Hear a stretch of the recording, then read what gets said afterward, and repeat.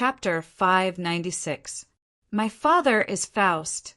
Little Doxim, in order to help his father gain votes in the election of the Consul of Atlantis, bravely broke through the blockade of the guards of the Unsullied in Tolos, met the Dragon Queen, and stated that there was no need to detain merchant ships.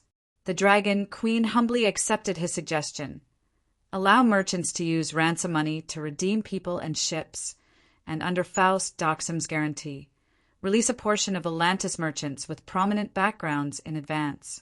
However, the Dragon Queen also made a request. She could redeem people, but she did not need gold. She could use tile steel swords, magical items, and other high-grade goods. She could also use food, cloth, and other resources as collateral. It was said that in prosperous times, gold in troubled times. However, in this strange world that had developed for more than 10,000 years and had accumulated gold without consumption, gold seemed to be useless. Well, in the great celestial empire, no matter how much gold was mined, it would not be enough to bury officials and nobles. In the Battle of Toros, the Dragon Queen captured thousands of large ships. The number of merchants and sailors added up to more than 50,000. Some of these captives were sent to free Maiden Island to build New York Town. Some were sent to Astapor to plant sweet potatoes, and some were sent to the new frontier outpost, Old Guys. After receiving the ransom money from New Guys, Dani kept her word. After receiving a ship of goods and tile steel weapons, she immediately released the people, ships, and even returned some of the goods, the specialties of the 3 cities of Slaver's Bay: white sugar, brandy, and dragon's paper. Especially dragon's paper, which gradually replaced bronze, white sugar, and white wine, becoming the #1 industry in Slaver's Bay. Not to mention the logistics fleet of the Alliance Army. Even the merchants of the Jade Sea and Summer Sea cities began to sharpen their heads and drill into Astapor. When Astapor announced that it would enter a state of war readiness and close the city, they turned to the VIP customers who gradually became second-rate merchants. They were the small merchants led by Faust Doxim, who served the Guy's coalition army back then and were captured by the Dragon Queen in the Battle of Poplar Slope. Well, they stood at the dragons, and took off.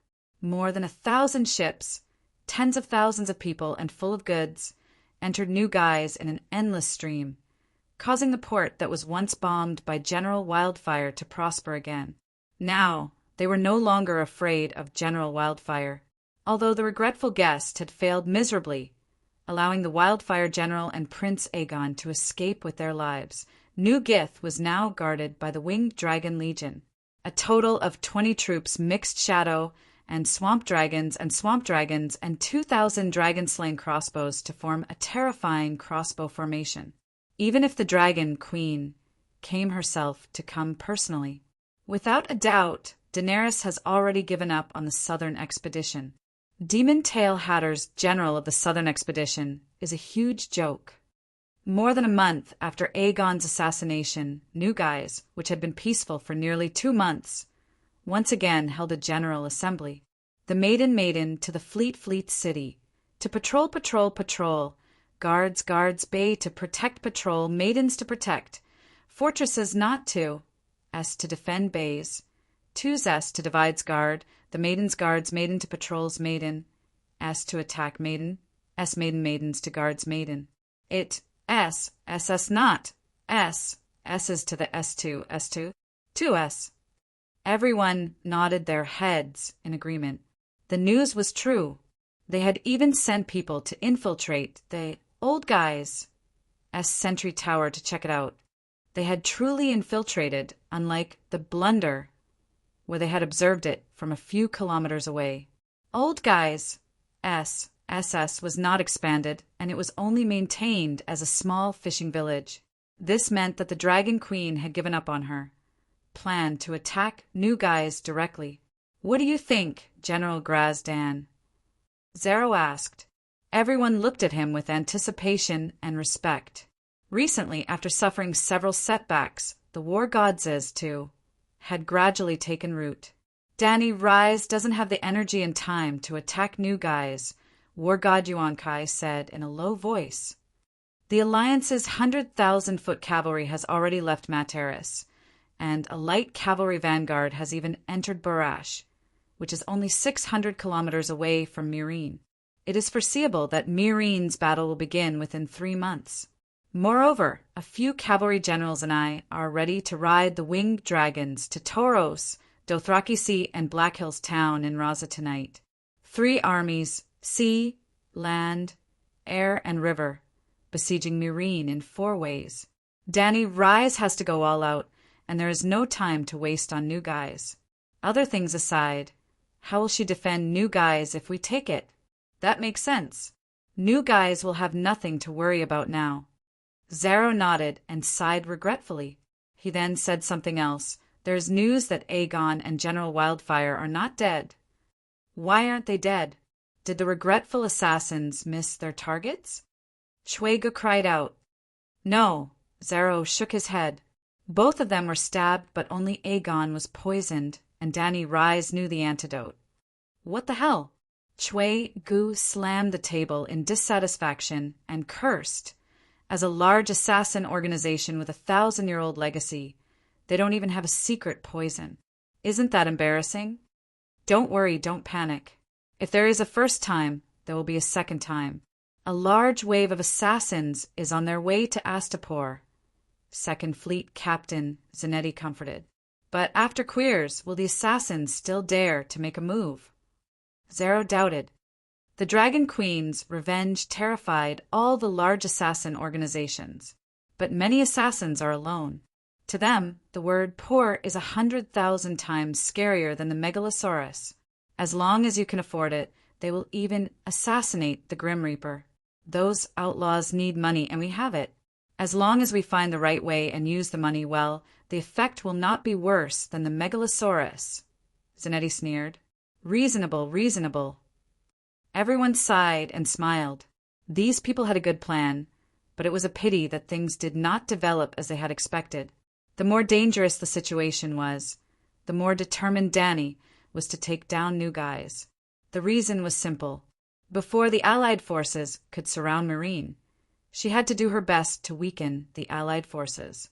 Not only did she have to attack New Guys in the south, but she also had to attack the centaurs of the Dothraki Sea in the north, the slavers of the Jade Sea in the east along the Raza River, and the 100,000 infantry of the Allied forces in the west. If she did not take advantage of the encirclement to destroy them one by one, was she a masochist? Would she deliberately move according to the enemy's pace and wait for them to attack from the sea, land, air, and river? In fact, on the second night after Warlord Yuan Kai left, Dany decided to use the cargo ship strategy. It was the cargo ship version of the Trojan horse stratagem. Tyrion wanted to save young Commander Jack, so Dany pushed the boat with the current, making Jack unknowingly her spy. The son of the VIP client fought Dox and wanted to save the captured sea merchants, so Dany beat him at his own game. She hid 2,000 Mother of Dragons guards among the 40,000 to 50,000 sailors and more than 1,000 ships. New Guys was about 8 kilometers long and 2 kilometers wide. It was a very narrow island, so the number of docks in the harbor was limited, and there were few berths for ships to dock. As the main logistics hub of the Allied forces, thousands of ships from hundreds of cities in the world gathered here. Fortunately, the large Jean Island in the north was like a crab, stretching out 2 large pincers to protect the small island of New Guys in the center. The sea near the harbor was very calm and wide enough to allow thousands of ships to hover in it. Dany had passed by New Guys on her way from Kars to Slaver's Bay and had docked in the bay outside the harbor for a while. At that time, there were only a few hundred ships docked in the bay, but she was already shocked by the development of sea trade in this world. Tonight, the dark sea that reflected the sparkling moonlight stretched more than 10 kilometers, and there were more than 2,000 ships. Under the walls of New Guys, the poor lived in a low, old-tiled house. In the bedroom on the left wing, 2 guards in mail armor wearing ordinary gray clothes had lost their ability to move and were paralyzed at the door. A man and a woman knelt on the violet-patterned mere carpet beside the bed. Dany, C., held a small crossbow in her right hand and played with the steel short sword in her left hand. She said in a hoarse voice, "Don't worry, your guards are not dead. But if you don't behave, you will definitely die." She was wearing a black hood, making it impossible to see her face clearly, and her voice had changed. Yes, the Dragon Queen had asked the little assassin to hide her identity as much as possible. The fear and doubt in Cui Ji's eyes were as clear as the hot sweat on his cheeks, clearly visible under the dim candlelight. "How did you find this place?" he asked dryly. This residence was simple on the outside, but luxurious on the inside. It was a residence that he had specially prepared to avoid the bombardment of the Wildfire General. He had 7 or 8 similar residences, and he changed them almost every day. Although there were very few guards around him, they were hidden and safe. But now, Dragon Queen's assassin had silently snuck in. "Your wife brought me in."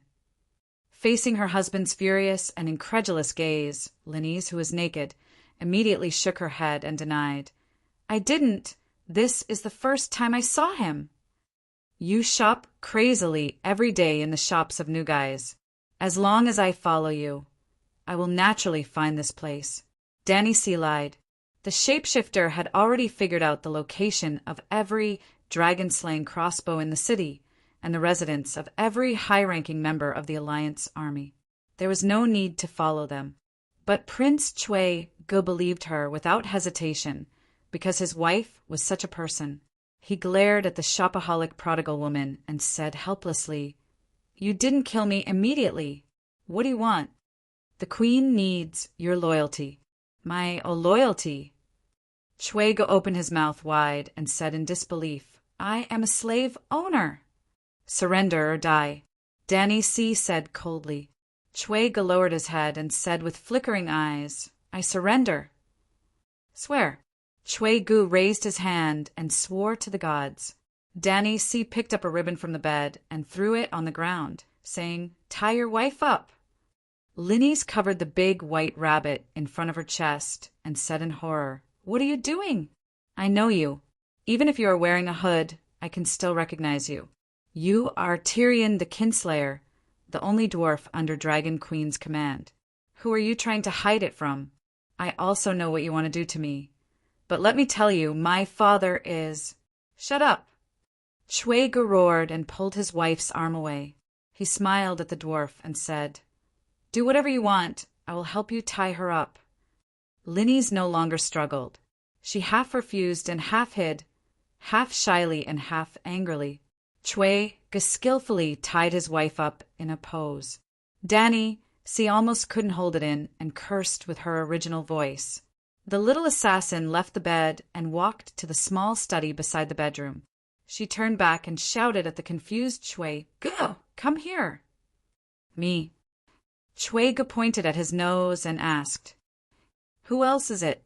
The little assassin waved the crossbow and said, "I didn't expect you to be such a person."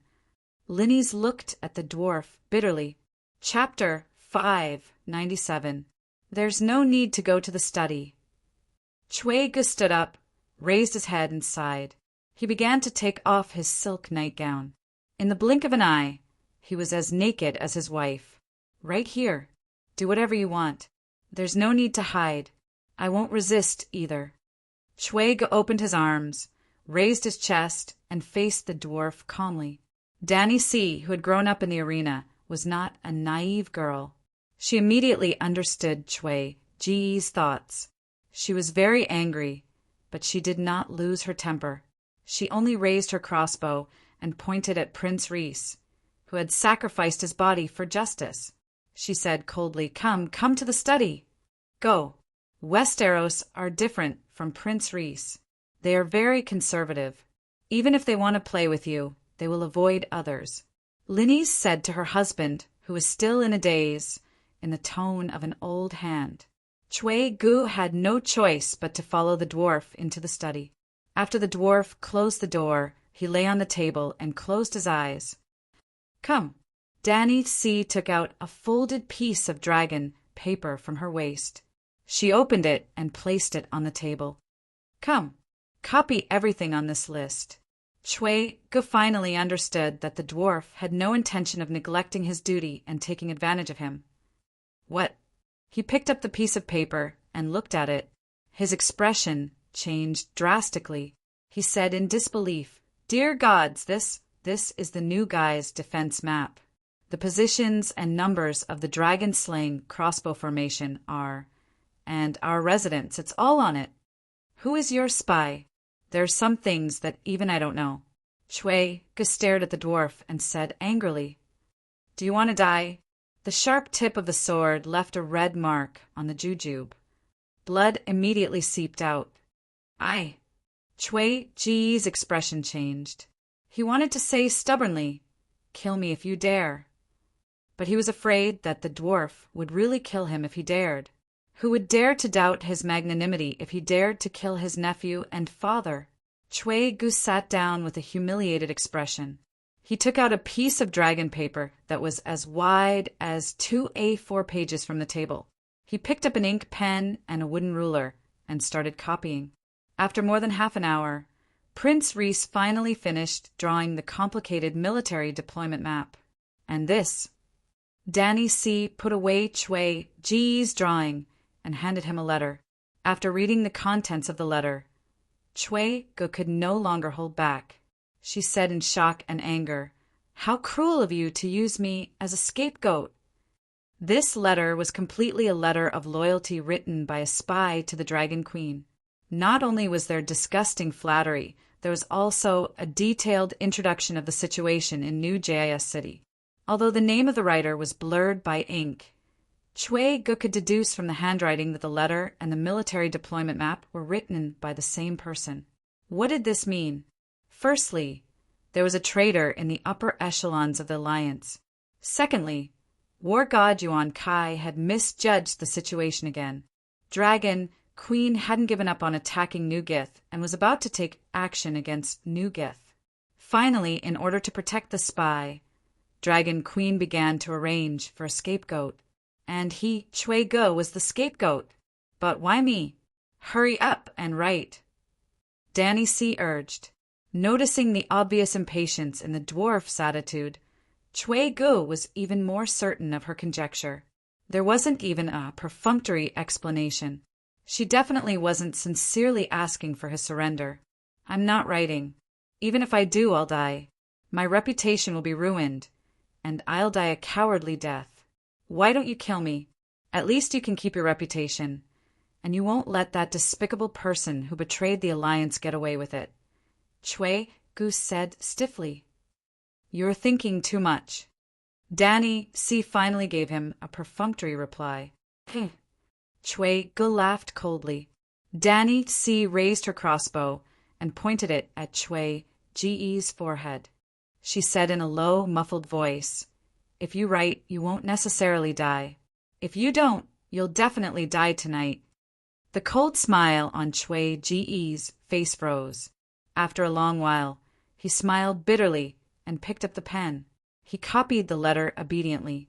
Without the assassin's request, he signed his name obediently. Seeing the dwarf keeping the letter and lighting the deployment map and the original manuscript of the letter on a candle, Chui Ji's bitter smile deepened. "I can't run anymore. I'll be the scapegoat, but I can't die. I have to live. I have to live to find that bastard who betrayed the organization. This is your proof of allegiance." Danny C. shook Chui Ji's letter and deployment map. "You know what to do from now on, right? With your status, you can come into contact with many of the Alliance's secrets. I'll keep these 2 letters and guarantee that they won't be leaked. But if you dare to lie to the Queen, you know the consequences. Furthermore, just as you thought, we have people in the upper echelons of the Alliance. You're not the first, and you won't be the last. You won't be able to hide it, even if you want to." Chui Ji's heart was filled with despair. His face was ashen. Is there any hope for this battle? Dragon Queen has the Megalosaurus, knows magic, and has an undefeatable talent for war. She also has an army of 100,000 slaves who died for her. What about my side? Pterosaur with broken wings, war god who lost every battle, and an unknown number of spies. Now, even a warrior like me who is loyal to the war against the Dragon Queen is about to betray my ideals. It's been so long, why is there no sound at all? Chui Gu walked out of the study with the assassin naked. When he returned to the bedroom, Linese looked around curiously. She didn't hear much, but her husband's face was pale. His eyes were red, and his footsteps were weak. Linese was also a little scared. What happened to him? When the assassin used water to wake the two guards up, Linese asked Chui Gu with concern. Sigh. Chui Gu had a bitter expression as he shook his head and sighed. Wow, the dwarf is actually so perverted. Chui Gu was the top scholar in the Garden of Desire, a general among the courtesans. Even he, just as Linese was thinking about how the dwarf managed to subdue her husband. The assassin walked back and started to interrogate Chui Gu about some military secrets. There were military deployments, warehouses, and even the hidden residences of the various high-ranking generals. Chui Gu didn't leave out a single word. After recording everything, the assassin disappeared into the darkness. You betrayed the alliance. Linese widened her eyes as she pointed at her husband in horror. Previously, her face had already turned pale from shock. It was only because she was afraid that the dwarf would kill her that she didn't scream.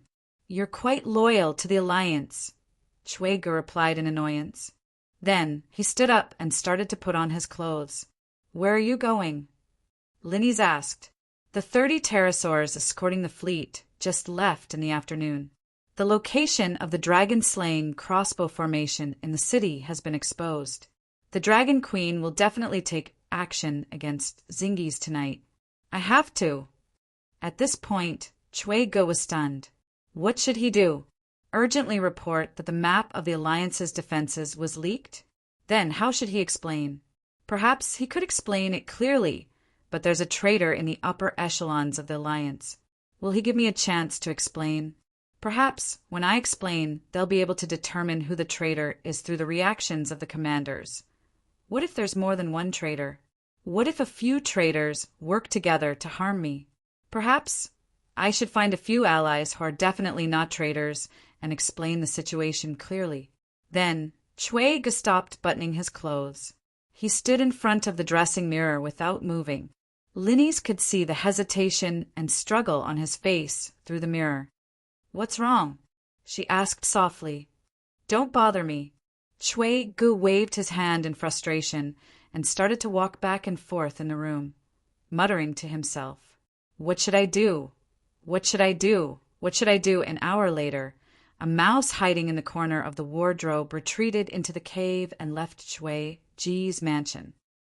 Your Majesty, he's still hesitating. In the Gulf of Zingis, 20 kilometers away from Chui Ji's residence, on a flat-bottomed cargo ship among the many ships, a shapeshifter reported to the Dragon Queen who was dressed in martial attire. Then let's begin. Danny tore off the bright, red, 7-pointed star dragon cloak and stepped on the oak deck with her silver iron boots to the side of the ship. Bam! A pair of milky white wings, 4 to 5 meters wide, suddenly popped out of the blue and white armor. Angel wings. They were formed by holy flames. Under the fire control technique, even the feathers could be clearly seen, as if they were real. The heat wave was oppressive. It shook lightly and covered half of the deck. The shapeshifter was intoxicated. What's that? Wow, a birdman. Look, a harpy, that's a harpy. Only by blending in with the enemy can one be a spy. Danny's ship was hidden among the merchant ships of the Alliance army. The crew of the surrounding ships were not blind. Naturally, they saw the huge light wings on the deck of the cargo ship next to them. But then again, there was no concept of angels in this world. Instead, there were many who knew about the winged women, the harpies. This was Zingi's port. The harpies were the main gods of the Guji's empire. This act of pretentiousness made her an idiot. Danny's face was expressionless. She crouched down and suddenly jumped up. Whoosh, whoosh, whoosh. The angel wings, formed by holy flames, flapped quickly. The Dragon Queen was like a salute shooting into the sky with a whoosh. She was 7 to 8 meters tall.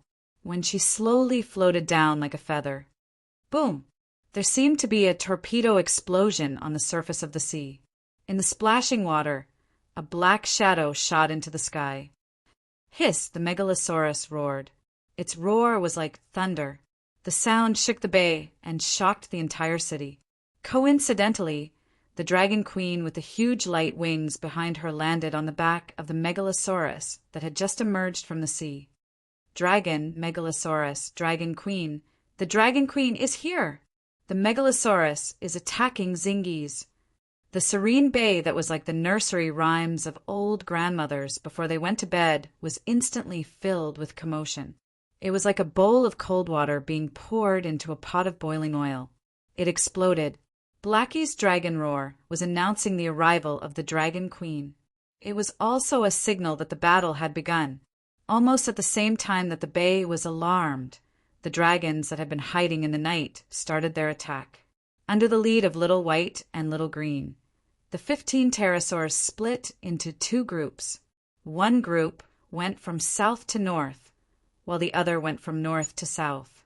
They followed the map and bombarded Zingi's city below. Kill! Kill! Kill! Suddenly, the sound of drums, horns, and warriors' battle cries could be heard from the 2,000 ships drifting in the bay. It was as if the 2,000 ships serving the Allied army had collectively betrayed them and helped the Dragon Queen besiege Zingi City. The bay had not been baptized by dragon flames and kerosene bombs, but it became even more chaotic than Zingi City. Hiss! When Danny flew to the sky above the city, the other pterosaur team had also emerged from the thick mountain caves and leaped into the sky. A bloody battle between dragons was about to begin. Danny had 15 pterosaurs and 3 megalosaurus on her side. Zingi's had 20 pterosaurs that were one size smaller. The older pterosaurs had all been used up in the first and second wave. Instead, the pterosaurs that Danny had captured were older and larger than the pterosaurs that Jenny had recruited in the third wave. If the 30 pterosaurs that were escorting them had not left this afternoon, and if the location of the dragon-slaying crossbow formation had not been exposed, Zingi's would have been evenly matched. But now, Chapter 598. What do you mean Aegon ran away? Where did he go? She took off her helmet, and her fluffy silver hair fell on the slightly bulging silver breastplate in front of her like a galaxy. Under the sunlight, her violet eyes, slightly red, jade-like face, crystal-like hair, and shiny plate armor seemed to be shining. Ymont was not in the mood to admire the queen's jade-like phoenix talent. He sighed and said, Aegon took the pterosaurs and returned to the Westeros with Tyrion. At this time, half a month had passed since the Battle of Newgith. A third of New Gith's dragon-slaying crossbow array was destroyed. It was dark, and it was difficult to aim at the target. Dragon Queen had the absolute advantage in the dragon battle. She only controlled Big Black, spat out dragon flames, slashed with her greatsword and sharp claws, and killed 3 pterosaurs and 5 pterosaur knights. The dragon's roar resounded for more than 10 miles. The crew of the entire bay, the soldiers in the city, and the upper echelons of the Alliance army all heard it. They heard the wounded howls of their pterosaurs and the sorrowful cries before death. The 38 dragons were like 38 trains at the highest speed colliding together, and the chaotic battle that followed was like a gang fight on the street with machetes. That night, the crew of the bay and the people of New Gith saw the dragon flames split open the dark starry sky like the sharp blades of gods, leaving behind an indelible bloody scar. That night, the direct collision between dragons was like the drumsticks of gods. The surface of New Gith Bay was like the skin of a drum, shaking violently, and the sound was like thunder. That night, scales fell like snow in the sky above New Gith City, and blood sprinkled like rain. In the night battle, both sides were unorganized, and the battle was abnormally fierce. However, Dragon Queen's 3 fire-breathing magic megalosaurus had too much of an advantage, especially Dragon Queen's ferocious flames. Every time she waved the long sword in her hand, a 40-meter-long flame blade would cut through the sky. The pterosaurs were grazed, and their skin and flesh were split open. When the dragon knights were hit, they would not be injured by the blade, but they would be roasted into bamboo, meat crispy, meat wrapped in iron armor. After the incident, the little demon only gave one comment. The queen's fighting style made mortals despair. In the end, Dragon Queen won Dragon John that night with a score of 120. Well, Dany also lost a pterosaur. Even 2 dragon knights had died. One of the pterosaur died in battle, and the dragon knight fell to his death in the city square, creating a large pool of blood. The other dragon knight was crushed to death by the pterosaur's bite, like a mosquito that had its fill of blood being swatted to death on the thigh. The enemy had lost 14 dragons, while Dragon Queen had only captured 6.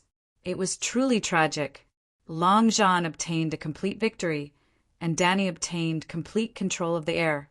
The 17 dragons bombarded without restraint. In the early morning of the next day, 2,000 elite soldiers hidden in the cargo ships disarmed the new Gith dock, and the troop transport ships from the old Gith town began to disembark. By noon, Zingis, the courtyard that connected the western continent to the eastern Jade Sea, had already fallen into the hands of the Dragon Queen. The gold and silver they plundered was worth tens of millions of gold royals, and the grain and military supplies exceeded 500,000 tons. They also captured the 2nd and 3rd companies of the Iron Army Regiment, infantry, and a dozen or so mercenary groups, totaling more than 20,000 people. There were even 9 steel swords. However, Dany didn't make things difficult for the merchant ships and sailors of Zingis. Nearly half of the merchants had been captured by the Dragon Queen in Tauros, and there were even some who had just returned from Astapor after paying the ransom. Furthermore, the new Gith Bay was too wide, and there were too many ships and too many roads to stop. As a result, more than half of the Allied army commanders who had stayed in New Gith successfully escaped. Those who didn't escape either had too few guards by their side and were killed by Dany's assassins, or they were unlucky and died in the chaos, or they were defeated in the process of commanding the battle, died in battle, or were captured. The Allied army was truly valiant. In the situation where they had lost control of the air, they still maintained the good operation of the command system, and the soldiers in the city resisted stubbornly. Although there were many times where there was stubborn resistance, there were kerosene bombs falling. The Allied army didn't collapse. Well, it was also Dragon Queen's fault. This time it was a surprise attack. She brought very few troops to New Gith, only 4,000 people, which gave the Allied army a chance to fight in the streets. Taking down New Gith wasn't the end, but the beginning of a series of conflicts. New Gith City was just a lone island.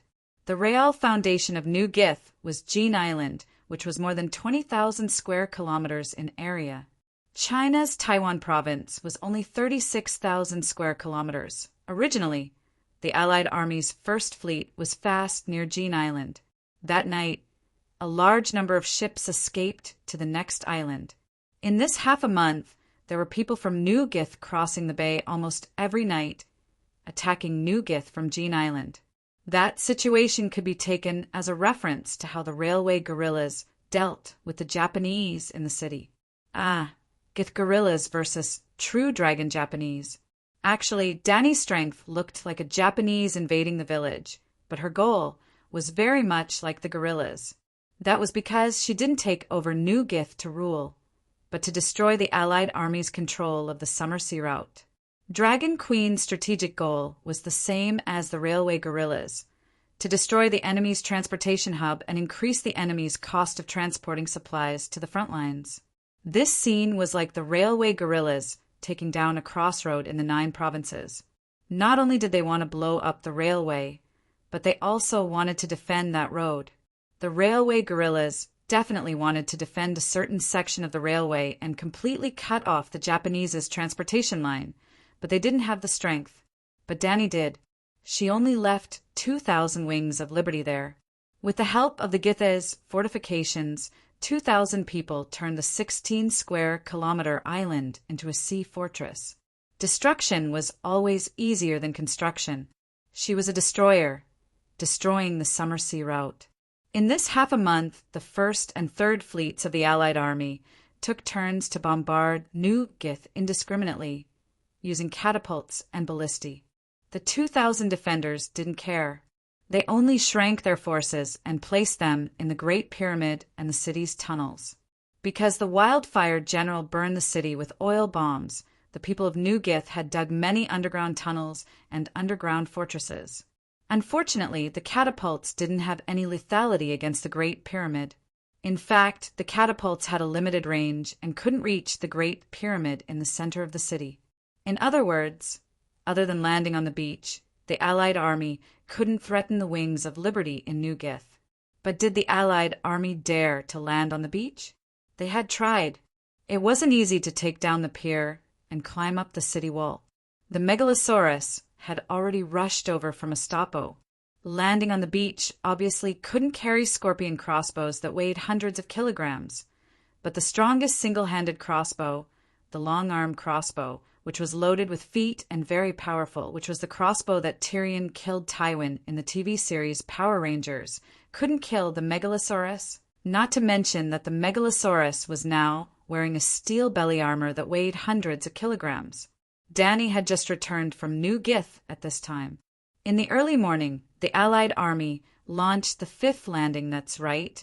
There had been 4 before, and when they broke through the dock area, the shapeshifters in the city immediately sent a message to the Dragon Queen. 3.5 hours later, Dany flew 1,200 kilometers and appeared in the sky above New Gith. The Allied army had 10 pterosaurs, and they were throwing kerosene bombs at the Great Pyramid and the Wings of Liberty. After Dahe appeared, they immediately surrounded him. But the Megalosaurus was faster than the pterosaurs, and the Dragon Queen could also slash out a 40-meter-long fire sword. After killing 2 pterosaurs and burning 4 pterosaur knights, the remaining pterosaurs fled back to the Allied fleet. The fleet had the Dragon Slayer crossbows, so Dahe didn't take the risk. Once they had control of the battlefield, the next step was simple. Dahe was unscrupulous. Under the control of the Dragon Queen's fire control, he no longer spewed out pillars of fire, but a 100-meter wide carpet of fire. It only took 10 minutes for the 4,000 soldiers of the other side to all perish in the sea of fire, and no one survived. In the first 4 times, Dany still restrained herself and tried to reduce casualties, capturing almost 8,000 people. But this not only increased the burden on her side, reaching the upper limit of 2,000 soldiers, but also increased the courage of the enemy for the 5th landing. Dany believed that after today's tragedy, the Allied army would be much more cautious when deciding to launch the 6th landing. Having just defeated the 5th encirclement of the Allied army, the Dragon Queen was originally very happy, but when she returned to Astapor, she heard the news that Aegon had fled. For the Iron Throne. Aegon wants to return to the King's Landing to fight for the Iron Throne, Ymont said. Why did he suddenly have this idea? Did Tyrion bewitch him? Dany asked. Ymont said bitterly, with dragons there is power, and the increase of power will encourage ambition. Becoming the king of the 7 kingdoms is obviously much better than being a patrolling knight in Slave Bay. According to what you said, shouldn't I be in the sky now? It's just a pterosaur. On the battlefield of Slave Bay, it doesn't even have the qualifications to fight alone. This morning I killed 2 more shadow pterosaurs, Dany complained. You have high standards. The Westeros are different from here. Ymont frowned and thought for a moment before saying, the situation in the 7 kingdoms has changed drastically. Kevin is dead, and Cersei and Tyrell are fighting for the Iron Throne. They almost fought at the King's Landing. Aegon thinks that this is a once-in-a-lifetime opportunity, and Tyrion agrees. Aegon came to Slaver's Bay for 2 reasons: to marry you and to become a dragon knight. From the beginning, he came to Slave Bay to obtain power for the Iron Throne. Now that he has obtained what he can obtain, it's not surprising that he left. As for Tyrion, he came with Aegon to bring you back to the Westeros. He wants to use your power to take revenge, to prove that he is a person a Lannister. Sigh, I should have told him my true identity, old Yemont said, vexed. Is this a betrayal? He stole my dragons without even saying goodbye. Danny sneered.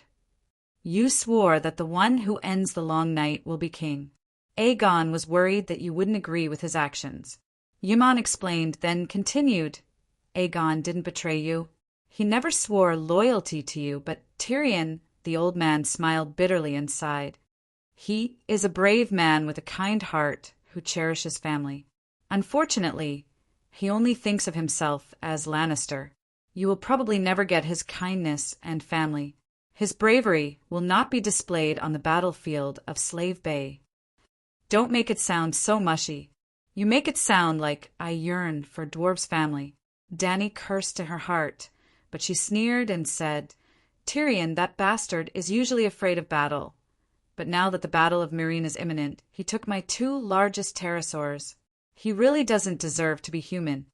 What do you plan to do with them? Yemont asked. Dany hesitated and said, Did he take Masai? No. He said that he would correct Cersei's mistake and take the Iron Throne back to Targaryen no matter what, Yemont said with a strange expression.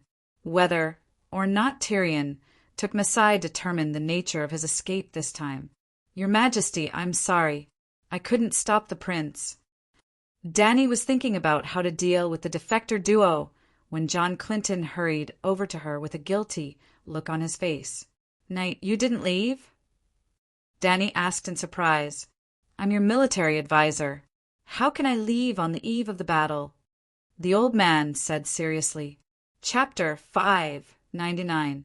Your Majesty, even if you want to leave, you have to wait until you defeat the Alliance army and win the Battle of Meereen, Old Awkward said in a low voice. Look, this is a knight, a true knight. Only this kind of person is worthy of trust. What is Aegon thinking? You didn't go with him, so how can he obtain the loyalty of the nobles of the 7 kingdoms? Dany asked doubtfully. The fight for the Iron Throne was not over just by taking down the King's Landing. You could ignore the wishes of the people, but you had to obtain the approval of the nobles, because the foundation of the king's rule was the nobles. Aegon, a prince who had been dead for 18 years in name, found it very difficult to even enter Riga and Ilya's household register, let alone obtain the loyalty of the nobles. If Clinton helped him, he might be able to rope in some of the nobles. Clinton's reputation in the 7 kingdoms might not be as good as Barristan's, but he was still a well-known figure. Among the knights of the 7 kingdoms, he was also publicly recognized as a righteous and honorable true knight. Without a doubt, Tyrion was more capable than Clinton, but his reputation was already rotten to the ground, and following Aegon would only drag him down. He has the support of the Golden Core, the dragon, and your approval, Clinton said with a complicated expression. Dany was also confused by the situation. Just based on Aegon's 50-meter-long pterosaur, the entire 7 kingdoms would be sure of one thing. Whether or not Aegon was Lay Jazi, the Dragon Queen would definitely think that he was. Otherwise, even if she did not cut off his head, she would not give him the pterosaur. This was also one of the reasons why Illyrio and Varys had sent Aegon to Slave Bay from so far away. Tell me, what should we do?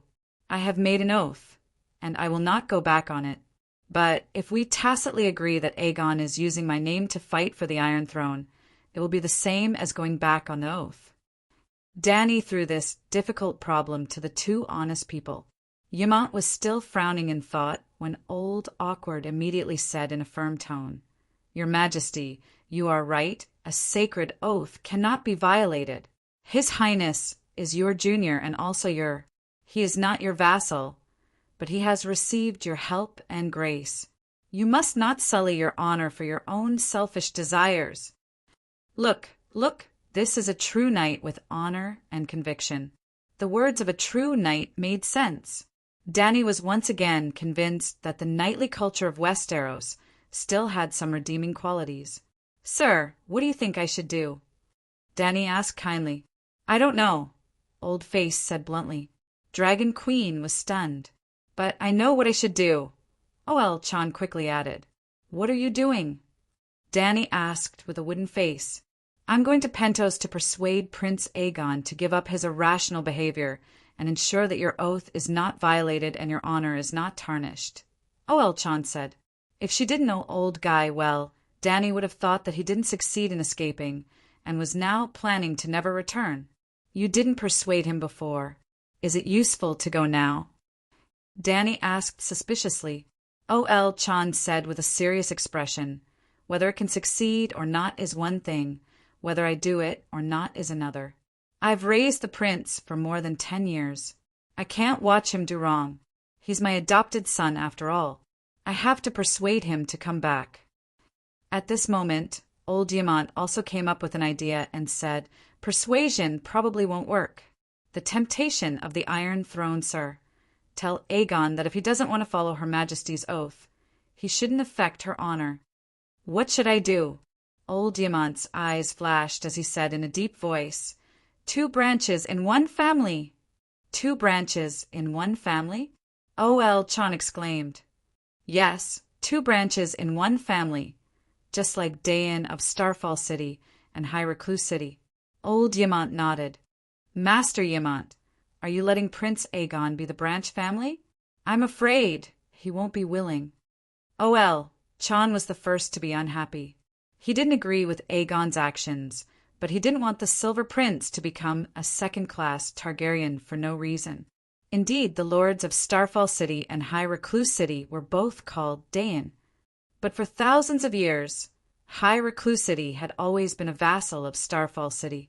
In fact, there was a more direct example than Dayan. The King of the North, Stark, and Khal of Karhold City, Stark. It was obvious that O.L. Chon didn't want Rhaega to become Rhaega Targaryen. There's no main branch family, just like Fursway of Riverbend, Diamant said. Fursway of Riverbend was another example. There was no distinction between the 2 families. One was a red apple, the other a green apple. It was more like the red dragon and black dragon of Targaryen. Well, after Aegon ran away, Diamant completely treated him as a black dragon. Whether Aegon was a descendant of Blackfyre or not, Diamant decided to treat him as a black dragon from now on. I'll try my best to persuade the prince to come back. O.L. Chon reluctantly agreed to Diamant's suggestion. If the family was split into 2, the Dragon Queen naturally wouldn't have to take responsibility for Aegon's actions. Aegon could also do whatever he wanted, but this would do more harm than good to Aegon. He was fighting for the Iron Throne, but it didn't mean that he had secured it. Now, he still needed the support of the Dragon Queen. At the very least, he needed the Dragon Queen's tiger skin. Right now, O.L. Chon could only hope that his adopted son would be smart and follow him back to Slaver's Bay to be a glorious winged dragon knight. While Danny was discussing Tyrion's betrayal, Tyrion was also tormented by his own actions. After the day of patricide, the pure and happy little devil was gone forever. If there really was an Avicii hell, he would have been wandering around in it. During the day, sounds, colors, touch, and smells could be intoxicating. At night, in his dreams, all his emotions would surface clearly from the depths of his soul. A person living in regret would buy himself a drink, but would never be willing to sleep sober. Your Majesty the Queen, no, don't take away my Tessa. I beg you, I can help you match the wildfire. I can go to the rainforest. The old dragon knows the way. I can even help you. The dwarf knelt before the queen and begged bitterly. The dragon is mine. You betrayed me, so I want to take back Tessa. The dragon queen's expression was cold. She lifted her leg and kicked, like kicking a rubber ball. She kicked the dwarf until he rolled back a few times. The dwarf struggled to get up and wiped away the blood on his forehead. When he looked up again, he saw his father staring at him with a stern gaze. He had a golden lion helmet on his head and a golden plate armor made of dark red porcelain on his body. His breastplate and gloves were decorated with complicated golden spiral decorations, while his gauntlets were made of golden sunlight. A pair of golden lionesses lay on his shoulders, dragging along a thick and heavy cloak made of pure golden silk. It was majestic and luxurious, But when he looked down, he saw that Duke Tywin's lower body was bare. His dick was covered in blood, and there was a crossbow bolt stuck in it. "Father, I'm sorry." The dwarf's tears flowed down his face as he started to cry. "You're a bastard, but I shouldn't have killed you." Tywin only looked at him with his cold blue eyes, his thin lips tightly pursed. "Tyrion, you killed me." The dwarf wiped his tears and looked, only to see Uncle Kevin looking at him in place of his father. Uncle was wearing a gorgeous dark red velvet suit with golden lions embroidered on it. He had a crown on his head and sat on an iron throne full of sharp blades. His neck was empty, and his head was tucked under his left armpit. His eyes were full of resentment, and his mouth opened and closed as he spoke. "Tyrion, you said that you are a Lannister. You said that you would seek a better future for the Lannister of Casterly Rock. I believed you and paid with my life for it. But here you are, regretting it. What's in Slaver's Bay? Do you want to free the slaves?" "Ha! No, I don't regret it. I want to return to King's Landing. I want to correct Cersei's mistake. Before the Dragon Queen officially interferes, I want to control the situation in the 7 Kingdoms of Wool." Tyrion howled and sat up. Before he could wake up, a furry head lifted from his crotch and said in a muffled voice, "Lord Dragon Knight, you're crazy." Tyrion looked around. He was in a luxurious palace-like room. The sea breeze blew in from the balcony, bringing him the sound of seagulls, the warmth of the sun, and the saltiness of the sea. And he was lying naked on a velvet bed. The mattress was so soft that he felt like he was wrapped in clouds. Perhaps it wasn't just the mattress, but also the dwarf looked at the golden-haired female slave who was working hard early in the morning and asked, "How am I crazy? Did I say something? You hugged me and did that thing. You called out Dragon Queen, Cersei and Jaime, and even Tywin and Kevin. Not only did you call her the queen, you even... Tywin is your father, right? Get lost," the dwarf said angrily. The female slave was very obedient. She got up and left. "Wait." The dwarf frowned. He looked at his hard as iron penis and shouted, "Come back!" After he was done, Tyrion took a bath and staggered out of the bedroom. In the fountain garden in the backyard of the palace, he saw Aegon and Illyrio. The fat viceroy was sitting under a cherry tree, enjoying a jujube and glutinous rice cake. When he saw the dwarf, he immediately extended his hand, which was as thick as a carrot, and shouted, "Old friend, come and sit. I've prepared a cherry pigeon pie for you. I wanted to discuss what to do with you personally, but I heard at the door, sigh, it's good to be young. You've been busy until noon." The dwarf's ugly face was slightly red. He pointed at Aegon, who was shouting for the craftsman to paint the pterosaur by the pool, and asked, "What is the prince doing?" Tyrion shook his buttocks left and right to stabilize his body. The chair was too big for the dwarf. It was originally used to seat the fat viceroy's fat buttocks. The chair was wide and deep. The dwarf felt uncomfortable, as if he had come to a kingdom of giants. "Didn't you see? Painted black." The fat viceroy stroked the tip of his oiled yellow beard. "I saw it, but why paint it?" The dwarf moved his buttocks to the side of the armrest and sat on the chair like a soft couch. The fat viceroy frowned and then relaxed. He sighed and said, "The pterosaur sounds a few grades lower than the megalosaurus. Fortunately, Prince Aegon's Balerion is big enough and intimidating, but its scales are like the seaweed in a smelly lake. Think about it.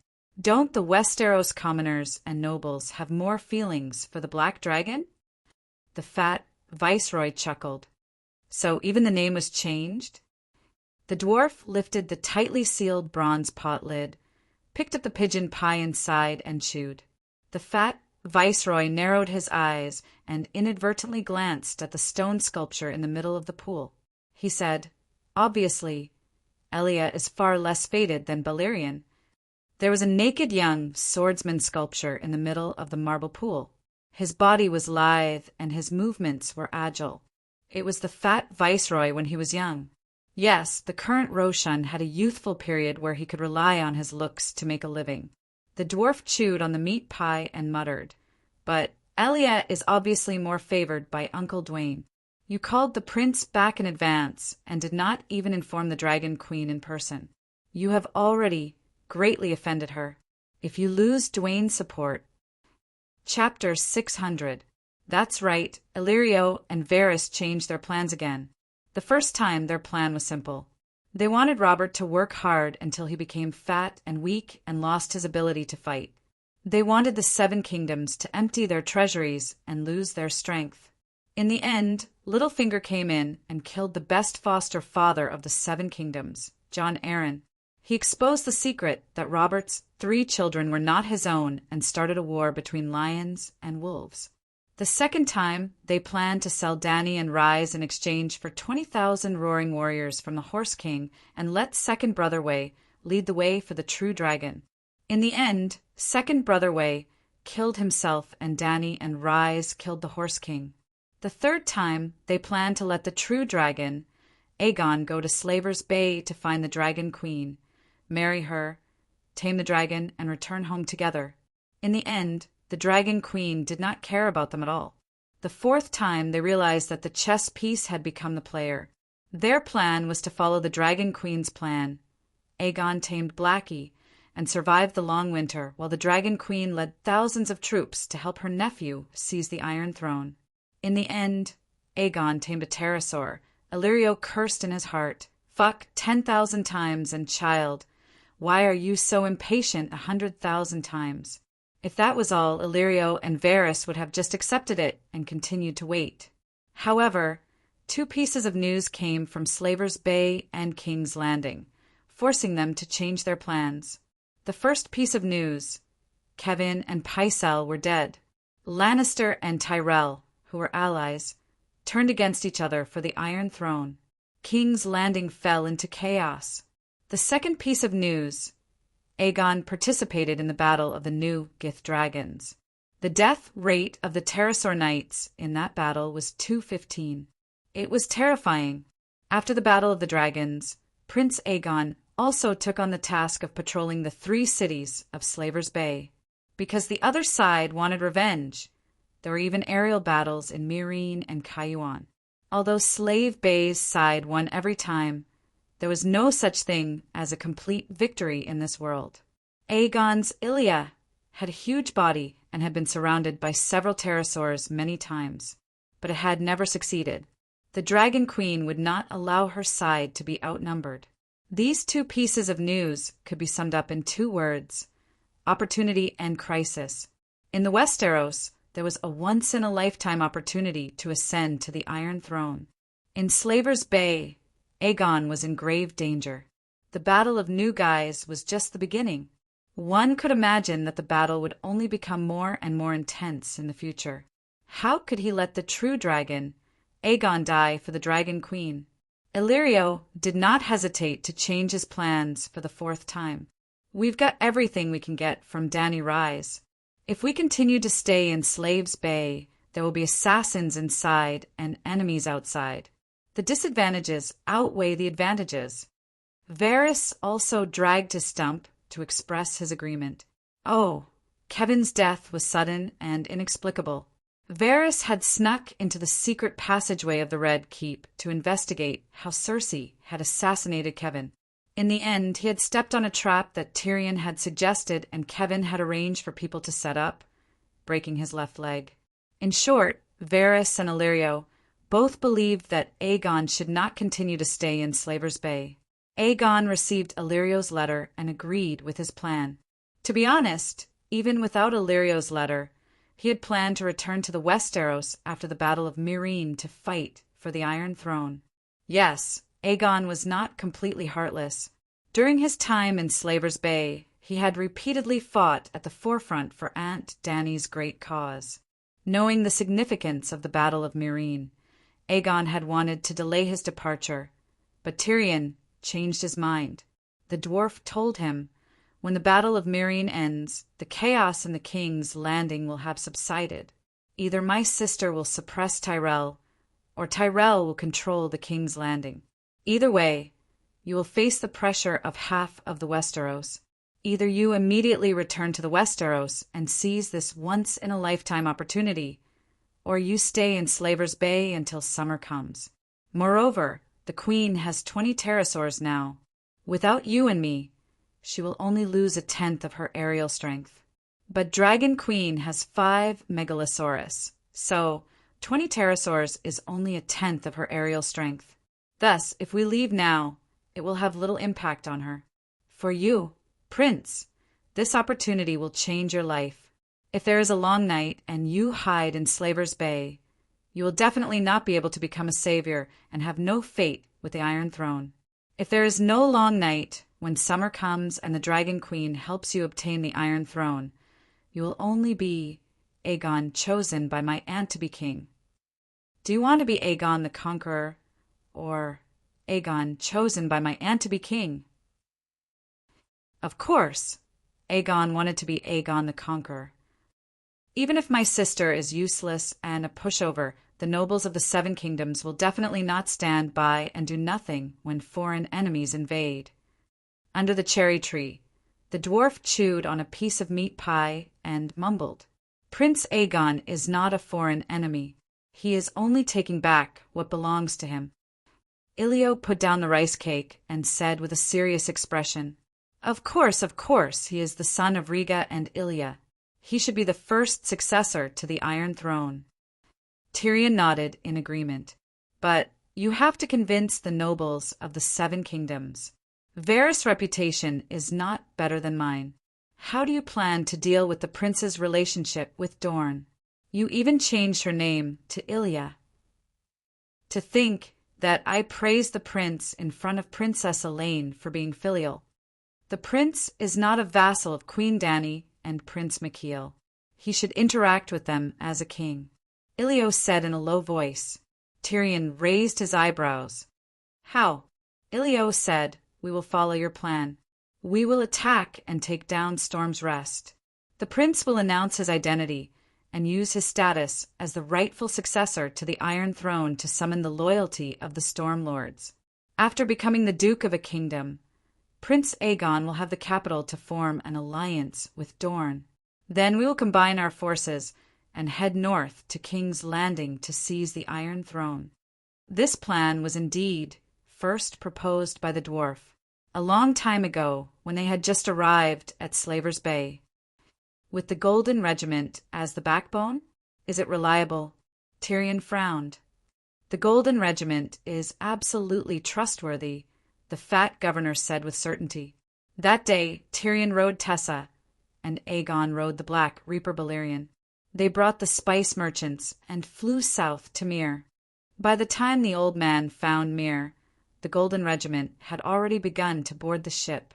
They boarded the ship and left Myr, crossed the narrow sea, and headed straight for Storm's Rest. Harry, your contract with Myr has been terminated. Clinton found the commander of the Golden Regiment, Sir Harry Strickland, known as Homeless Harry, who was directing soldiers to transport the giant elephant onto the ship. Whoa! Harry saw the black pterosaur landing beside him and whistled. He said in surprise, I didn't expect you to become a dragon knight. Where is His Highness? Clinton learned about Aegon from butler Ilio and flew to Myr. Before he landed, he saw a dense group of marching troops at the docks.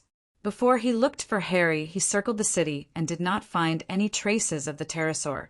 They went to Queen's Corner. Harry laughed and went over to give his old friend a big hug. Clinton had served in the Golden Regiment before and was an old friend and comrade with Harry for many years. If Varys had not entrusted little Aegon to him, Clinton would have been the commander of the Golden Regiment. You're fat and old. Clinton hugged his old friend's bloated and loose body and sighed. Harry looked at the old man and touched his sparse hair. He sighed. You're bald too, but you're still full of energy. Your arms are so strong that they hurt my ribs. Clinton laughed heartily and greeted the commanders of the Golden Regiment who had rushed over after hearing the news. He then pulled Harry to the side and frowned. Is the prince with Ilio? What else? Harry was confused. It was that guy who encouraged the prince to leave Slave Bay. Clinton frowned. John, although I'm unhappy with his repeated changes in plans, I really don't think Ilio is wrong this time, Harry said. The prince's actions went against Her Majesty's oath, Clinton said. That's not our queen. John, you're loyal to Prince Aegon. Harry said meaningfully. Clinton knew that the Golden Regiment had never belonged to the Dragon Queen, so he did not argue with him. Why did the prince go to Queen's Corner? To seek help. Queen's Corner has tens of thousands of barbarians and hundreds of warships. In this special period of the Narrow Sea, it's almost the strongest force, Harry said. Old Guy could not believe it. They just left Slave Bay without saying a word, almost betraying us, and now they're going to ask the Queen for help. The prince is always the Dragon Queen's nephew, Harry said matter-of-factly. Old Guy shook his head. You're taking things for granted. You're not taking the Dragon Queen seriously. I've seen her before. She's a skinny little girl who looks good. But, Harry recalled, that day, she was sitting in the corner with her head down. She didn't say a word. She was a very shy and weak child. At that time, I would never have thought that she would have the fame and achievements she has today. Sigh. A sigh filled with complicated emotions. The mercenary leader continued. If you think that I don't take the world-shaking Dragon Queen seriously because of her weakness when she was young, then you're wrong. You can only be strong if you have no desires. The Dragon Queen agreed to help Prince Aegon, saving us time and effort. The Dragon Queen insisted on her illusory honor, so we'll work harder. Harry stretched out his wet, fat hand and made a grabbing motion. He said, confidently, the current wind's rest fort is like a red persimmon on a tree branch in autumn. With a light touch, it can be picked and eaten. If that's the case, why did the prince go to Queen's Corner? Old Guy asked with a wooden face. Harry shrugged and said, the dwarf insisted. At least the Queen has the royal fleet to send us to Wind's Rest Fort. Although the people of Mill agreed to terminate the contract, they were also willing to arrange ships to send us away. But the number was too small. The warships were all sent to Slave Bay to participate in the World War. The people of Mill are so generous. Not only did they agree to terminate the contract, they even provided ships. Don't tell me you agreed to some treaty that's disadvantageous to the Queen? Old Guy asked suspiciously. What can they do if they don't agree? Mill relies on the Golden Regiment to defend against foreign enemies. Today, we can protect Mill from being attacked. Tomorrow, we can also turn into bandits and rob this city. Of course, with the Golden Regiment, we won't be so unprincipled. But the Golden Regiment is also a mercenary regiment. Any rational leader of a city shouldn't believe in the moral integrity of mercenaries. So, providing ships and food to send us out of the country is the best choice. Old Guy was stupefied. Chapter 601. Tyrion proposed going to Queen's Corner for 2 reasons. First, as Harry had said, to seek help. However, Tyrion did not expect the Dragon Queen to send barbarians and warships to help Aegon land at Storm's End Keep. He only wanted 1 or 2 barbarian shapeshifters. The imp had been a slave for almost a year and had participated in more than a dozen wars. He deeply understood how terrifying an absolute information advantage was on the battlefield. It was no exaggeration to say that if he was given a shapeshifter as a follower, he would not lose to War God Robb in the War of the Four Kings. In addition to shapeshifters, the Dragon Queen's Royal Navy, which dominated the Stone Steps archipelago, was also the dwarf's target. It was almost 1,000 kilometers from Mill to Storm's End Keep. The Golden Regiment had 10,000 warriors, thousands of horses, hundreds of elephants, and countless military equipment and provisions. It was impossible to transport them all at once. In the original plot, the Golden Regiment used the Stone Steps archipelago as a springboard to land at Storm's Corner, 500 kilometers to the south of Storm's End Keep, the territory of the Onion Knight. the Onion Knight's castle was most likely raided. They first took down Eagle's Nest Castle and rested for a long time at Old Awkward's house before reorganizing their 10,000 men and attacking Storm's End Keep. In addition to seeking help, Tyrion had a second goal: to obtain the Dragon Queen's forgiveness. The day before yesterday, he had run away without telling the Dragon Queen, mainly because he was afraid that the Queen would take away their dragons. The dwarf knew that Dany could do it. However, the monk could run away, but the temple could not. Tyrion's goal was the King's Landing, Lannister, and Casterly Rock City. He had to reach an understanding with the Queen, otherwise his future efforts would be as illusory as a fortress on the beach. When a child wanted to do something that their parents did not allow, they would often act first and report later. When the deed was done, the parents would scold and whip the child, but they would still help the child do what they did not want to do. Aegon was not the Dragon Queen's child, so he would not receive such treatment. There was a 99% chance that the Dragon Queen would not comply with her orders, but she would not treat them as enemies either. Tyrion was very realistic. He had never asked for the Dragon Queen's protection. As long as she did not treat him as an enemy, he would be satisfied. At the end of the day, Tyrion's goal had always been clear. He had committed an unforgivable crime, but he had to protect Casterly Rock from the coming storm. He didn't care about personal honor or loss at all. How should I put it? Tyrion had achieved half of his goal. Old Boar did not hesitate to reject Aegon's request to rent the shapeshifter and the ship, but he did not announce that he would deprive them of their dragons. Tyrion had watched the Magic Mirror livestream a few times and knew that Dragon Queen could definitely communicate with Barristan remotely. There was no doubt that the old knight's attitude basically expressed the Dragon Queen's will. Tyrion was a little disappointed that he did not receive help. He did not hear the Dragon Queen's scolding. While he breathed a sigh of relief, he also felt an inexplicable sense of loss. It seemed that his relationship with the Queen would never return to how it used to be. Their relationship could not be said to be good. But when he faced her, he was open and had no desires. He was neither servile nor overbearing. But now, when he met John Clinton at Mears Docks, Tyrion was still a little distracted. "Ah, so you're here too. Very good, we have the hand of the king." Illyrio's exaggerated laughter woke the dwarf up. The hand of the king? Let the other ghosts bite off this fat merchant's mouth.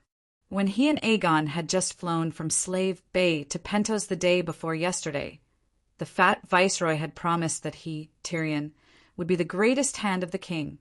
But before Tyrion could mock him, he heard Clinton say solemnly, "I'm here to bring Prince Aegon back." "Back where?" Tyrion slid down from Tessa's fleshy wings and asked in confusion. "Back to Astapor." The old man looked straight into Aegon's drifting eyes and said word by word, "Prince, do you know how much criticism your actions will bring to the Queen? She made an oath, and now you are using her name to break her oath. No righteous king would do such a thing." Illyrio used his hands full of sparkling rings to straighten his robes that were wrinkled from riding the dragon as he shouted, "This is a rare opportunity. The Queen is the Queen of Slave Bay, and the Prince is the King of the Seven Kingdoms. It's the best of both worlds, so why not? Besides, when she made the oath, she did not know that Prince Aegon was still alive. That was then, and this is now. An oath is an oath. A knight will stake his life to protect his oath. The Queen is a true knight, the Night King." The old man shook his head. "I am also a knight."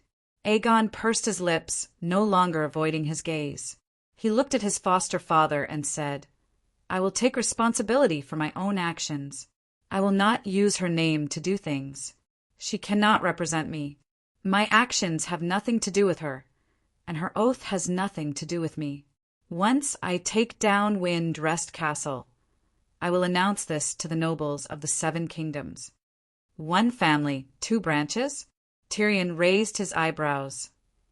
"One family, two branches." Aegon frowned and thought for a moment, then nodded. "Yes, one family, two branches. She is my aunt, and this will never change.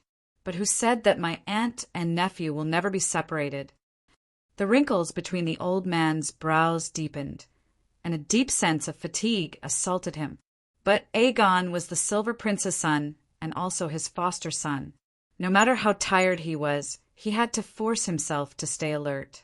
He looked at his foster son with sincerity and tried to persuade him. Your Highness, isn't it better to stay in Slave Bay and wait for winter to pass? The 7 kingdoms have just experienced the chaos of the 4 princes. The summer rations have yet to be harvested, and winter is already here. If we experience another great battle, how many people will die? What are the crimes of the common people? The reason why the Queen made such an oath was because she considered this point. 1 family, 2 branches is very simple to protect her honor, but it would betray her selfless love for the people of the 7 kingdoms. Ah, old man, you're overthinking it. The Dragon Queen had this idea, but it was more of a troublesome excuse to avoid falling into the Westeros dung pit. But when Aegon heard this, he began to frown and think hard. His expression conflicted. He also felt that he should not let down his aunt's benevolence. But now that the arrow was nocked, it was too difficult to retreat. He looked at the dwarf with a pleading gaze. Tyrion touched his black nostrils and said with a gloomy expression, Sir Clinton, I do not deny that the Queen's decision is a great mercy to the people of the 7 kingdoms.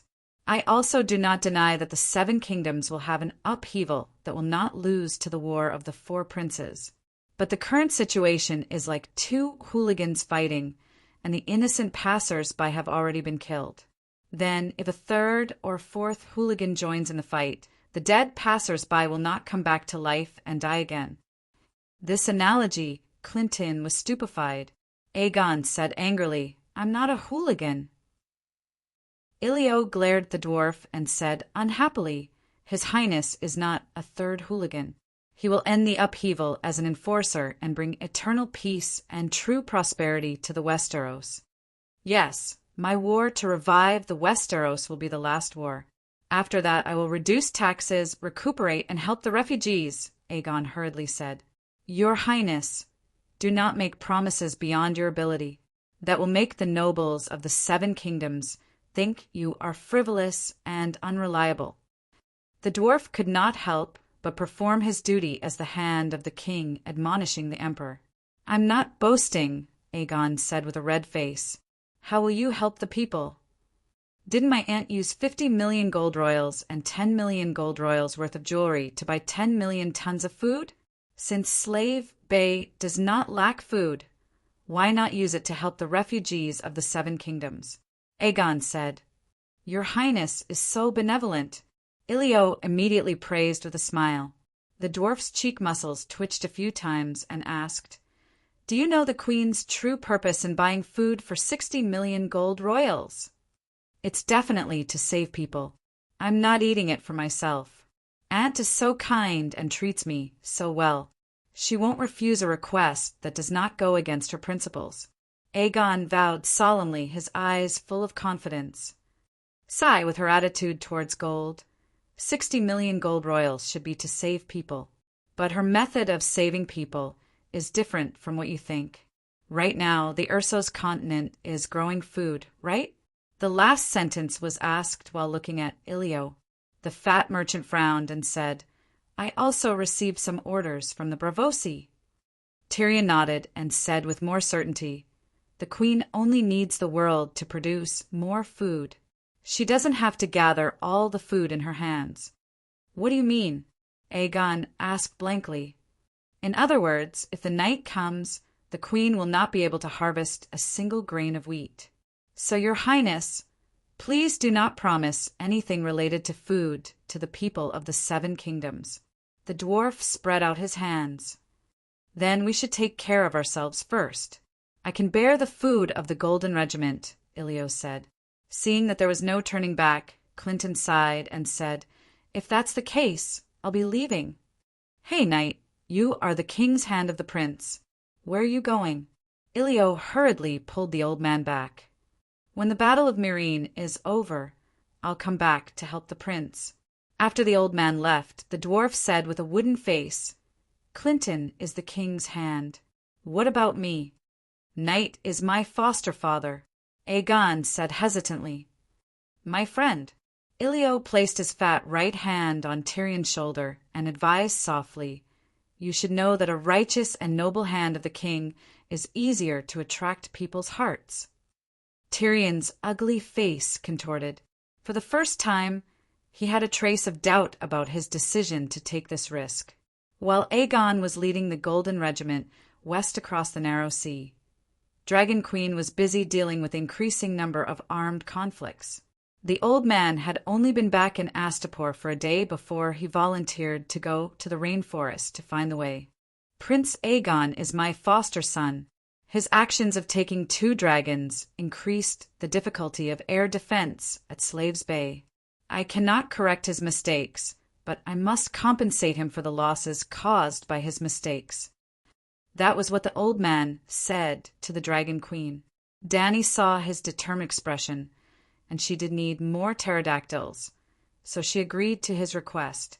On the second day after the old man left, the Dragon Queen began to consider feigning an attack on the Dothraki Khalasar. She ambushed New Gith, sealed off the Strait of the Maiden of Liberty, and burned the slavers and mercenaries from Biasabad along the Raza River. Yes, the kingdom of the descendants of Hair Cologne, established 8,000 years ago, was destroyed by the Zebra people. The remaining descendants of Hair Cologne built 3 cities along the Jade Sea. Biasabad was only a few hundred kilometers away from the Raza River. Once they reached the Raza River, they could take a boat straight to Meereen. Enemies surrounded Meereen from all directions. Dany had harassed the enemy forces in almost every direction, except the Khalasar on the Great Sea of Grass to the north of Meereen, because she felt that they would be her underlings sooner or later. But if she kept treating the centaurs differently, it would arouse the suspicions of her allies, and her backstab plan would be difficult to achieve. Therefore, Dany prepared to find a few of the most unpleasant persimmons to pinch. She was not targeting anyone, but all the Khalasars were soft persimmons in her eyes. Chapter 602. Just as Dany was preparing to take action against the centaurs in the northern plains, Jon came looking for her. Yep, little Jon. In the study, Dany looked at the young man in the mirror with a complicated expression. She lamented, "Looks like you've gained more than I expected. In just a few days, your magic power has increased by several folds. You didn't need anyone's help and connected to my magic network with your own strength." Yep, Jon didn't use Aunt May's help to contact her this time. Jon held a glass candle in his hand, like an experienced wizard, using the magic crystal tower on Dragonstone Island as a signal relay station to connect to Dany's magic mirror across thousands of miles. It's all thanks to Her Majesty's help. Jon had a calm temperament, and there was a strange charm between his brows. His eyes were deep, as if there was a galaxy flowing in them. Facing the powerful Dragon Queen, he didn't have his previous cautiousness and cautiousness. His expression was calm and at ease, but he didn't lose his manners. Dany wanted to ask him what he had gained, but she knew without guessing that the other party wouldn't answer such a personal question or give her a nonsensical answer. "Where did you get your glass candle?" She asked a simple question. "I took a section of the dragon crystal weapon you sent to the Great Wall and cast it into a glass candle." "Oh, where did you learn how to make glass candles?" The main material of glass candles was the dragon crystal, but it wasn't enough to elongate the dragon crystal into the shape of a candle. It involved high-level magical knowledge that ordinary mages wouldn't be able to come into contact with. For example, Dany didn't know how to make glass candles before she went to the cellar of the City of Knowledge to read Magic Network. Melisandre taught me. She's basically my magic mentor now. She believes that I'm the child of prophecy and taught me everything she knows. Jon said with a complicated tone. Damn, it's really the treatment of the child of prophecy. The people in this world were much luckier than the guy in Game of Thrones. If she didn't know about Aunt May's ability, Danny would have suspected that Bran had cast the Green Prophet's whisper on the red-robed woman. "Why are you looking for me today?" Danny asked. "I've met the people from the Iron Treasury. They've agreed to provide me with a loan service. With the northern region's taxes and minerals as collateral, the loan amount is almost unlimited. Therefore, I want to get some of the provisions from the Great Wall in advance," Jon said. "So fast?" "The Iron Treasury just happened to send His Excellency Taichu Nestos to Eastwatch. I met him there." "Taichu?" Danny was even more surprised. "Is it that long-legged, long-faced, long-bearded man Taichu who wears a long hat? Your Majesty has seen him before." Jon asked in surprise. "That guy really has long legs. He was still in Astapor a month ago. What is he doing in the East Sea?" "This." Jon hesitated. He did not know if he should reveal the secret of the Iron Treasury. "Why? Does it have something to do with me?" "Duke Stark, you have something to ask of me." Danny raised her eyebrows.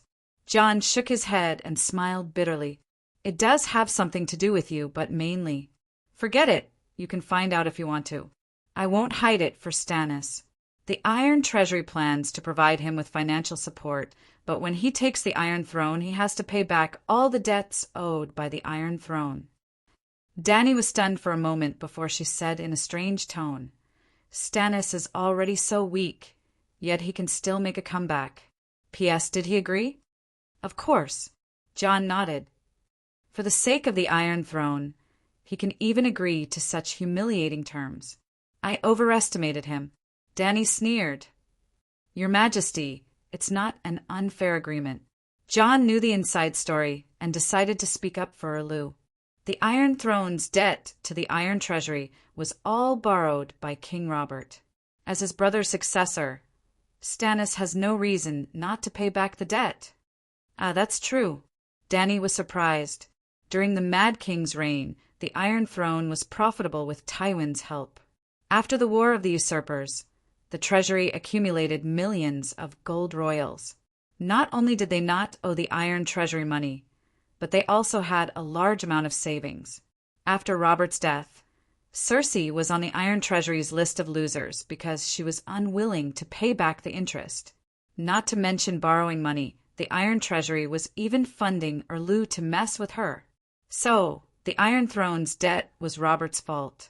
If Erlu wanted to inherit his brother's throne, he had to fill the hole he left behind. But, in the end, the wool came from the sheep. The king only knew how to cut the wool of others. If Erlu really took the Iron Throne in the future, the people of the Seven Kingdoms would be the ones to pay back the debt. "Has the new Commander-in-Chief been chosen?" I said at the Wall that as long as the Commander-in-Chief agrees, I will have no objections, Danny said. "The Commander-in-Chief is Sir Alliser Thorne." At this moment, Jon's pale face twisted slightly.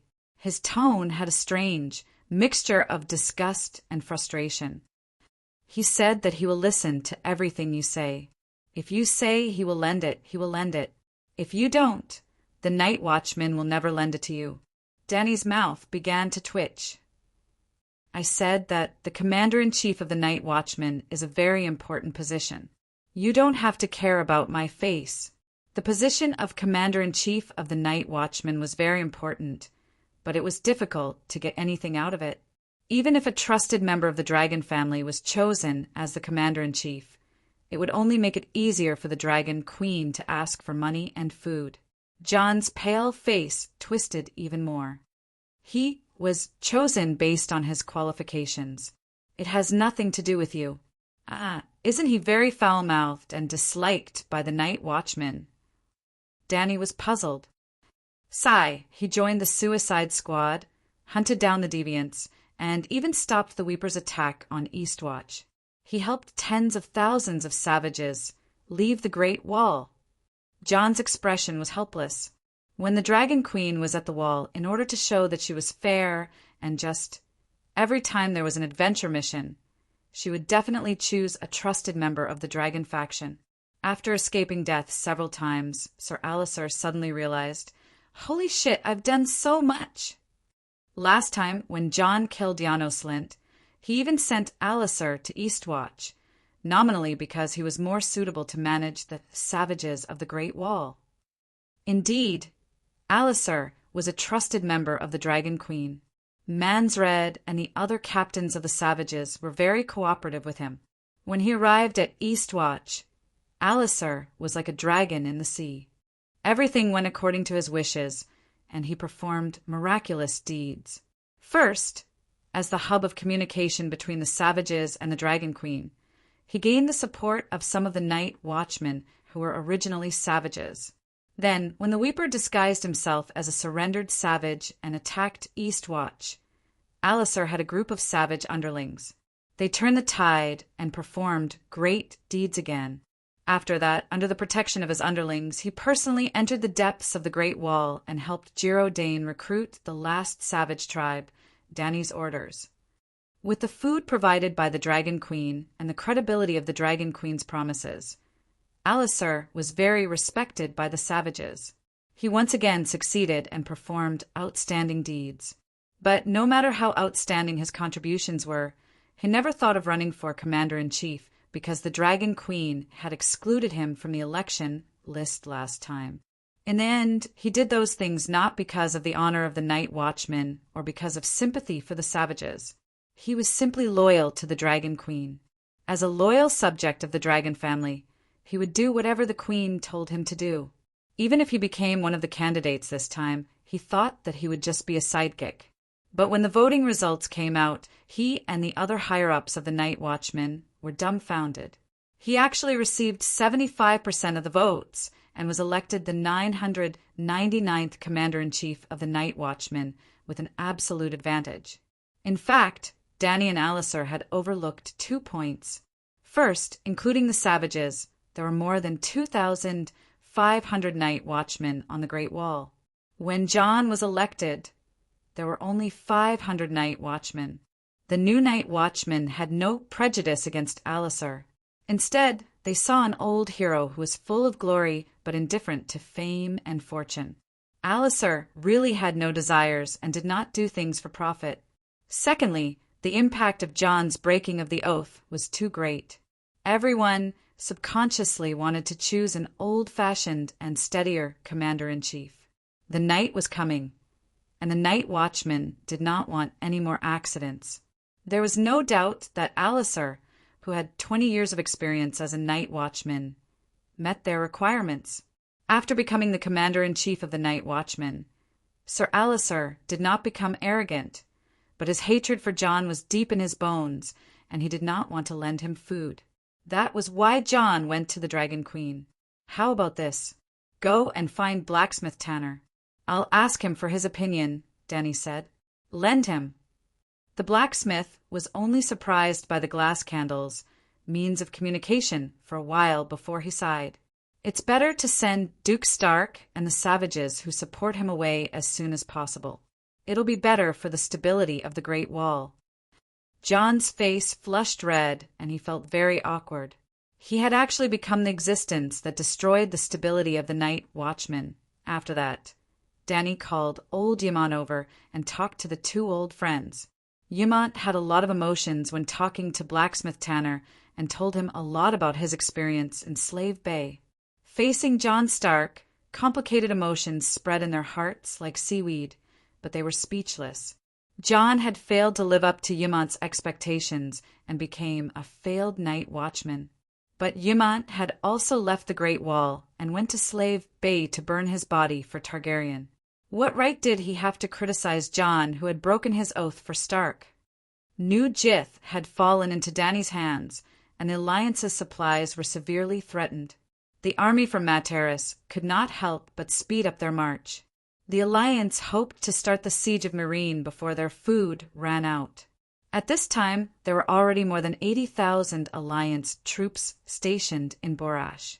Borash was the bridgehead for the attack on Meereen and was only 600 to 700 kilometers away. As such, Dany became even busier. The operation against the centaurs in the northern plains of Meereen had officially begun. She rode her dragon and burned their tents, intimidated and drove Khalasar towards Borash in the west. If not, how could she stab them in the back? Kal Juma, Kal Ziko, and Kal Moro were all driven to the west by the Dragon Queen. She did not deliberately drive the centaurs to Borash. She only used the excuse of ensuring the safety of Myrine to drive the centaurs from the northern plains to the west or east. Most of them went to the west because the Alliance's main forces were in the west. They had food and valuables. Other than the Kal who had split from Drogo Khalasar, most of Khalasar had gone south to participate in the Battle of Myrine because they had received gifts from the Alliance. Of course, the end of the slave trade in Myrine had a huge impact on the centaurs. This had destroyed the original ecology of the Dothraki seahorses. The centaurs could no longer exchange the defeated captives for supplies. While increasing the cost of war and survival, it also made the captives worthless and could only be killed. But the centaurs were stupid and could not think of this at this time.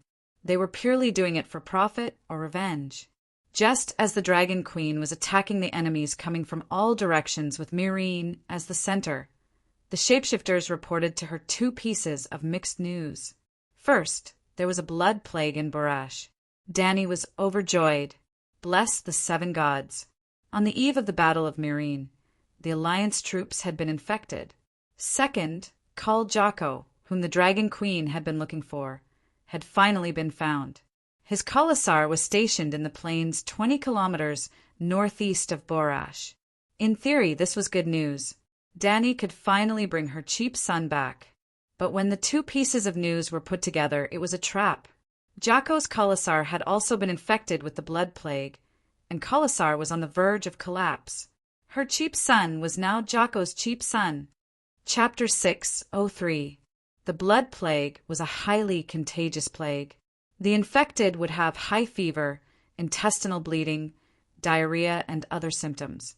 The way of transmission and symptoms were similar to the flu, which didn't sound serious. However, in this era where medical standards were still stuck at leeches sucking blood, the blood plague surpassed the Grey Plague and became the most notorious infectious disease. There was no cure for the blood plague and the Grey Plague. The mortality rate of the Grey Plague was almost 100%, while the blood plague only had a quarter. However, the blood plague was more contagious. It could spread silently through the air and was more likely to appear at the source of the plague. For example, the King's Landing's Stinky Bay slums often had the blood plague. It was sad to say that. The blood plague had appeared frequently since human history. Before the first long night, the blood plague had already appeared before the ancestors had crossed the Dorne Arm and entered Westeros. However, after more than 10,000 years, humans still hadn't invented an effective treatment. They could only prevent the disease from occurring. Or if they did, the patients would endure the disease. The blood plague wasn't as rare as the Grey Plague. It often appeared in areas with a large population and poor hygiene. For example, the slums of the city. For example, in large marching units. Borash was originally similar to Volantis. It was Valeglia's colonial city-state at Slave Bay. After the Great Cataclysm, without the deterrence of the Dragon King's absolute strength, Borash faced the threat of the centaurs in the northern plains. At this time, Borash was only a city ruin. There was no sewer system or street garbage collection system. However, more than 100,000 soldiers and horses gathered there. One could imagine the hygiene and safety. The blood plague wasn't usually identified when the first patient appeared. The less severe the symptoms of the blood plague were, the slower it would be discovered. If it was as terrifying as Ebola, the patient would be diagnosed within a day. For example, the grayscale disease and the Grey Plague had obvious petrified skin and were easy to identify. However, the blood plague symptoms were similar to the flu and diarrhea. The disease couldn't be discovered and could persist for a long time. This caused the epidemic to spread uncontrollably by the time it was confirmed. Think about the epidemic in reality. The Chinese were so swift and fierce, but the entire city was still quarantined. It was easy to imagine how efficient this fantasy Middle Ages with a chaotic organization and inferior medical technology could be. When the Dragon Queen received the news, she immediately used the excuse of determining the extent of the allied blood plague to gather several shapeshifters to conduct a detailed investigation of Borash's situation. Among them, Jake's Khalsa was the focus of the search. Unfortunately, Dany lost two of her old friends. Jake and his wife, Lilith, were dying from the blood plague. Even Jake's Khalasar had been separated. On the day of Zhueji's death, his Khalasar had collapsed. Today's events were like yesterday's. In fact, Jake's choice was exactly the same as Dany's. After confirming that he would not be able to survive the blood plague, he immediately arranged for his Blood Alliance guards and Kars to flee with his son Django and daughter Glyze. Khal's roaring warriors were the most loyal warriors when Khal was still alive. However, when Khal was about to die, the only people he could truly trust were the Blood Brotherhood and his own Kars. Well, Khalasar was made up of many Khas. The Khas were led by the bandits, and Khal was the leader of the bandits. At the same time, he also had his own Khas. As the saying goes, the heavenly Tao is good at reincarnation. Who will the heavens spare? The blood plague was different from the gray plague. The mortality rate was at most 25%. If it was handled properly, the actual mortality rate might be even lower. In other words, Jake's Khalasar, which had 15,000 roaring warriors, would only have about 12,000 survivors. Khal was critically ill. Khal's son was still young. But Khalasar still had 12,000 roaring warriors. What would happen next? Back then, Jake had seized a portion of Drogo's Khalasar's power as a bandit and promoted to Khal. Then, he led his newly formed Khalasar to hunt down Drogo's son. At the same time, Jake's Kars had also divided his 10,000 roaring warriors into new Khals. 5 new Khals led their own Khalasars to hunt down Jake's son Django. Old Ymant summarized all the information he had received regarding the centaurs. After analyzing it, he told Dany, "Django isn't even 4 years old this year, but he has already subdued his own warhorse. You know what this means better than I do. In Dothraki, the centaurs who own warhorses are respected by the others. Half a year ago, Khal Jake and Khal Moro met by the banks of the Saihor River and prepared to join forces to plunder Volantis, Saihor town. During the banquet, Django, the son of Jake, and Modo, the youngest son of Moro, competed to liven things up for the two Khals. The 7-year-old Modo lost to the 3-year-old Django without any hesitation. Modo was beaten black and blue. After that, Django also won the championship for horse riding, archery, and scimitar. That time, Django completely defeated Modo and won the 3rd bell for himself. The first 2 were obtained by subduing a wild horse and hunting a wolf of the plains. Khal Moro was shocked. Is this kid riding the steed of the world?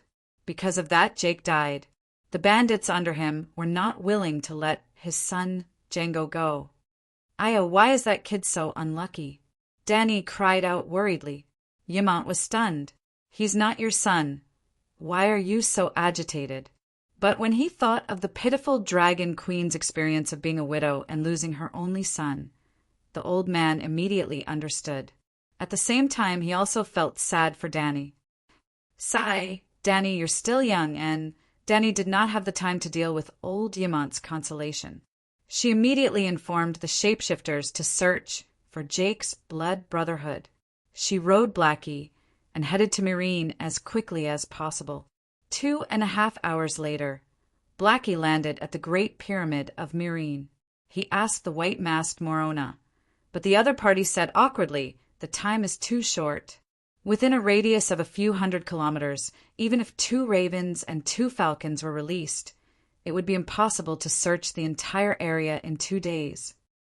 Because of the Battle of Meereen, and also because the Dragon Queen had driven the Khalasar from the northern plains to the west time and time again. At this time, the 1,000-mile plains from Borash to the Dothraki Sea of Grass were filled with centaurs. Because of that, the shapeshifters' animal companions could not be found quickly and had to be identified carefully. But 2 days was enough for Django to die twice. Last time in the Red Wasteland, Kaholo, Zhueji's blood brotherhood, escorted Leg to Horse King City and was killed in 1 day. After all, Kaholo was leading the 500 strongest roaring warriors under Zhuge Ji's command. Is there any way to find them quickly? Danny frowned. She could not be blamed for making a last-minute effort. After the second dragon battle, Danny ordered Morona to arrange for her raven companions to go to the Great Sea of Grass to find Jake's Khalasar. But after more than a month, there was still no news of Jake's huge Khalasar. There were two main reasons. First, Morona was a savage. She did not understand the centaurs' customs, nor did she understand their language. She could not distinguish their appearance. The centaur Khalasar did not have a clan emblem or flag. If she did not ask, she would not know who the Khal of Khalasar was. Even if Blackie drew a picture of Jake and Lilith for Morona, just like in the eyes of the Chinese, all foreigners looked the same. In the eyes of the savage Morona, there was no difference between the bronze-skinned, long-braided, and almond-eyed centaurs. She even often confused her Carlo with Kaluo. That was because Aigo was in charge of the militia and wore the leather armor of the Mother of Dragons. Jogo was in charge of the Khalasar and wore the Dothraki vest. Kaluo liked to wear armor. Ricardo stayed by the Dragon Queen's side to keep up appearances and was forced to wear the same armor as Kaluo. In order to obtain information from the centaurs' conversations, Morona, who was almost a grandmother, had to work hard to learn the centaur language. In fact, the biggest problem with Transfiguration spies was their language and writing. Morona's Transfiguration talent was the strongest, but the Dragon Queen only arranged for her to patrol Meereen and let the least talented goat, Gisela, go to Astapor Crow's nest as a spy. Why? Because White Mask, Morona, and Wild Boar Polo didn't understand the Valeglia language. Morona could speak the ancient language, while Polo could only speak the common language of Westeros. On the other hand, Goat, Gisela often used goats to haul goods and trade with Braavosi merchants. She learned arithmetic, writing, and Braavosi language, the local Valeglia language, just like Mandarin with a Sichuan accent.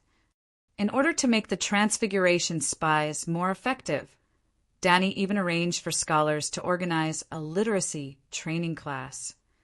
That was off topic, other than language and face blindness, which slowed down Morona's search. It was also because Jake had been avoiding the Dragon Queen. Others didn't know. But how could Jake not know how deep his blood feud with the Dragon Queen was? He had personally beheaded the Dragon Queen's son, strung his head on a stalk, and brought it in front of her to provoke her. Of course, Jake had to participate in the Battle of Meereen and use the power of the Alliance to eliminate the Dragon Queen. But before the battle, he had to avoid the Dragon Queen.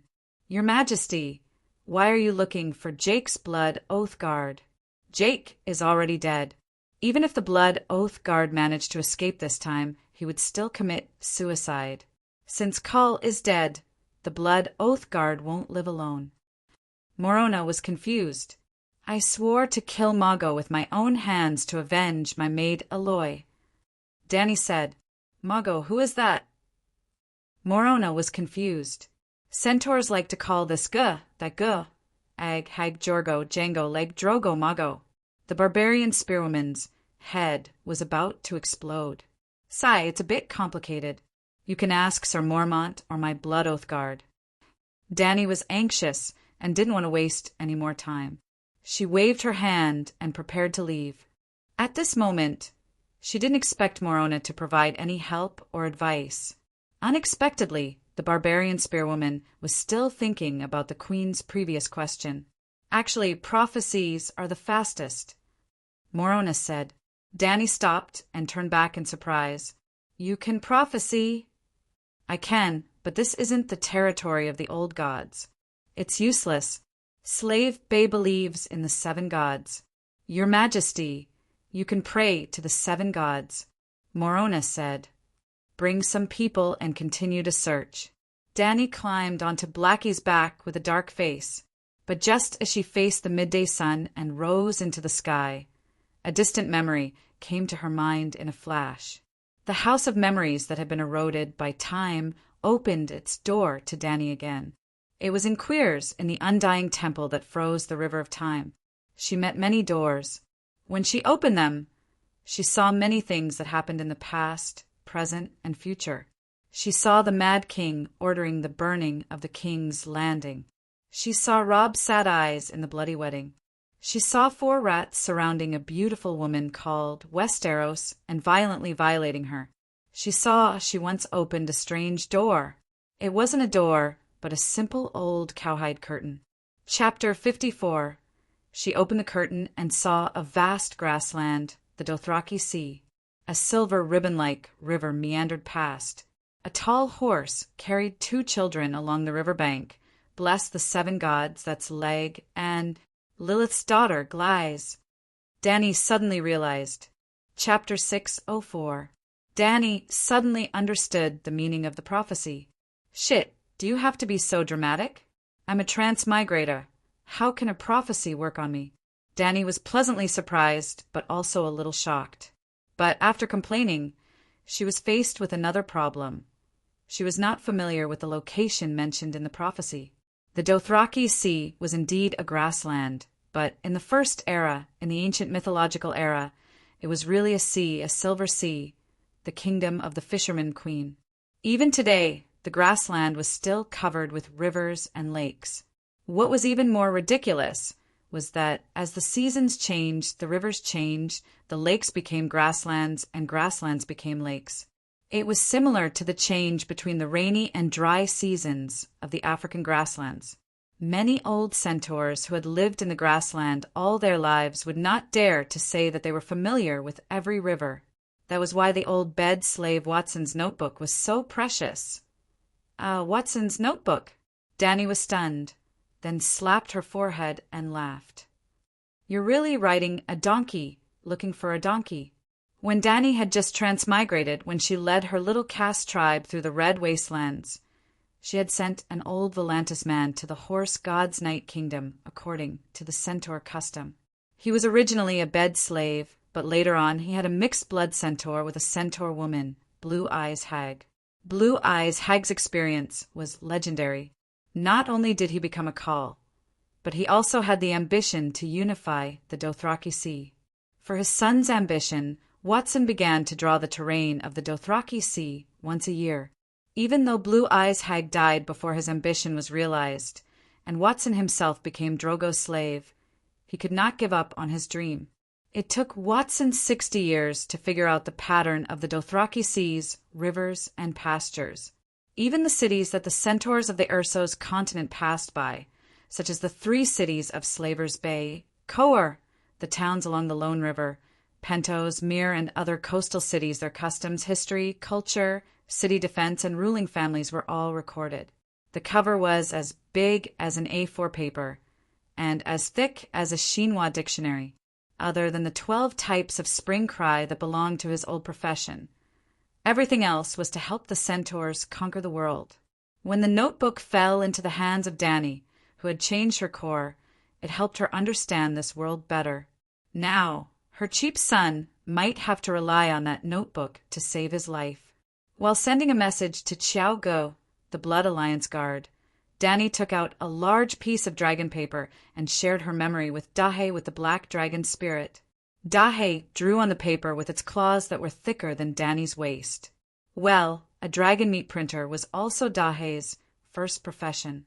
Of Dany's 3 blood riders, Go was mature and steady, holding the position of commander of the militia. He had been in Meereen managing nearly 100,000 Guy's prisoners. Ricarlo's talent was mediocre, but his appearance was dignified, and he was skilled in both swords and arrows. He stayed by Dany's side to keep up appearances. Jogo was adept at leading the centaur tribe. He had once led the centaurs to roam between Meereen and Barash. Now that he had returned to Meereen, the centaurs under his command attacked the spies infiltrating Meereen in the form of roaming cavalry. Summoned by Khaleesi, Xiao Gu quickly rushed to the top garden of the Great Pyramid. At this time, Dahe's sketch was not completed yet. Khaleesi, you were looking for me? Seeing that he was wearing a brown Dothraki vest, Dany could not help but frown, saying, Why aren't you wearing chain mail? Calixi, I don't need to go out of the city to patrol today. I'll stay in Myrene, Jogo said. John Bolton and the Wildfire General did not leave the city either. Weren't they also assassinated? From now on, you can't take off your armor when you eat or sleep, Danny said sternly. Knowing that Jogo did not like to wear plate armor, she had specially asked the blacksmith Tobu to forge a set of tile steel chainmail for him. Because it was made of tile steel, the steel wires used to weave the chainmail were very thin and sparse. It was only 25 kilograms in total, very light. Perhaps it could not withstand crushing damage, but it was almost immune to ordinary arrows and sword slashes. Okay, Jogo nodded in agreement. At this time, Dahe had drawn most of the river. There were no characters, only the river, grassland, hills, and other landscapes under the wide-angle lens. Look, do you know where it is? Danny pointed to the ground with her mouth. The part of the map of the Dothraki Sea in Watson's diary was mainly studied by Jogo because he needed to lead thousands of roaring warriors to roam outside. With just a glance, Jogo immediately nodded, saying, I've never been there, but I've seen this place on the map. It's about 800 kilometers northwest of Myrene. 3 hours later, Danny saw the river in the prophecy. Jogo's eyesight and memory were very good. That place was exactly the same as the scene Danny saw in the Immortal Palace 3 years ago. The sun set in the west, and the open grassland was bathed in a layer of golden-red mist. The river water tinkled, and the brocade-like surface of the river undulated with a layer of slight ripples, like the bright eyes of a naughty child. Slap. Jogo slapped the nth bug that landed on his face and asked for the nth time, Calixi, what are we doing? Dahe walked through the golden-red sunset, and Danny sat cross-legged on the grass beside the river, her eyes slightly narrowed and her expression calm. Wait, it's not dark yet, it's not time yet. Danny looked as calm as an old dog, but her heart was beating like a drum. She did not see anyone, and for a moment, she suspected that she had overthought and misunderstood the prophecy. But inexplicably, she felt that she could wait for the person she wanted to see here. This feeling had also appeared in the Immortal Palace. At that time, she had an impulse to lift the cowhide curtain. She decided to trust her intuition. Of course, Danny was not someone who would resign herself to fate. She meditated in the clear river green. But Dahe was flying in the sky, searching for traces of centaurs in the direction of Borash. The last rays of the sun fell below the western horizon, and a waning moon cast a faint silver glow on the river. Danny, who had her eyes closed, finally opened her eyes and smiled. Ma Gu was a typical centaur, cruel, brave, bloodthirsty, unafraid of death, loyal and fearless. He was about the same age as Jogo and Ricardo, and had similar life experiences at least the first half of their lives. They had all been subordinates of other Khalasar, and King Drogo had defeated their Khalasar. He had chosen brave youths and healthy girls from the captives to supplement his Khalasar, and the rest of the centaurs had either been reduced to slaves or bought into slave bay. Jogo, Ricardo, Jiki, Iri, and the other youths had easily accepted their fates. They did not hold a grudge against Drogo for destroying their Khalasar, or the current Khalasar. This was a centaur custom, and everyone knew it. It was a rule of the Dothraki Sea, as natural as the seasons. But Jogo, Quero, and the others had followed Khaleesi, becoming her Kars. Ma Gu had been assigned to Jocko's Kars. Their fates had diverged in that moment. After taking down the town of the shepherds, Ma Gu had captured a beautiful young shepherdess, and he had ridden her happily. Then Khaleesi had come. She had taken the spoils from him.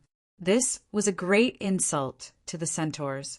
Everyone knew that even the Khal could not take a centaur's spoils of war. After the Khal's death, Ma Gu finally had a chance for revenge. He had fought bravely, following Jocko's call to intercept and take away Kaholo, who was riding the world's steed. He had dealt the final blow to Bloodguard Kaholo. Because of his bravery, Jocko had promoted him to Bloodguard, and he had reached the pinnacle of his life. He had made a bet with his call that the cowardly women of the Sunset Kingdom would cry at the sight of a child's head on a stalk. He had lost the bet, but he had taken back his spoils from the woman. Now he could not even remember what the young shepherdess looked like, but he would not forget the pleasure of riding her again until the moment of his death. He still wanted to see the woman's enraged expression and call for her companions to ride with her. Unfortunately, the woman did not get angry. She only swore softly that she would take his head one day. Ma Gu found it rather boring. The threats from the woman's mouth were like a breeze on the plains. Many years had passed, and Ma Gu heard more and more news about the woman. He was anxious but not afraid. He swore that even if her demonic dragon used its mouth to bite his skull, he would not tremble or beg for mercy. On the contrary, Ma Gu was looking forward to meeting her again.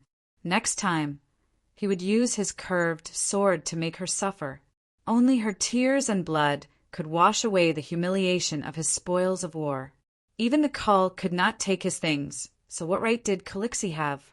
When Jacko finally agreed to Wizard Kaholo's request and led the Khalasar towards Borash, Ma Gu happily pulled over the 2 female slaves and rode in front of everyone. Unfortunately, the horse god did not look after them. The pale mare, another name for the blood plague, took away the Cull's life and unfulfilled ambitions. His Khalasar split into 5 smaller Khalasars in a way that everyone knew. Then, everyone knew that the new Cull would kill the original Cull's son and bring his wife to Horse King City to become a Dosh Kalen.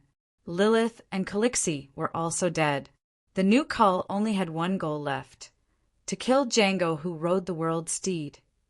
That woman's actions inspired Jocko. Before he died, he also wanted to send his only son to Horse King City. Ma Gu was a blood guard and would carry out any orders from the Cull, even if it meant suicide. Thus, before Jocko completely died, he chose 300 elite knights from Cal's army and led Django and Glyze to leave the camp under the cover of the night. It was almost exactly the same as that woman back then. However, Django was just as terrifying as Leg back then. They were both so outstanding that the Dosh Kalen called them riding the world steeds. Ma Gu suspected that riding the world steeds was not a blessing, but a curse. Otherwise, why would they all end up in such a miserable state? They cursed their parents, cursed themselves. Yes, Django was about to die. He was a good horseman who was like a white lion on the plains. He was not even 4 years old and had killed 2 roaring warriors with his bow during the process of breaking out of the encirclement. However, there were just too many enemies, 10 times their number. Little Cull Django was still too young. His chest was slashed by the enemy's scimitar, and he did not have long to live. Cull's 300 Cal's army also withered away. As a blood guard, Ma Gu was not afraid of death. He was even glad that he could die in battle. However, he had regrets. He regretted that he could not complete the Cull's last wish. He regretted that the little Cull would be like Leg, having his head chopped off and hung on a bamboo pole. He also regretted that he could not raise his scimitar and charge at the Megalosaurus. Sigh. In order to slay a dragon, he had even practiced using grass-stuffed cloth many times. Chapter 605. The night sky of the grassland was as clear as water. The river of stars could be seen clearly, moving slowly and silently without stopping. The earth was empty and desolate. The brilliant stars were like the lights on the dome. They extended from one end of the horizon to the other end of the horizon, illuminating the ancient and boundless grassland with dim silver light. Rub, rub, rub. In the quiet night, there was only the sound of insects and flowing water. Suddenly, there was the sound of limbs rubbing against the grass. There was also a hint of blood in the faint smell of grass. Who is it? Xiao Gu suddenly stood up, his hand on the hilt of the scimitar at his waist, and looked towards the south cautiously. A tall and strong white horse walked out from the grass beside the river. Under the moonlight, he could vaguely see 2 children sitting on it. The one in front was lying on the horse's neck, motionless. The 3 or 4-year-old girl behind with long silver hair and a Dothraki painted vest. Heard Xiao Ji shout. She immediately cried softly. Her cries were weak and filled with helplessness and fear. Calixi, I don't know which tribe these centaur children are from. One of them seems to be injured. Xiao Gu turned back and said to Danny, who was still sitting cross-legged on the grass, "Bring them here." Danny opened her eyes. Her voice was filled with complex emotions. "Where are you from?" Xiao Gu took the horse bit and carefully looked at the children on the saddle. The one lying on the horse's neck was a silver-haired boy who looked to be 7 or 8 years old. The wound seemed to be on his chest, and the blood that flowed out dyed the horse's stomach red. Hearing the sound, the girl could only cry. The boy slowly raised his head, revealing a pale face and dim purple eyes. Xiao Gu noticed that the boy was still holding a small scimitar in his hand, and his right hand was holding the scimitar tightly. "Who are you?" The boy's eyes were as alert as an injured lone wolf. "Good boy." Xiao Ji's eyes lit up and praised with a smile. "Calixi, this little wolf cub, is a good centaur." Danny stood up and looked at the boy strangely. Different from her oval face, the boy had a chubby round face, and 2 dimples on the side of his face. Silver hair and purple eyes belonged to a foreign race, but he also had the bronze skin of a centaur and almond-shaped eyes. "Boy, who are you?" Danny withdrew her distracting thoughts and asked knowingly. The boy stared at Danny with his eyes wide open. There was a moment of confusion. "I'm Django, the son of Khal Jocko. Who are you?" It is indeed a centaur." Danny face-bombed. Only centaurs would have such a hard head. Even a slightly smarter child would give a fake name when being chased for thousands of miles. "Jake?" The admiration in Xiao Ji's eyes quickly turned into cold, killing intent. He pulled out his scimitar and was about to strike. "Don't move." Danny took a step forward and pressed on Blood Alliance Guard's shoulder, stopping him from moving. "Calixi, he's Jake's son. We can kill him to avenge Prince Leg." Xiao Gu whispered. "I know what to do," Danny said, and went forward to take the scimitar from the boy's hand. The boy held it tightly and still wanted to struggle. After that, she personally carried him down from the horse's back and went to the river to clean his wounds. Ding, ding, dang, dang. When she moved his body, the 5 or 6 bronze bells on his braid shook lightly. The girl on the horse also stopped crying. She was like a wooden stake with lifeless eyes and a helpless expression, sitting on the saddle in a daze. "You were stabbed in the chest and lost too much blood. You can't live," Danny said to the boy. The boy's chest injury was indeed very serious. He was stabbed from the right shoulder all the way to the left side of his abdomen. Under the skin of his chest, the cracked ribs and the internal organs in his lower abdomen could be faintly seen. Because of the excessive blood loss, his body was soft and had no strength at all. "Oh," the boy replied. There was no fear on his face. "I killed 2. "There is no blood on your scimitar," Danny said.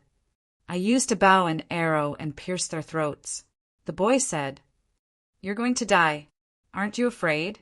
Danny took off the painted vest and silk pants on his body and asked curiously, "What is death?" The boy asked blankly, "You've killed people before. Don't you know what death is?" Danny's tone became more and more strange.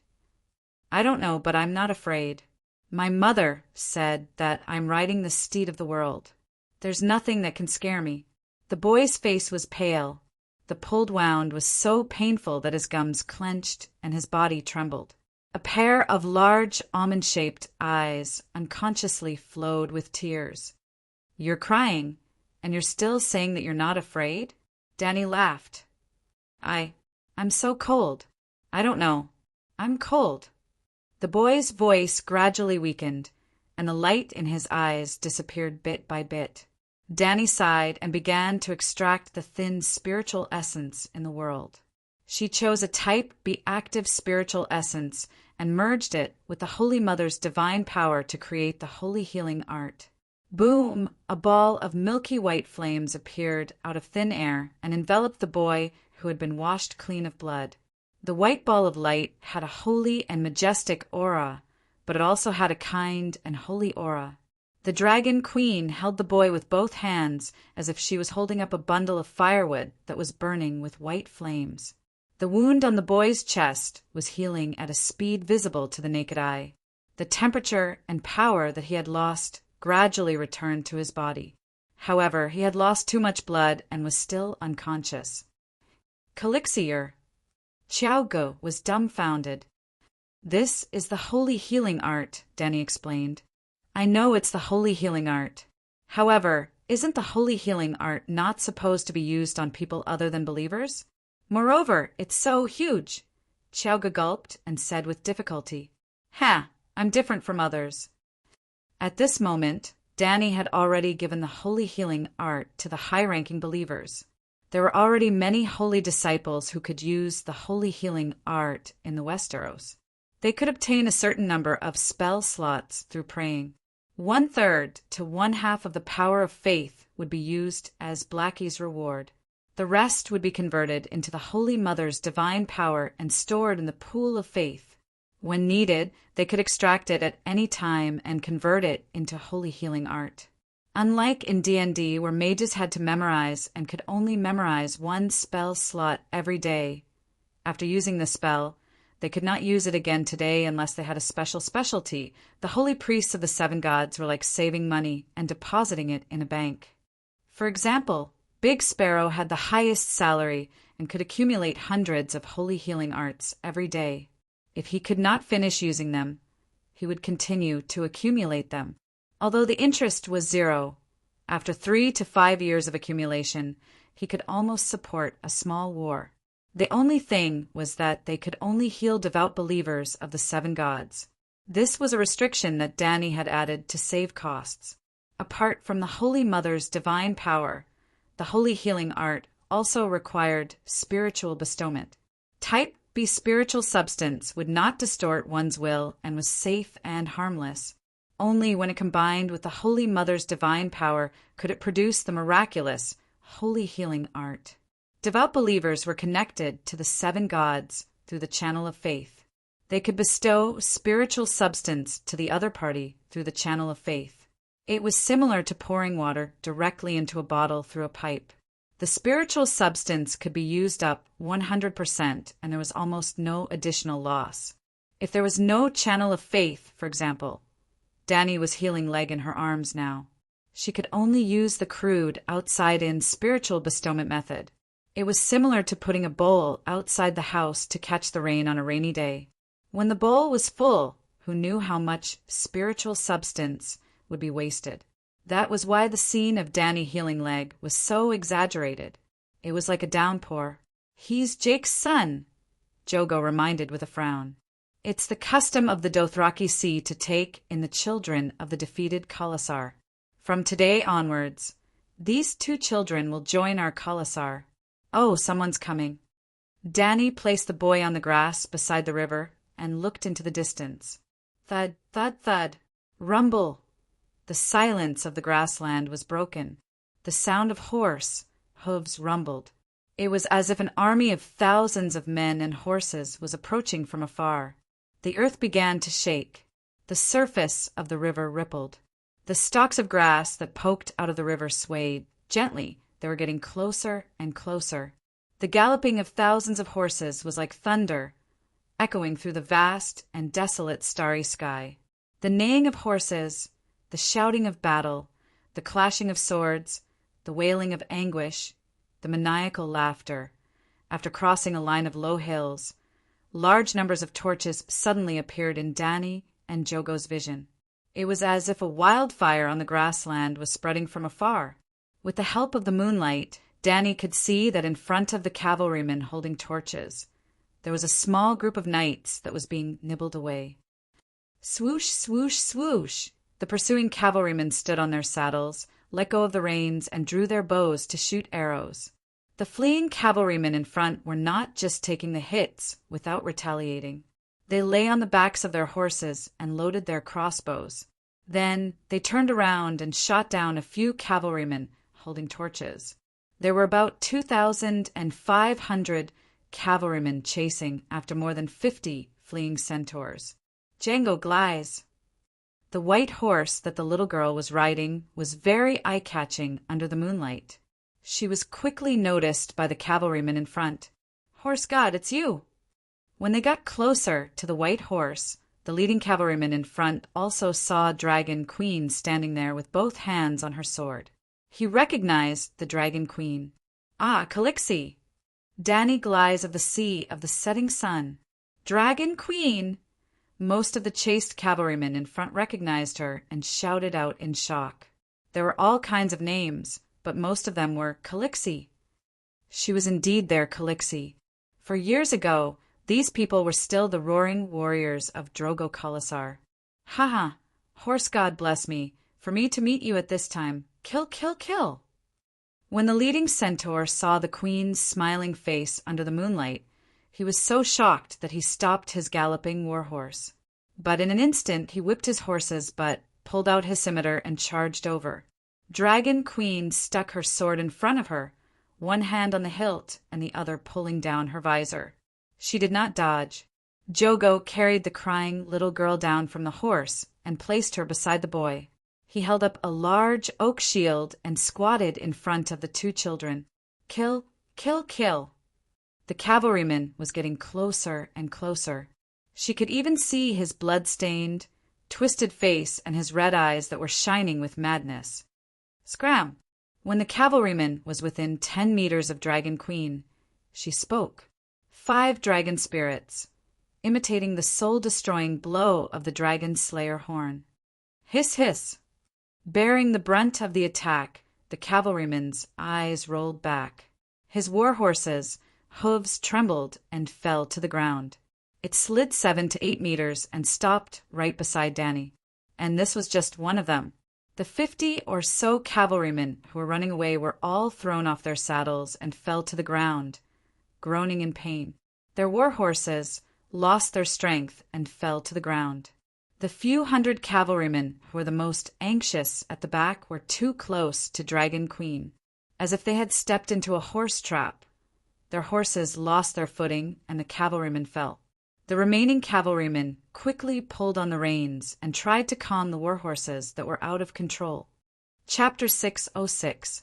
Horse deity above, what happened just now? Other than the centaurs who fell to the ground, the rest of the cavalrymen also felt a flash of fear. It was as if a flame had roasted their souls, or as if a devil from the Night Kingdom had grabbed their hearts with sharp claws and squeezed them. They were fearful, confused, and panicked. They pulled on the reins and hesitated until they saw a great swordsman in a blue robe and silver armor standing in front of them. They could not see her face clearly, but from the beautiful arc of her breastplate, they could tell that she was a female swordsman. However, the centaurs who had always treated the woman like a horse did not dare to show any disrespect to her, because they felt a real pressure from her body. At this moment, only Big Black had left the dragon spirit. Dani still had the 4th dragon spirit in her body. Their hearts were heavy, as if there was a piece of lead on top of them, or a weight on top of them. Even the air seemed to be as heavy as a wet cotton jacket. The centaurs' throats were dry, and they wanted to pull on their collars, but their Dothraki vests did not have collars. They also noticed that all the centaurs and war horses who fell to the ground could form a fan-shaped area, and the tall female knight who was holding on to her greatsword was in the center of the fan-shaped area. The centaurs had a hard head, but they were not stupid. They also had a wealth of common sense that everyone knew. They did not know what she did, but they were very sure that she was the one who did it, which some of the centaurs screamed. "Release the arrows! Kill the witch!" Khal, who was 100 meters away, waved his scimitar and ordered loudly. Bang, bang, bang, buzz, buzz, buzz. In an instant, the sky was covered by a rain of arrows. Like raindrops hitting banana leaves, they landed on Dani's body. Ding, ding, dang, dang. The armor that was personally forged by the 7 gods of blacksmiths fit perfectly on Dragon Queen's body, not even leaving a gap for the arrows to hit. The armor was made of steel, so it would not be pierced by bone, bronze, or black iron arrows. Moreover, many of the centaur's arrows were only sharpened with wood and bamboo sticks. You are courting death. This kind of behavior did not harm the dragon queen in the slightest, but it angered her. She planned to show off in front of her cheap son to subdue him. Wang Peng, behind the silver armor, a pair of huge pigeon-like wings suddenly popped out. They were made of white holy flames, and every feather was clearly distinguishable. There was a kind of heavy feeling of reality and scorching majesty. This time, she did not restrain the flame power of the fire wings. His angelic wings flapped gently, and the lush grass stalks around him were quickly roasted to a golden brown, withered and curled up. Then, with a bang, they burst into flames. At this moment, the laws of physics were broken. Newton covered his face and walked away, while the dragon queen escaped from most of the gravity. Clang! She leaped forward and jumped 4 or 5 meters away. She also took out the sword in her hand and left the scabbard in place. The snow-white blade, 4 feet long and half a foot wide, reflected a cold light under the scorching flames. The light-winged birdman ran faster and faster. She, who had lost 80 to 90% of the gravity, was really like a galloping horse, graceful and graceful. The qigong of the celestial dynasty Wuxia blended with nature and left no traces when he stepped on grass. The Dragon Queen's magical qigong was vigorous and vigorous.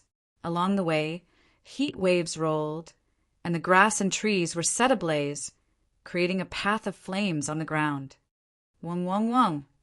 The snow-white sword that she dragged on the ground also started to spread bright red magic runes from the sword guard to the tip of the sword. In an instant, the iron sword became a burning and twisted flame. It took a long time to describe, but from the moment the Dragon Queen pulled out her sword and charged, to the time when she approached the 2,000 horse cavalry who were still shooting arrows, only 4 or 5 seconds had passed. After 4 or 5 seconds, she crossed a distance of 100 meters. The Dragon Queen also accelerated to the maximum. Magic power exploded, and the remaining 10% of the gravity was also turned into an upward force in an instant.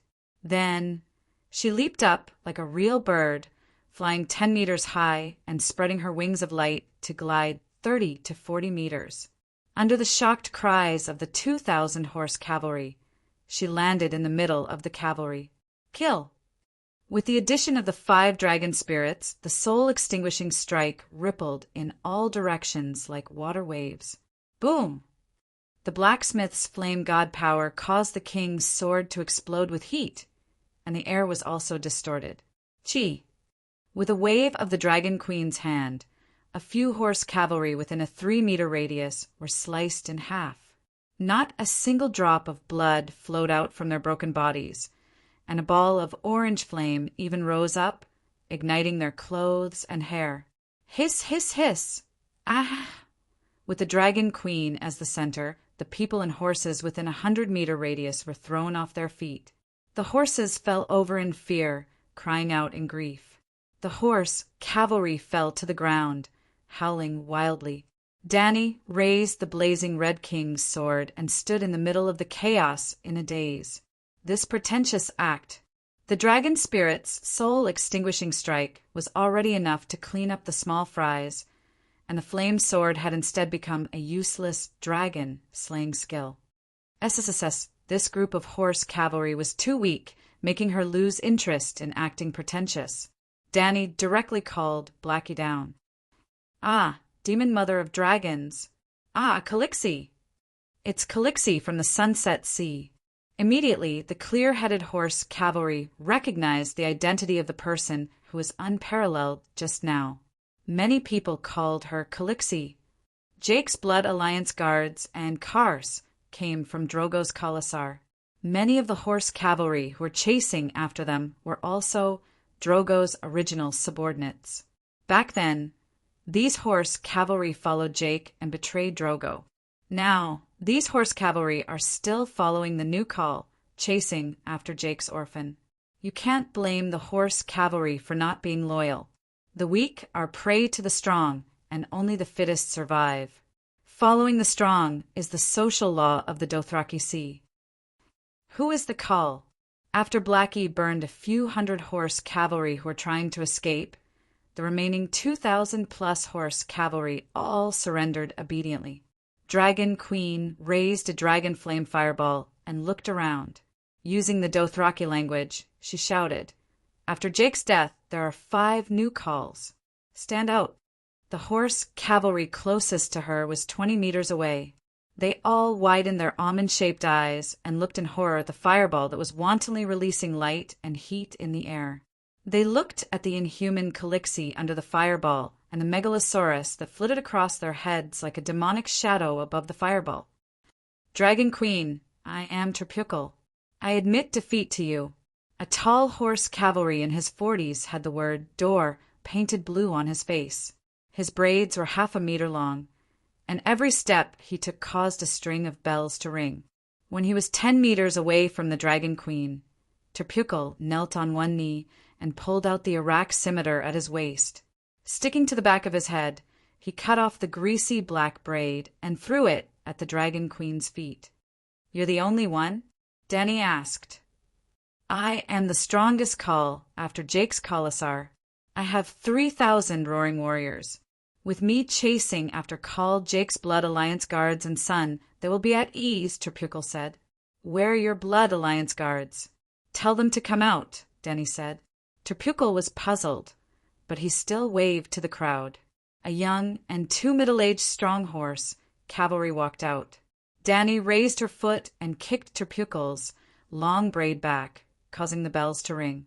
Under the shocked, angry, and puzzled eyes of the 4 horse cavalry, she said, "I don't want you to admit defeat.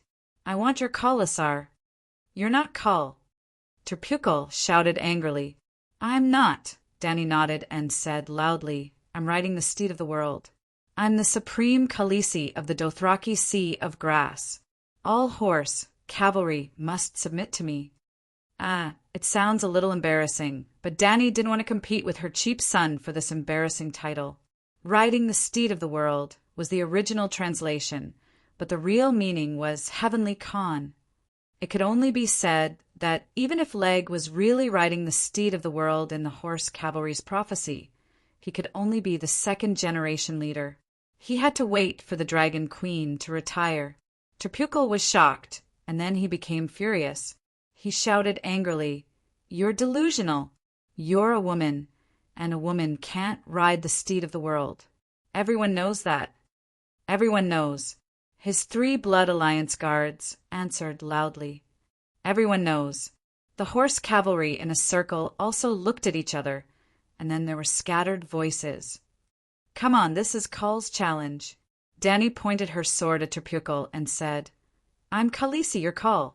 We both have a Khalasar, and the winner gets everything. Everyone knows that." "Everyone knows." Her blood guards drew their swords and stood beside her, shouting loudly. Big Black, who was above the starry sky, echoed in a thunderous voice, "Great all-knowing Tao!" The horse cavalry in the crowd trembled and looked up at the sky, most of their eyes popping out. "Everyone knows." Black Dragon roared again. "Everyone knows, everyone knows." The horse cavalry also shouted. At first it was sparse, but gradually everyone shouted together, and their voices spread far and wide in the wilderness. Terpukal and his blood guards' faces turned pale, and they looked angry and frightened. This was Khal's Khalasar, easy to come and easy to go. Only strength was eternal. This was the custom of the Dothraki horse. Everyone knew that, and no one would violate it. "Okay, I'll fight you, but you can't use witchcraft." Terpukal was also tough. He had seen Dany's unparalleled scene, and still had the courage to draw his sword. "Okay." Dany nodded, and went up to meet him. Terpukal was not weak. The curved sword in his hand seemed to come alive, and his body was light and agile. A series of sparks flew in front of Dany's chest, shoulders, and back belt. These attacks were almost useless, except for making a few bean-sized cuts on his curved sword. They did not even forcibly reduce Dany's HP. The Dragon Queen's swordsmanship was grand and imposing. She had strength and speed, and after a stalemate of 7 or 8 seconds, she slashed the horse cavalry's shoulder with her sword. Like a worker chopping a tree with an axe, the horse cavalry was cut in half from the left shoulder to the right chest. He did not even wear leather armor, only a dothraki vest made of sheepskin. Dany's steps were also very light. She calmly took 2 steps back to avoid the spurting blood. The whole place was silent. The roaring warriors were silent. Xiao Gu was calm, and the 3 blood guards' eyes were red. After that, Dany killed another blood guard, and Xiao Gu, who was wearing steel mail armor, killed the remaining 2. Khaleesi, ride the steed of the world. More than 2,200 roaring warriors uniformly knelt on one knee, bowed their heads, and offered their horsewhips to Dany. This meant that they acknowledged the result of the Khal tournament and officially submitted to Dany. Dany smiled. She walked past the newly recruited horse cavalry and found Ma Go, who was paralyzed on the ground and dizzy. This blood guard, named Jake, also noticed the Dragon Queen. He stared with his almond-shaped eyes, tilted his head, and shouted, "Call your dragon over, eat me, and burn me to death with dragon flames." "Do you still remember the name of that girl?" Dany asked. This question came out of nowhere, but Ma Go, who had always remembered the grudge between him and the Dragon Queen, immediately understood who the girl was. "I never knew her name. I even forgot what she looked like. I only remember that she was a very old goat woman. Ha ha ha." Chapter 607. During the high-speed charge, Mago and his mount were hit by a soul annihilation strike. The warhorse's soul shattered, and it died with blood flowing out of its 7 orifices. Mago had a strong will and didn't turn into an idiot under the soul annihilation strike, but he was thrown off the horse and broke his spine. His alveoli were also pierced by the broken ribs. In just a few words, dark blood was flowing out of the corner of his mouth. "Her name is Aloy, a 15-year-old shepherd girl. She's my maid." After Dany finished speaking, she raised her sword and stabbed at his crotch. She pressed down hard. It broke at the root. "No, she's mine. You stole my spoils of war, Auga." Mago's body shook a few times like a sieve. He howled and spat out large chunks of black blood. His neck tilted and he died. After that, Xiao Gu ordered the newly recruited centaur subordinates to gather the nearby human and horse corpses together.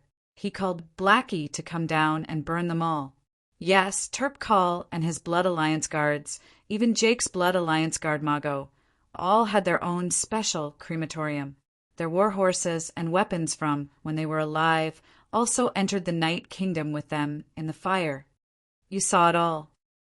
Dany walked to the river and asked Leg, who was staring at the fire-breathing dragon with wide eyes. "I saw it. It's so big." The boy nodded. The lip-like wound on Leg's chest had already healed, leaving only a pink mark. But he still lost a lot of blood, and holy healing couldn't replenish it. At this moment his head was dizzy and his face was pale. Dany laughed and shook her head. "I defeated Terp Khal's 2,500 roaring warriors and killed him and his Blood Alliance guards in the Khal tournament. You saw it all?" The boy's round face was dazed for a moment. The peerless chaotic dance from before was too unrealistic and left an indelible mark on his young heart. "I didn't know witches were so strong." The boy sighed. Dany's face darkened. "Do you understand what this means?" "What?" The boy was confused. "You and your sister will follow them and join my Colossa. Your sister will become my maid. You will be a stable boy first. When you grow up, you will be my roaring warrior. You will fight for me everywhere." "Oh." The boy was stunned for a moment, but he quickly nodded in agreement. "Now tell me, who are you?" Dany repeated the first question she asked when they first met. "I am Django, your stable boy." "Who am I?" "You are my Calixi." "Very good." Dany nodded in satisfaction. It's not that centaur children are easy to trick, but centaurs are simple and honest. For example, Jiki, Iri, Ricardo, Jogo, Igo, and Quiro, Danny's 6 most loyal centaurs, were all prisoners of war that Drogo had plundered from the other Khalasars. Most of their parents had died at the hands of Drogo and his roaring warriors. However, after joining Danny's caste, they had never been disloyal, nor did they have any thoughts of revenge for their original tribe. This was the ecological environment of the Dothraki Sea. If not for this, Danny would have eaten too much. Would she be unparalleled in front of a mere 2,000 centaurs? She could just call Blackie down and the 2,000 roaring warriors would still surrender. However, Danny had to establish the image of a peerless powerhouse even without the Megalosaurus, subdue the roaring warriors, and also subdue the heart of her cheap son. Yes, tonight's performance was mainly prepared for Leg, because she realized that this boy was unexpectedly mature. He was not even 4 years old, but he was neither servile nor overbearing. He spoke well, his mind was clear, and his thoughts were very organized. Look at that fool Gliss who only knew how to cry and could not even speak a complete sentence. She was how a 4-year-old child should be. Since that was the case, she would use the method of dealing with adults to get along with him. Leg was a good centaur.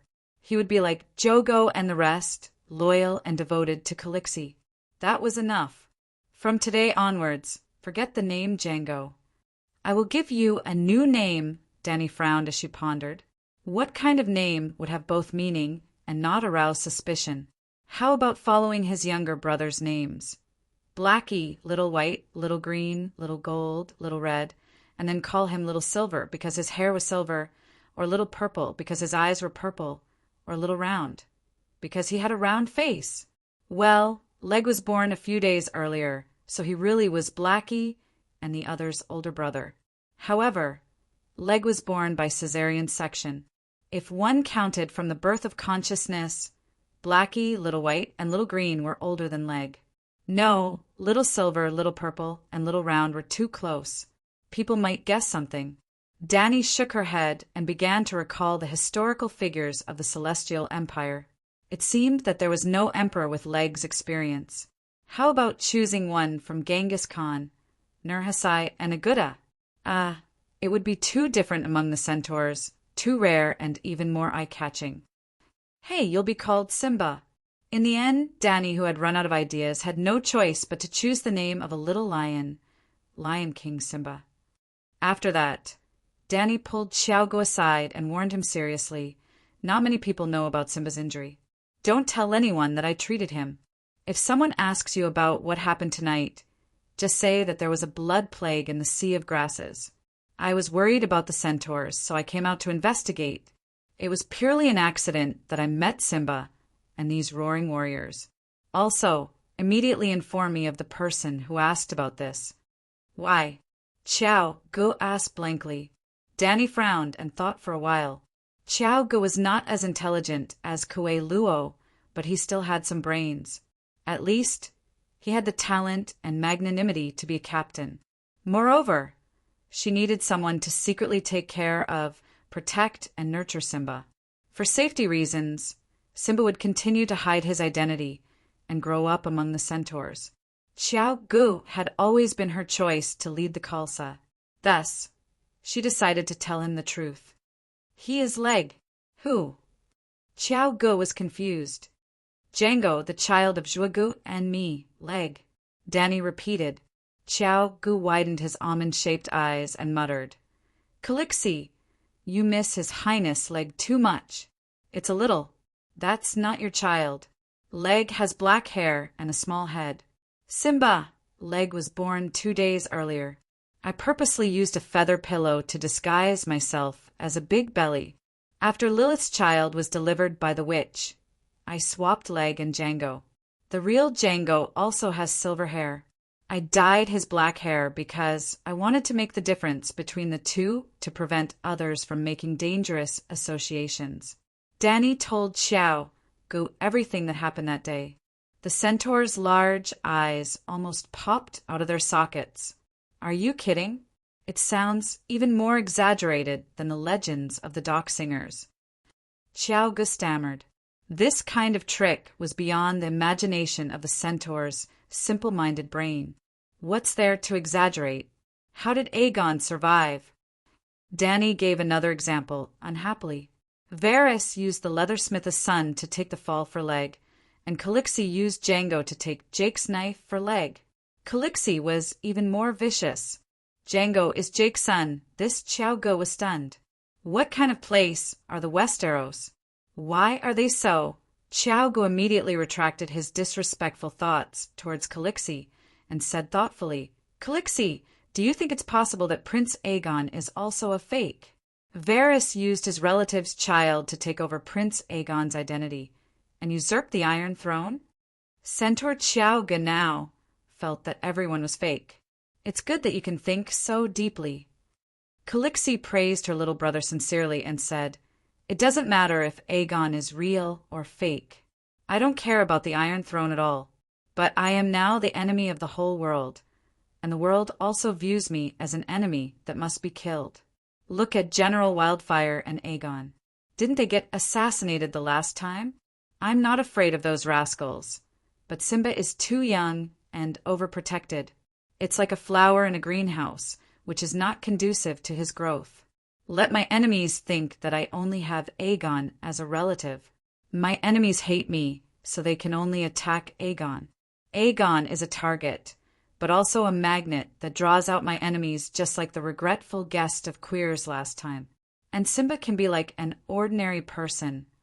Under the sun and the rain and without any worries, he can grow up without any psychological trauma. Calixi, you are so cunning. Xiao Gu also praised sincerely. Calixi was not angry and only sighed. Don't blame me for being cunning, but the world is too difficult. Following that, she said, now that you know Simba's identity, you have to nurture him well. Teach him archery, riding, using the scimitar, leading the roaring warriors, managing the Kalalasa. Don't be too obvious. Choose a batch of outstanding centaur youths and let them grow together. They will be his future companions and also his cover. Don't worry, I will definitely teach His Highness Leg well and protect him well. Xiao Gu suddenly had a holy and great sense of mission. His fighting spirit was high as he said, excitedly, Centaurs are simple. When you were in the Kalalasa, you took special care of Simba, and the centaurs did not find it strange. But when facing others, sigh, the people in the city are cunning and have many tricks up their sleeves. You have to be careful. If you don't know how to lie, try to be taciturn. If you don't know how to hide your expression, just keep a straight face. Calixi instructed the Blood Alliance guard earnestly. The excitement on Xiao Ji's face immediately disappeared. He said woodenly, got it. Also, don't tell anyone about this. Don't tell Gu, Kue Luo or Carlo. Danny reminded again. Xiao Gu had just revealed a doubtful expression when he seemed to have thought of something. He immediately put on a straight face and asked woodenly why. Sai, you are all my blood. You are worth entrusting your lives to. Of course I trust you. But the three-eyed crow of the Westeros is too terrifying. He can silently steal secrets from people's minds. The night is coming. I will definitely go to the Westeros to deal with the deviant ghosts. The secrets, you know, will immediately be known by him. So, you will always stay in Slaver's Bay. In the future, only Gu and the others will follow me to the Westeros. Dany did not hide her truest thoughts from her Blood Alliance guard. She absolutely believed that the centaurs would not betray her. They had never betrayed Khal's Blood Alliance guard. As for the White Knight, Deshiong, Barristan, and the others were also trustworthy in the matter of Leg. After all, Leg was the successor of the Dragon Queen. The White Knight had no reason to harm him. But just as she said one day the night would come, she would not let Slaver's Bay fill up the huge cesspool of the Westeros. But she would definitely lead the White Knight and Blood Alliance guard to guard Dragonstone Island. I understand. Xiao Gu said woodenly. Chapter 608. Simba had lost a lot of blood. Dany was a little worried that if he was allowed to slowly recover through food, It might damage the foundation of his body due to his young age. Even when Aegon was stabbed, she could think of secretly transfusing blood for him. Dany would not be stingy with her care for Simba. The dead centaurs were sent to the Night Kingdom. When it was almost 11 at night, the remaining centaurs did not return to their original campsite. Instead, they set up camp by the river and prepared to spend the night here. When they confirmed that Simba had lost a lot of blood, Dany and Mirine's little green dragon spirit had asked Little Green to secretly tell Ymont to pack up the witchcraft lens and blood transfusion equipment in her study. Only Ymont knew that the Dragon Queen had invented the blood transfusion technology, and only he knew where the equipment was hidden. When the simple animal skin tent was set up, Little Green also carried the things Dany needed and landed by the river. In the 10-square-meter tent, Idiot Galiza's face was red as she slept soundly. Joe Goog guarded the tent door while Dany conducted a blood test in the candlelight. Oh, Simba really was her child. His bloodline was 10 times purer than Tyrion's. In other words, judging by bloodline, Liga, Aerys, and Dany belonged to a completely different race. Tyrion had Aerys's direct bloodline, and his true dragon bloodline was already very pure. But Simba was simply, he had the feeling of a child of God. To be more direct, Simba was the most likely person to inherit the legacy of the great wizard Valeglia after Dany. Dany even speculated that he had the talent of a dragon spirit. But in this world, there was no blank Megalosaurus and his dragon spirit. Without a dragon spirit, no one knew if he could become a dragon spirit. When Dany hatched the dragons, every dragon had already had a dragon spirit with her before they were born. Unless she died, those 5 dragons would not have a dragon spirit with anyone else, and there would not be a second dragon knight who was willingly accepted by the Megalosaurus. Simba was not born at the right time. Of course, mother dragons, 5 dragons, might give birth to dragon eggs in the future. At that time, the dragon mother talent would no longer be needed to hatch the dragon eggs. The live dragon eggs could naturally mature and hatch. If Simba really did have the dragon spirit talent, as long as he lived long enough, he might be able to compete with the new second-generation Megalosaurus.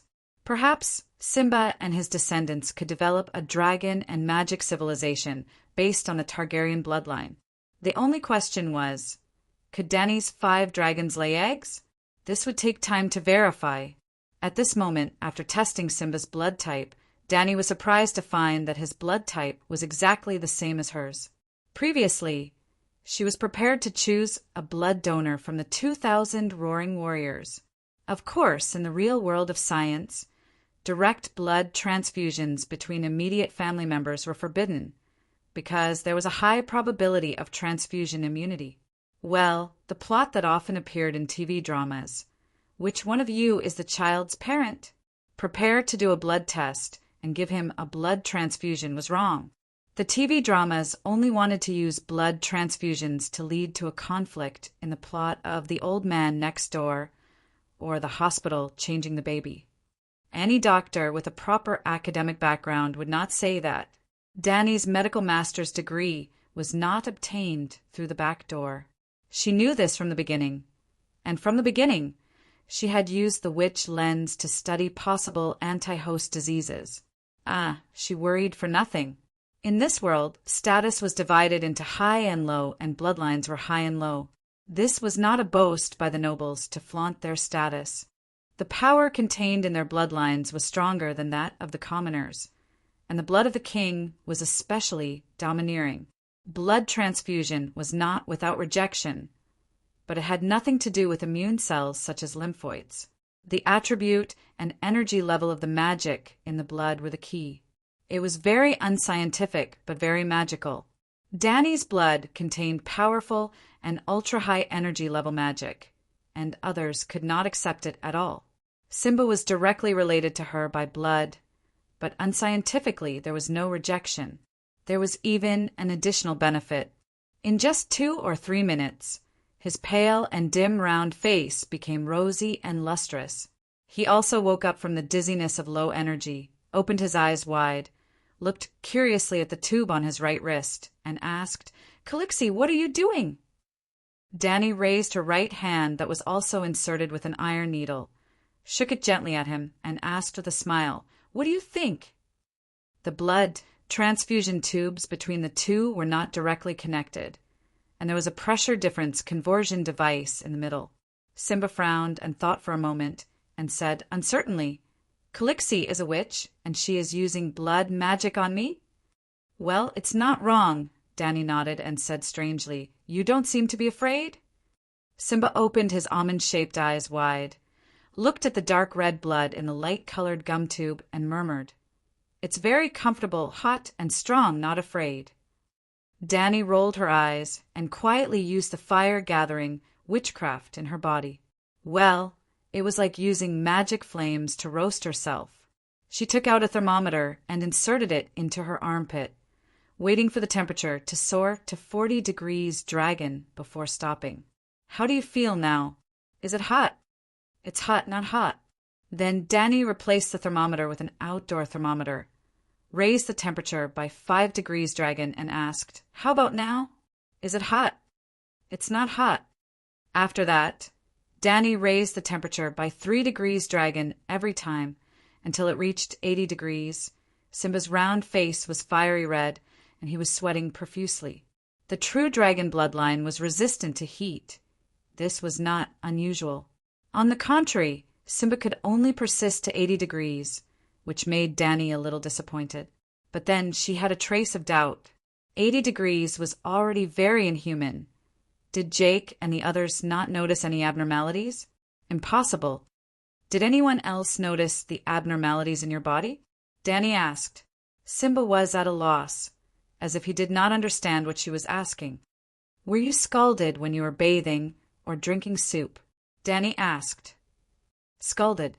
Scalded. It meant that he did not have such a high resistance to heat before. Looking at the blood transfusion tube between the two of them, Danny was thoughtful. Perhaps her blood could stimulate her cheap son's fire resistance talent? Simba looked at her blankly with round eyes. Her guess was soon confirmed. After Simba completed the blood transfusion, Danny tested it with hot water and found that he could now withstand a high temperature of 90 degrees dragon. Then Danny did something very crazy. She drew blood from Simba's left hand and transferred it to her right hand, then drew blood from her left hand and transferred it to Simba's right hand. She wanted to help him exchange blood. Scientifically speaking, this behavior was no different from courting death. It could easily confuse the two's immune cells, and the rejection reaction would kill them both. But this world was very strange. The rejection reaction was not limited to immune cells. It was mainly determined by the magic power level and attribute in the blood. "How do you feel?" "Very comfortable. It's warm." Simba's cheeks were rosy and his eyes were bright. After about 2 rounds of exchange, the blood exchanged was twice the total amount of blood in Simba's body. Danny's face was pale, and her body was a little weak. She had lost a lot of blood. The ordinary blood she got from Simba did not have the anti-burning property. It could not withstand the calcination of flames at all, and it was quickly decomposed into basic nutrients such as amino acids and protein in the high temperature. It was like she ate a big bowl of duck blood soup, but drew out the same amount of human blood as the duck blood. Obviously, the duck blood she ate could not make up for the same amount of human blood. She lost a lot.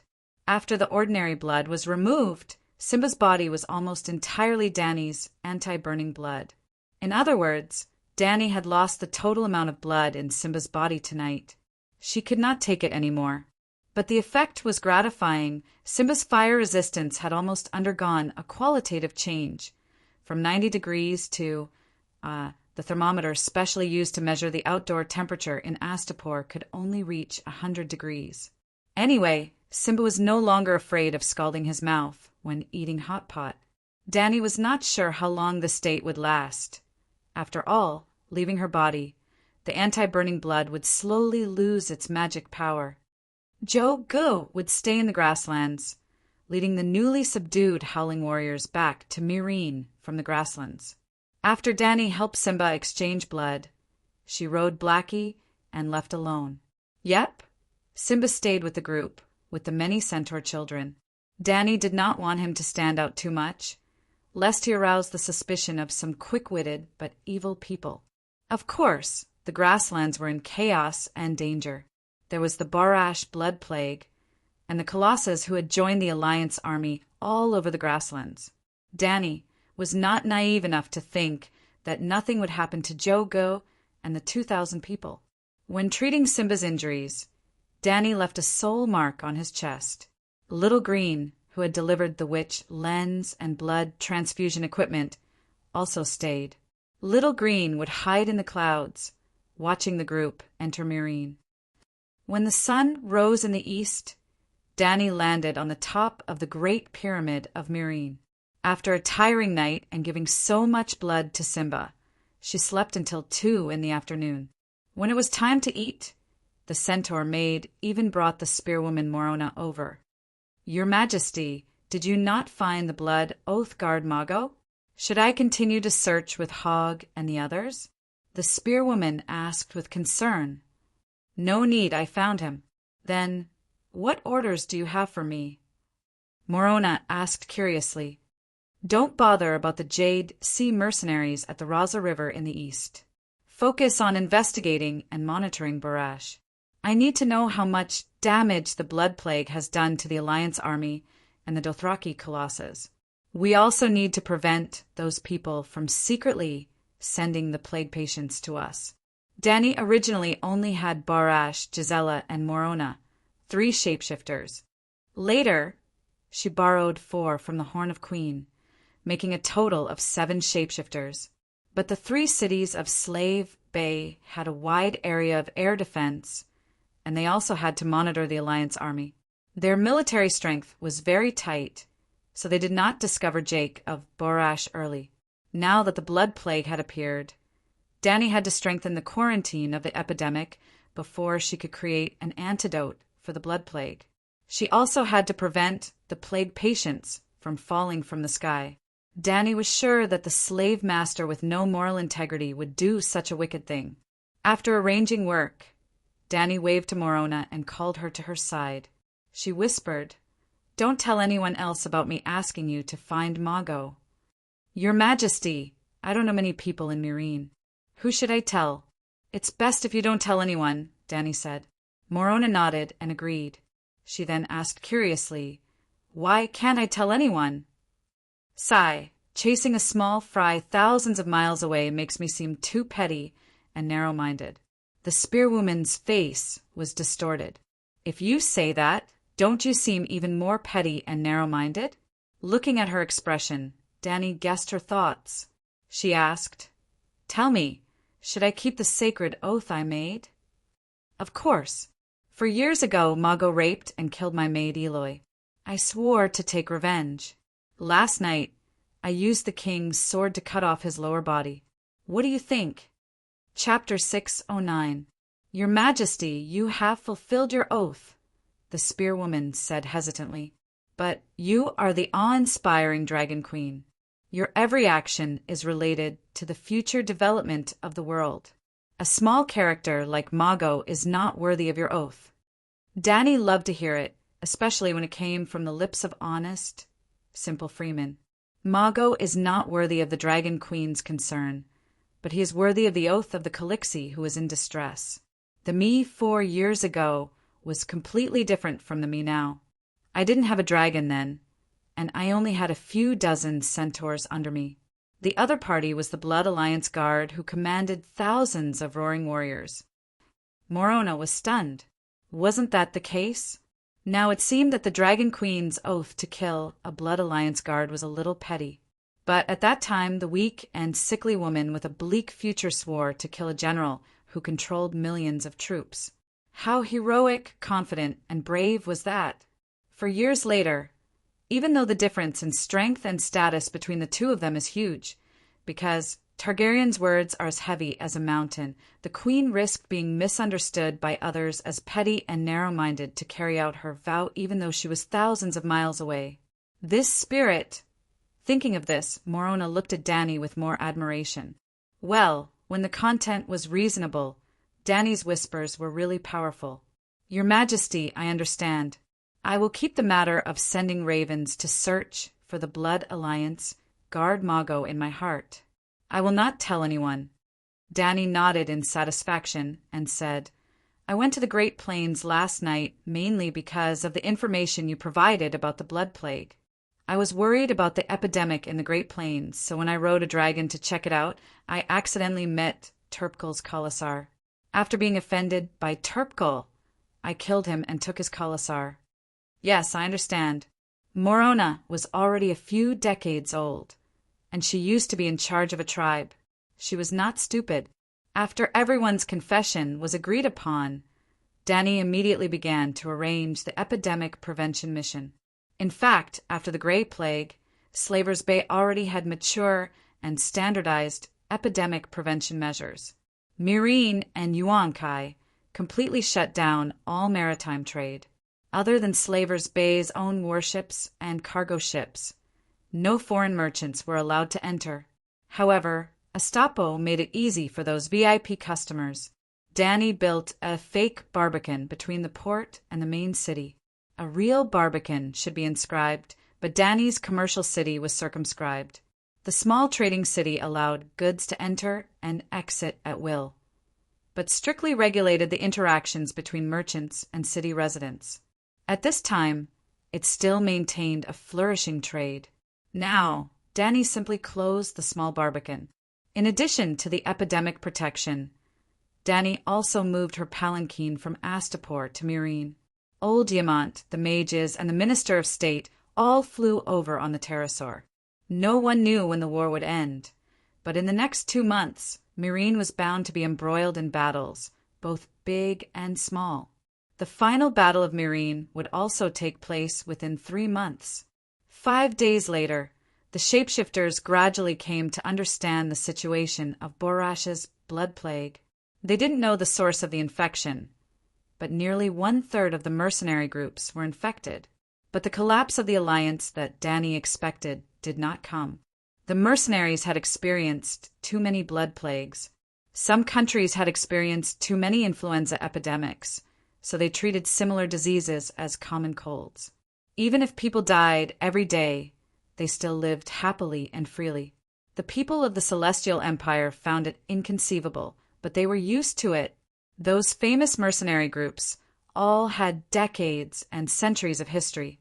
Similar to the Second Sons Regiment, they even had thousands of years of history.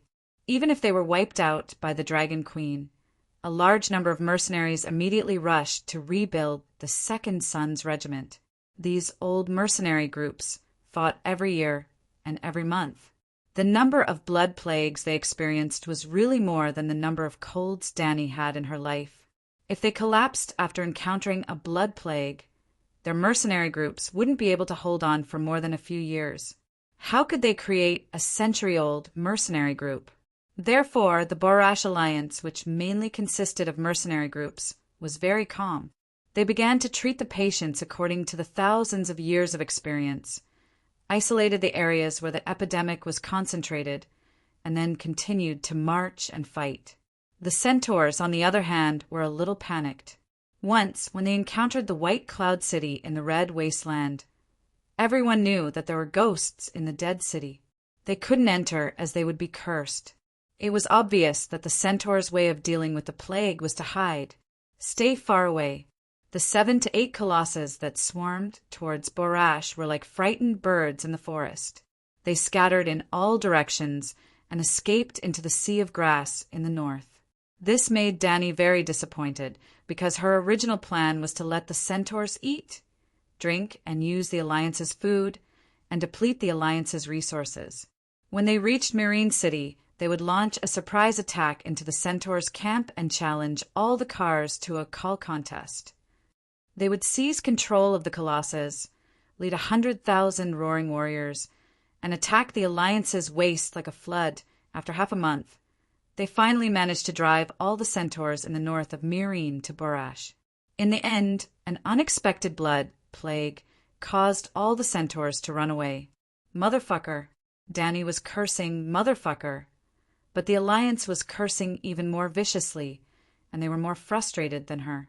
On the outskirts of Borash, under the mountains, There was a secret room that was modified from a cave.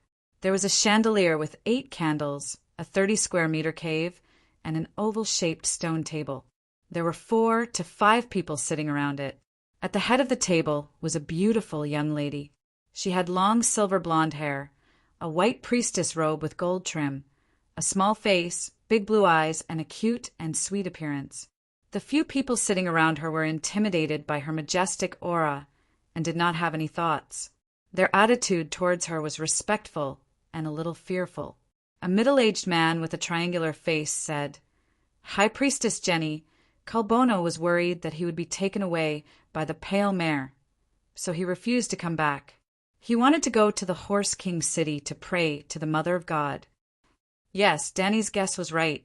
After Benny died, Jenny personally went to the battlefield. Now she was here. The triangular-faced man was called Siberio, and he was one of the 3 archons of Volantis.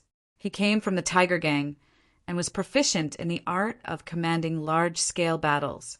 He had never fought in a real battle, but he had read a basket of military books passed down from his ancestors. According to the Alliance's original plan, there would be 4 armies on land attacking Myrine from the east, west, north, and south. The centaurs from the Sea of Grass to the north, the Alliance's main force from the Valeglia Avenue to the west, and the Jade Sea mercenaries and slave hunters from the Lazar River to the east. The south was prepared to take the ancient Silk Road, which was the ancient road that connected the Red Wasteland to Queers, White Cloud City, and Myrine. Later, because the Red Purgatory was too hot and lacked water, the plan to take the south was abandoned, leaving only the west, north, and east. Siberio was the commander of the west, and the Yuan-Kai war god Grazdan was the commander of the east.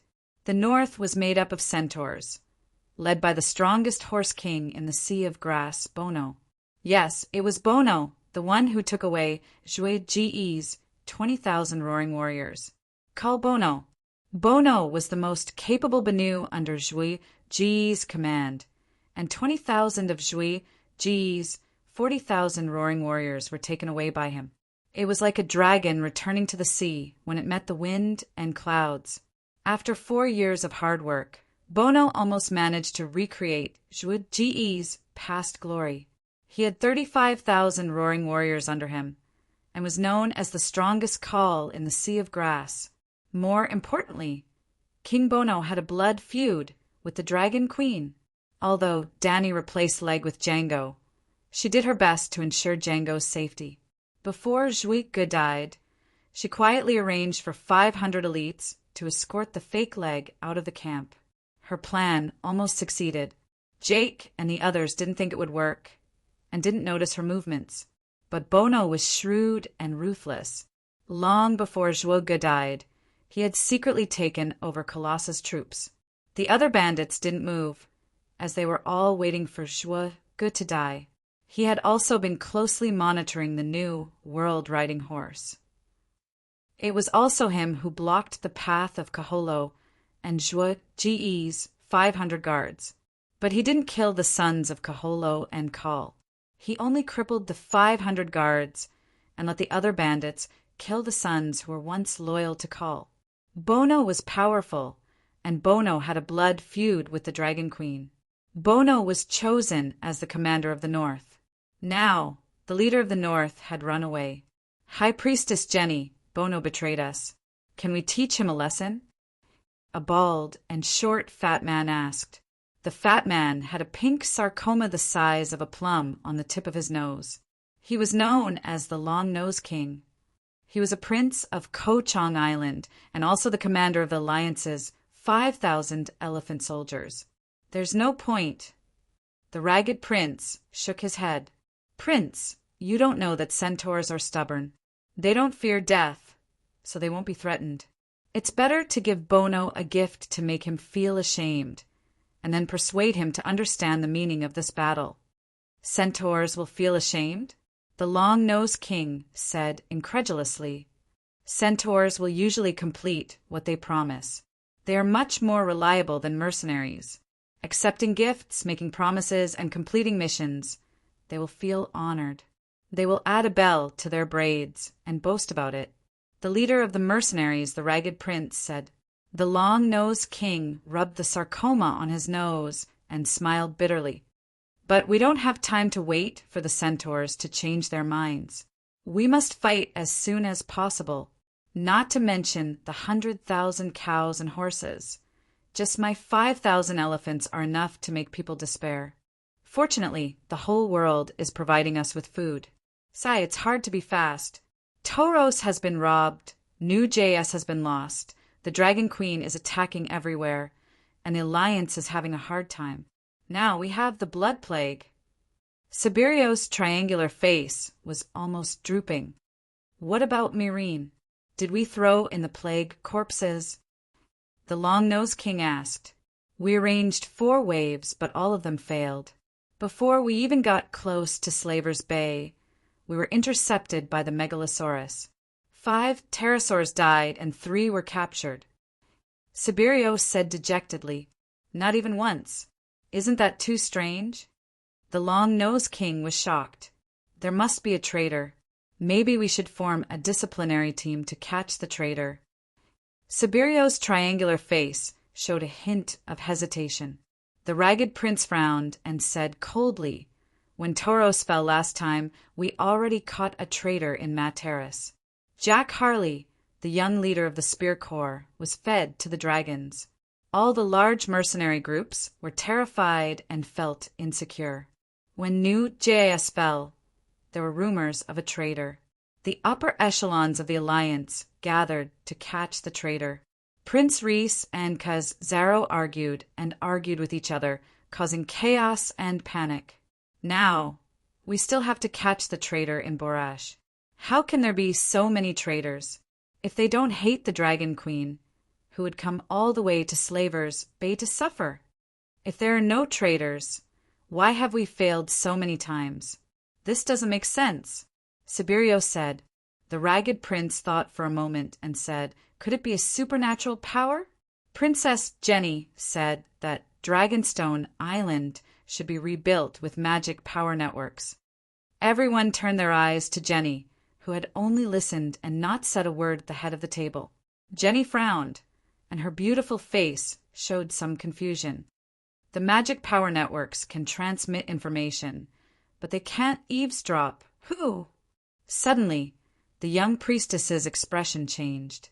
She turned to look at a stone puppet in the corner, her eyes sharp and cold. Chapter 610.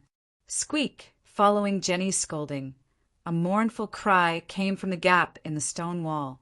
It was the cry of a mouse. Even a counterfeit like Danny could add soul-suppressing and soul-destroying soul attack to her scolding. It was impossible for the real Grand Wizard Ancestor to not be able to do it. With just a scolding, the mouse demon in the gap was scared out of its wits. It died with blood oozing out of its 7 orifices. Bitch, how dare you humiliate me like this?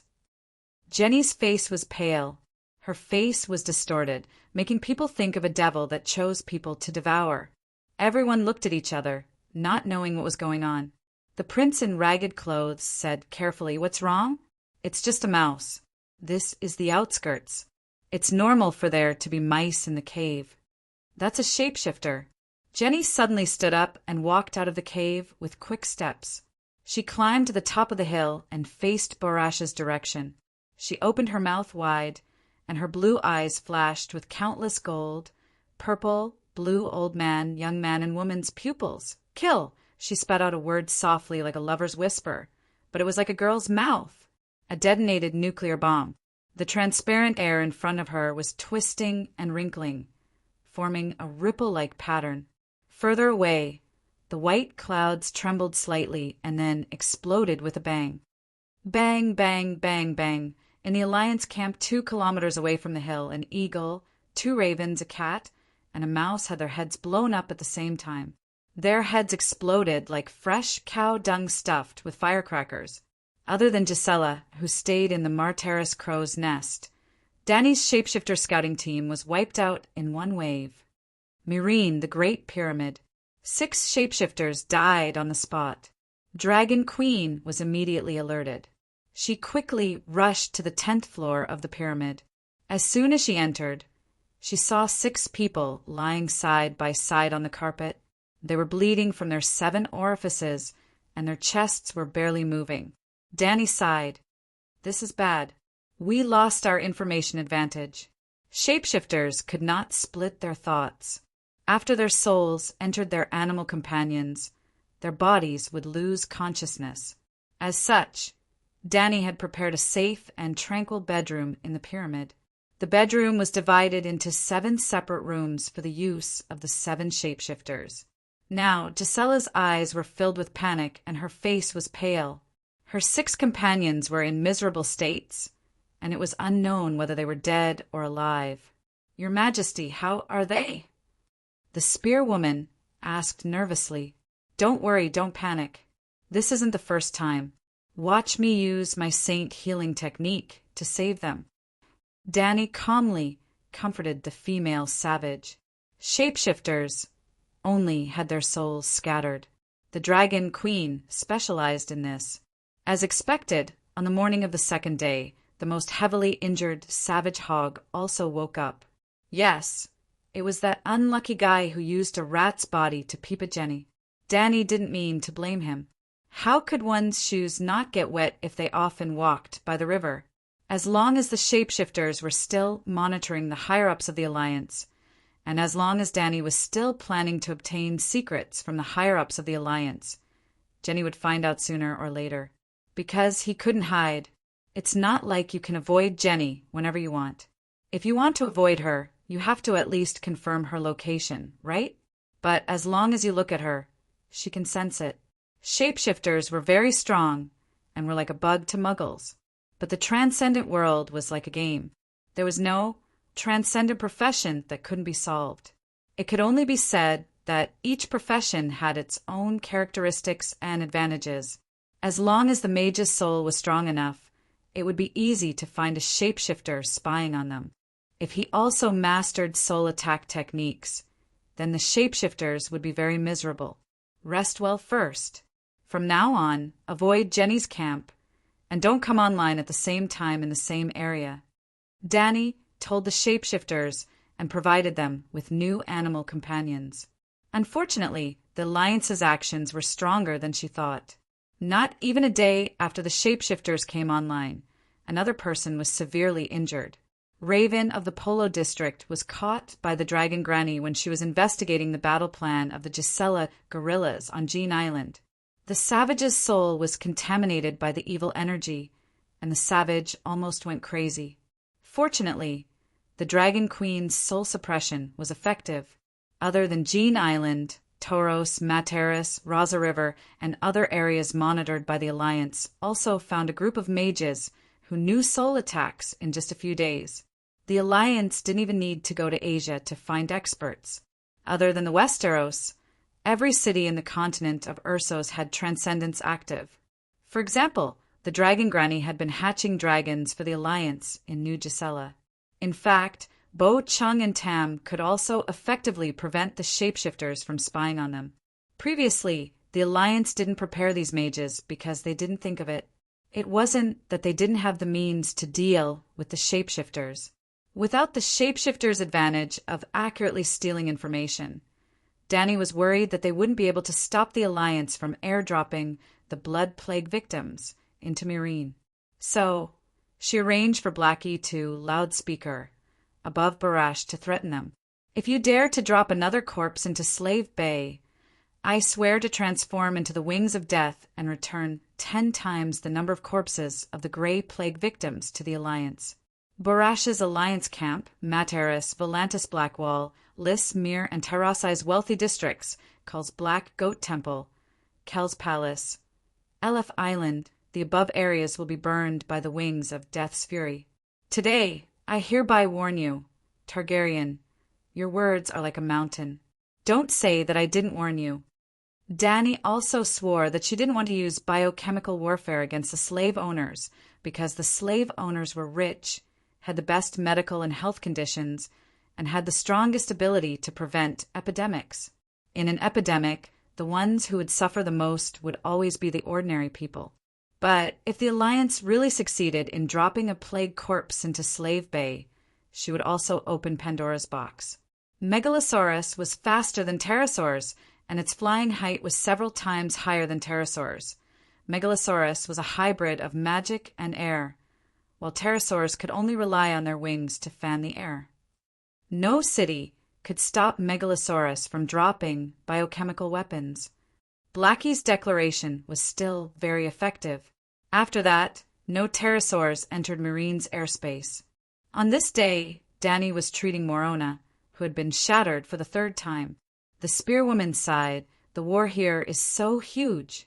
The total number of free people outside the Great Wall is not even half of the Western armies. It's also cruel. I never thought that the corpses of the dead could be used as weapons." Wild Boar Polo grinned and said, "This great war has opened my eyes. If we want to attack the Great Wall again, we only need to smear the blood of plague victims in the ravens' beaks, fly to Dark Castle, and peck the chief of the Night Watchers." Danny was shocked. The simple barbarians had learned bad things in Slave Bay. Big Hog shook his head and said, "Too troublesome.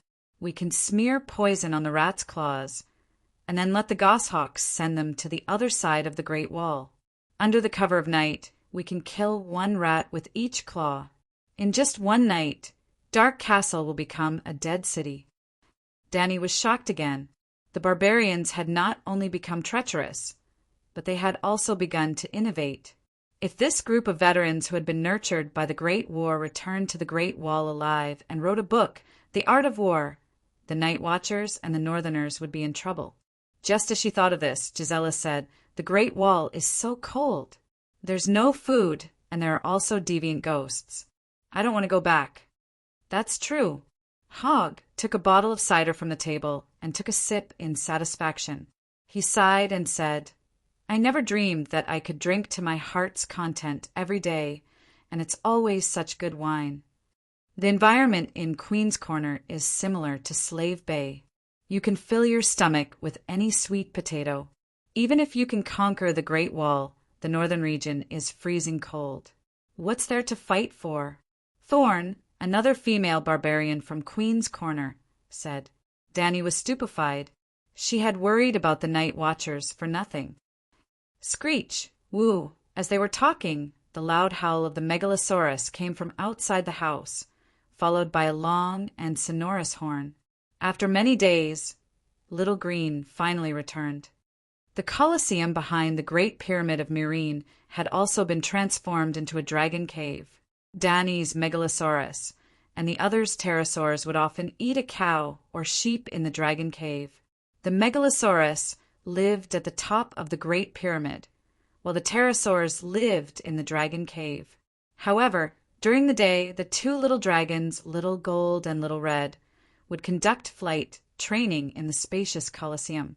They would throw missiles vertically, throw missiles in the air, dodge arrows, and fly in armor.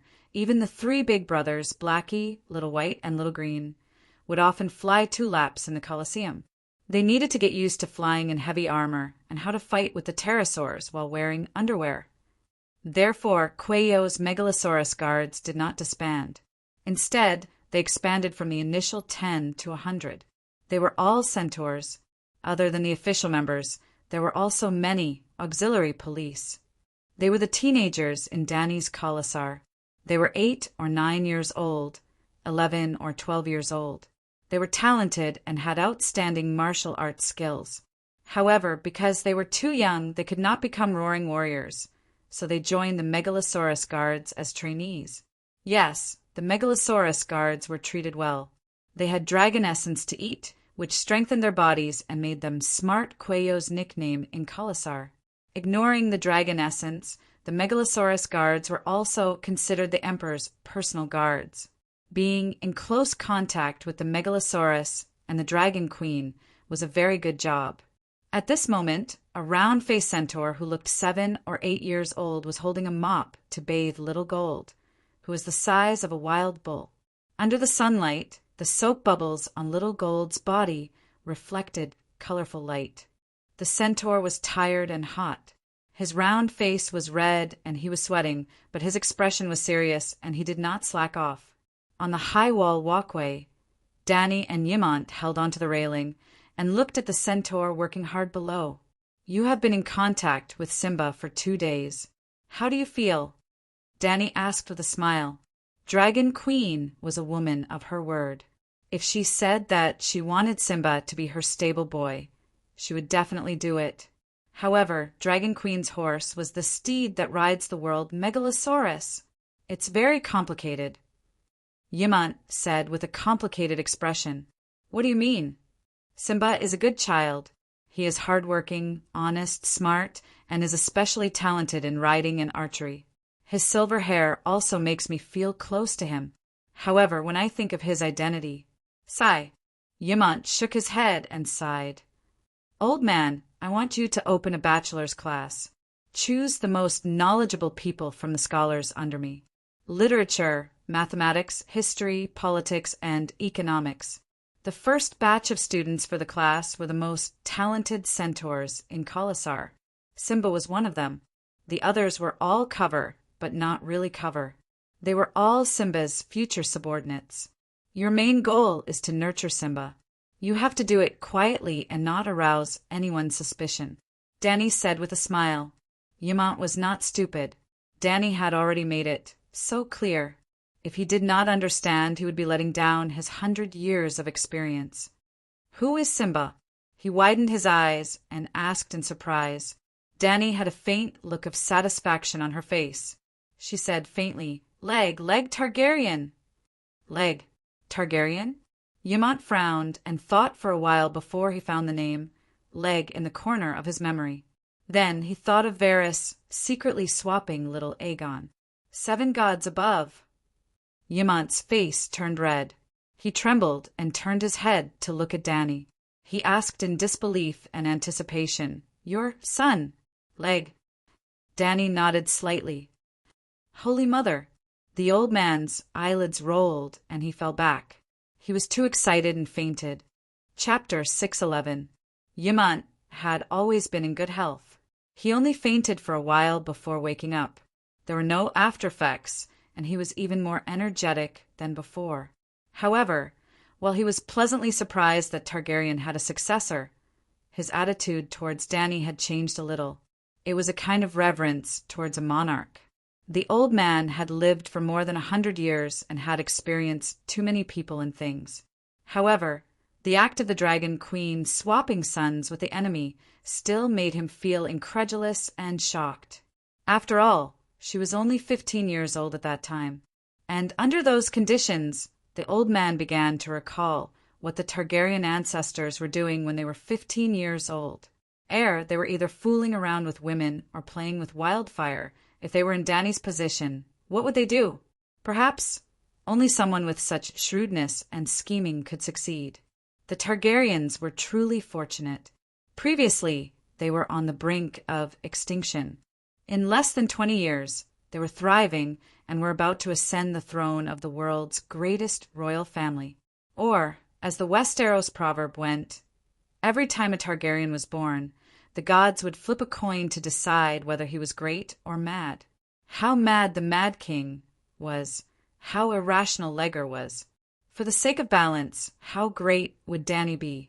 After that, old Yimont began to devote all his efforts to Simba.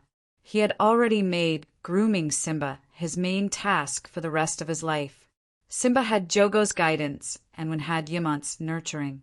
Danny was completely at ease and focused all her energy on the upcoming battle in Meereen.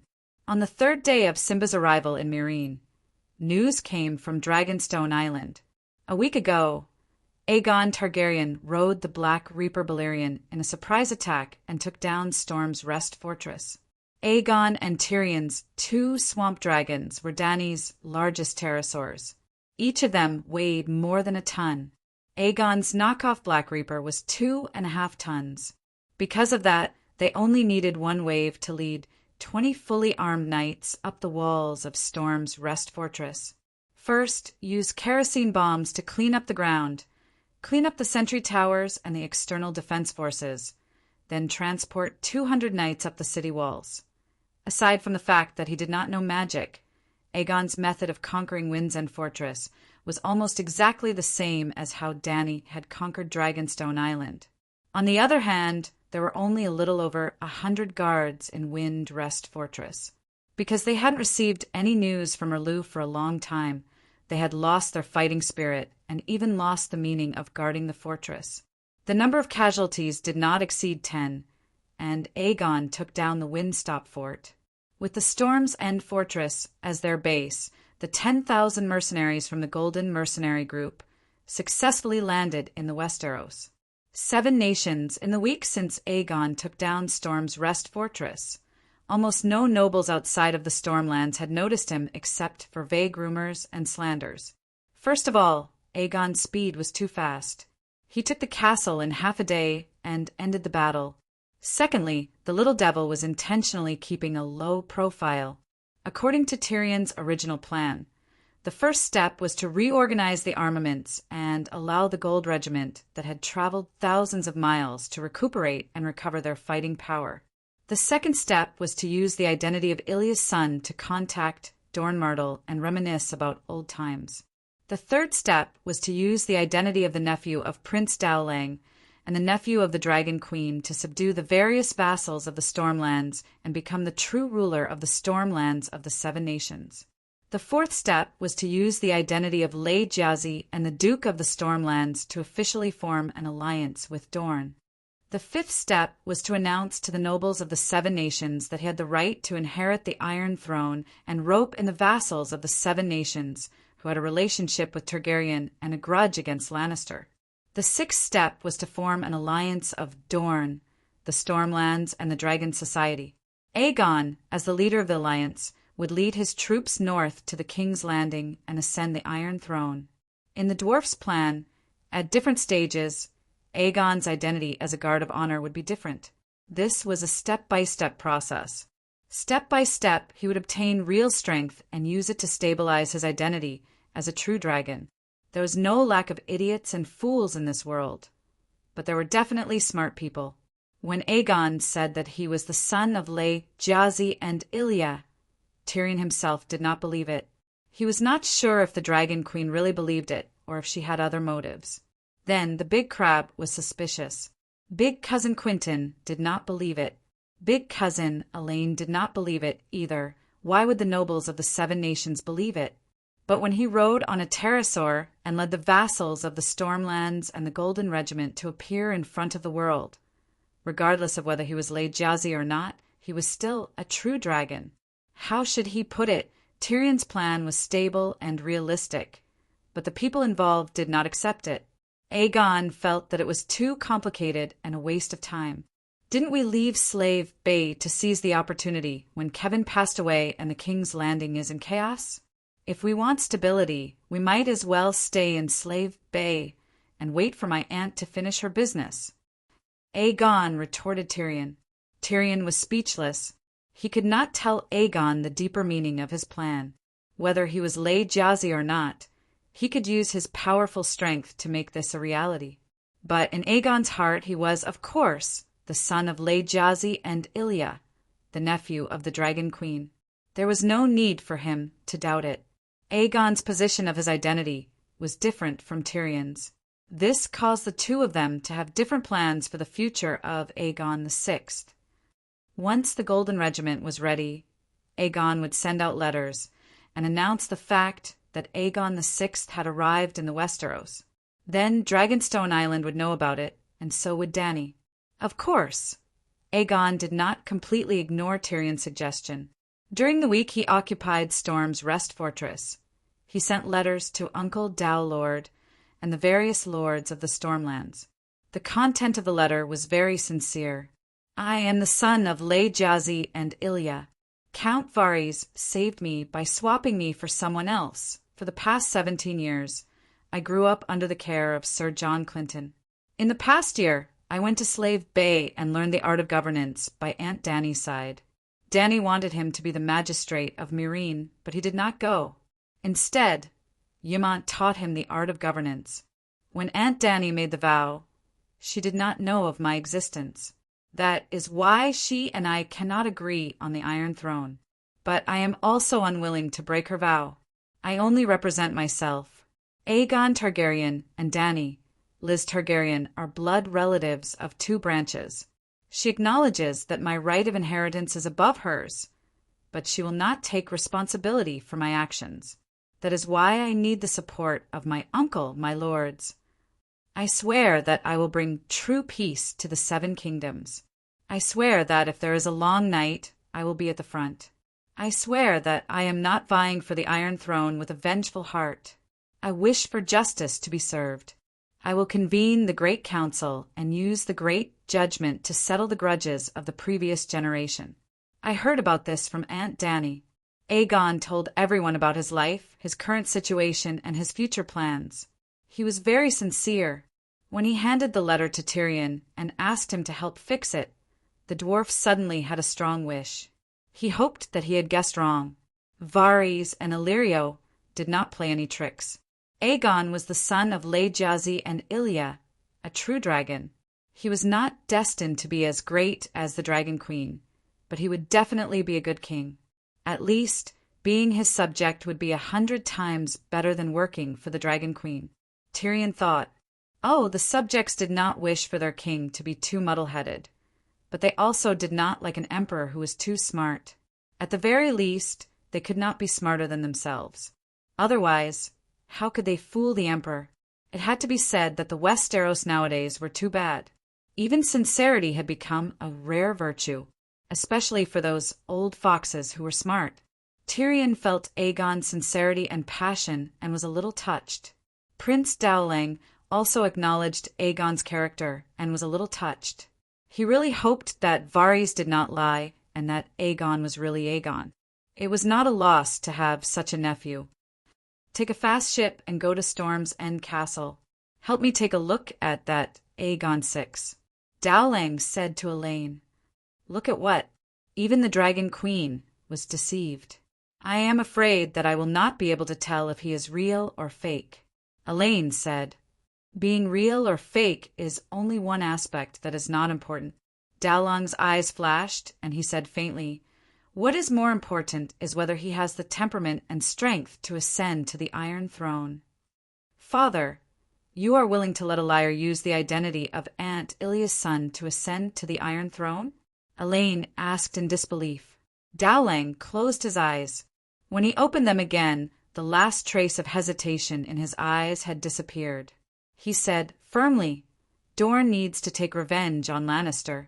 I hope that in the future, I will see justice for my sister Ilya. You also need a king husband who is handsome, brave, and righteous. Perhaps Aegon can satisfy all 3 requirements. That will be enough. Since they had entered the Pterosaur era, Elaine naturally did not want to drift on the sea for another half a month. She sent a letter to Tyrion, and the 2 of them flew back to Storm's End Castle. This time, Princess Dorne did not fool around with Tyrion. Tyrion invited her to have sex with him, but she refused. She liked to play, but she was very principled. She knew how to be a good wife. My father intends for me to marry Aegon, she said. I have come to test my future husband. Little. The demon lowered his head resentfully. His cousin Elaine's arrival made Aegon very happy, but the Storm Lord's reaction made him embarrassed and angry. Boy, I am not stupid, nor am I stupid. I remember what Tywin did in the past. Laejazi is dead on the wall. From Vulture's Nest Castle, a letter from Count Clinton, Jon's relative. After the old man was exiled, his title and castle were inherited by the side branch. Your madness does not prove that you have Targaryen's mad blood. Fake. From Stonehelm City, Count Gillian Sven, his second son, is Balon Sven, a White Knight. He is currently loyal to Lannister, but during the rebellion of the 4 princes, he was loyal to Renly and Erlu. Some are very impolite because of the interests involved. There were also neutral forces that intended to sit on the fence. They did not ridicule Aegon, but they said perfunctory words. There were also dragon partisans in Storm's End Castle, or nobles who favored the dragon partisans, who gave Aegon reasonable advice. For example, Count Aston Selmy old Bart's nephew, of the harvest hall felt the sincerity in Aegon's letter. So he also gave a very sincere suggestion. Lord Aegon, since your actions only represent yourself and have nothing to do with the Dragon Queen, you need Count Varys. You need him to personally stand up and bask in the glory of the seven gods, under the leadership of a person of virtue and prestige. He needs to explain in detail what happened in the past in front of everyone. After all, Count Varys was the instigator and the only witness. This was the wise and prudent words. Even Aegon felt that he should meet the elusive eight-clawed spider. He can be my chief of intelligence. Good idea, but don't ask me. I don't know where he is. Tyrion's eyes flashed as he shook his head. The chief of intelligence was nowhere to be found, but the Chancellor of the Exchequer came looking for him. Chapter 6:12. Uncle Finger had been waiting for Aegon like a drought waiting for rain. He had been waiting for him for far too long. It was said that the eight-clawed spider controlled the largest intelligence network in the Westeros. Varys Min had the support of the royal family, and Illyrio had invested a large sum of money into him. He also provided a large number of little birds that could read and write even though their tongues were cut off. However, Uncle Finger's intelligence network was not weak either. In some aspects, it was even better. Uncle Finger's intelligence network was made up of three parts: the brothels, the customs officials, and the spies planted in the various families. He was the largest procuress in the Seven Kingdoms. Most of the brothels in King's Landing were his property. The top bed slaves in the brothels had also been personally trained by him and were equipped with all kinds of skills. Uncle Finger started his career in the customs office of Seagulltown. When he became Robert's Minister of Finance, all the officials in the sea trade ports of the Seven Kingdoms were secretly replaced with his people. Uncle Finger also planted spies in the noble families that he had his eyes on. For example, the three brothers, Kate and Blake. The three brothers had almost reached the peak of espionage.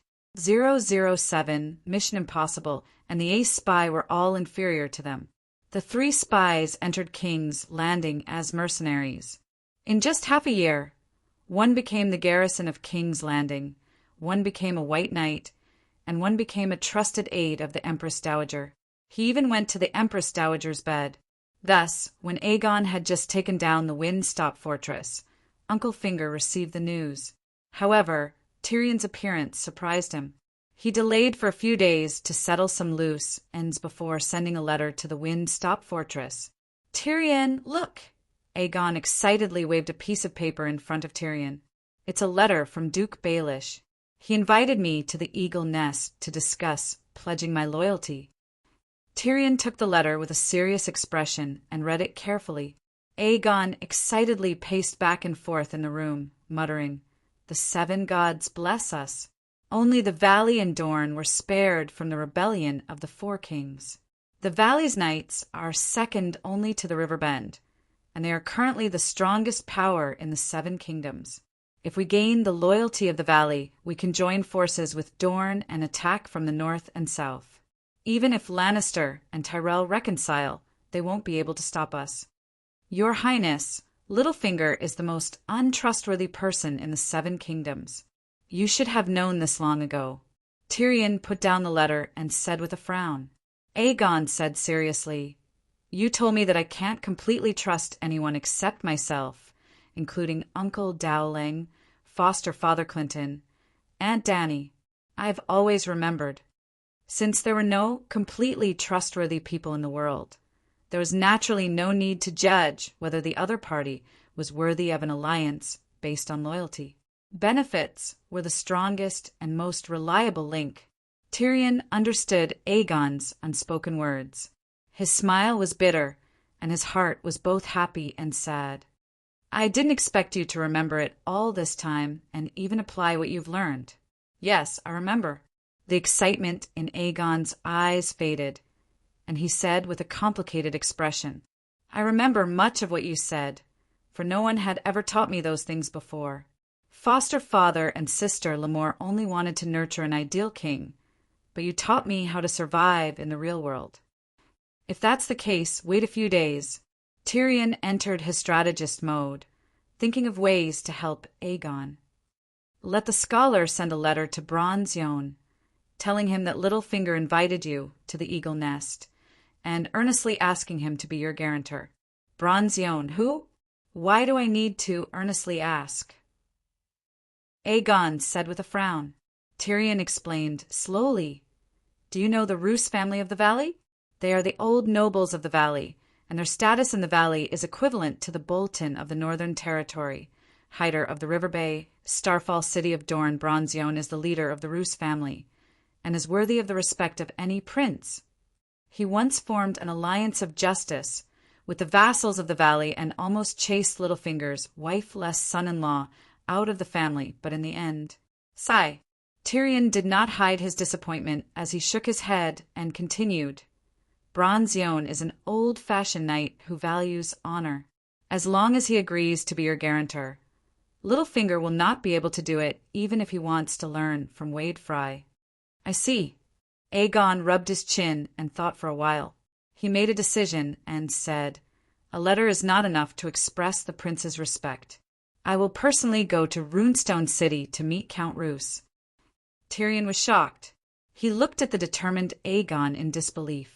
He did not expect him to be so bold. Aegon's boldness also shocked Bronze Yohn, Uncle Finger, and the vassals of the Valley. That day he rode on a dragon and landed in Runestone City. With the most sincere attitude, he told Bronze Yohn about his experience and his request. To be honest, Count Yohn had mixed feelings at that time. He was touched by Prince Aegon's sincerity and how much he valued him, but he also wished that he had never come to him, because he also suspected Aegon's identity, especially when Aegon told him honestly that even Uncle Dowling and Aunt Dany were kept in the dark about Varys' actions. Looking at Aegon's earnest and sincere eyes, Bronze Yohn wanted to ask, Your Highness, do you think this is reasonable? If the Dragon Queen rode on the great Guardian of Light and landed in his house and personally invited him to be her guarantor, Bronze Yohn would see this as the greatest honor in his life. He would be willing to protect the rights of the Queen's guests with the lives of his entire family. Even if it was not the Dragon Queen, Second Brother Way would still be able to do it. No matter how crazy Second Brother was, there was no doubt about his true dragon bloodline. But to ask him to be the guarantor of a suspected fake prince, fortunately, Prince Aegon did not want him to be the guarantor of his true dragon identity. Protecting the guests' rights from being violated was a very righteous and honorable thing in itself. Hence, Bronze Yohn reluctantly agreed even though he felt uncomfortable. When Littlefinger heard about this, he was shocked for a moment. Then he nodded in agreement and handed the safety of the Eagle Nest's Moongate Hall to Bronze Yohn. My dear, your husband is a brave, smart, and magnanimous man. He is a knight. That night, when Littlefinger was working, Littlefinger commented on Sansa's fiancé. When he said this, he was very excited. Sansa was also very excited. She had loved listening to stories about legendary knights since she was young. She had always dreamed of marrying the handsome and glorious knight prince in the stories. She had once thought that her Prince Charming was Joffrey. Emperor Joffrey, who loved his people like his own children, had used a hammer to shatter Sansa's pink crystal maiden heart. Then she met the tall and mighty Tyrion. Her already shattered maiden heart was almost crushed into mud. The series of misfortunes in her marriage had caused her to give up on herself. She learned how to seduce men and even became the secret lover of an old man who was neither legendary nor brave. If this had happened to Sansa when she was 13 years old in Winterfell, she would not have dared to imagine herself now. Perhaps, after going through so much misfortune, the Holy Mother finally took care of her. When half of her body sank into the mud, a tall, brave, and extraordinarily handsome prince appeared in front of her, riding on a rainbow-colored, the legendary Black Death god Balerion. Sansa was very satisfied with Aegon. Aegon's appearance was not to be doubted. His silver blonde hair shone under the sun. His eyes changed color according to the light, between dark blue, black and purple. What moved Sansa even more was Aegon's temperament. His bright smile made him look like the sun god. It was as if he was about to enter her heart. However, his long eyelashes added a feminine aura to him, a maiden of the 7 gods. The figure in her dreams when she was young had walked into reality from illusion. More importantly, he had a dragon. What a huge black dragon! Sansa had never seen such a huge and ferocious creature. Why does the Black Death god's mouth look like a bird's beak? Sansa was a little surprised. This was different from the megalosaurus that Master Luwin had taught her. However, Master Luwin had never seen a megalosaurus before. Perhaps he had remembered wrongly. After all, seeing is believing and hearing is false.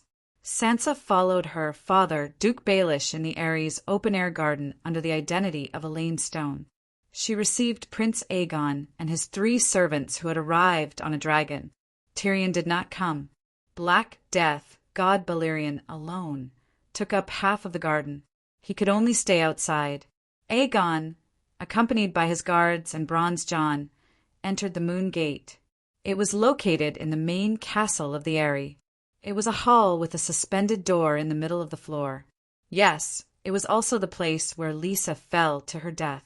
Your Highness, I am relieved to see you. The 7 kingdoms are saved.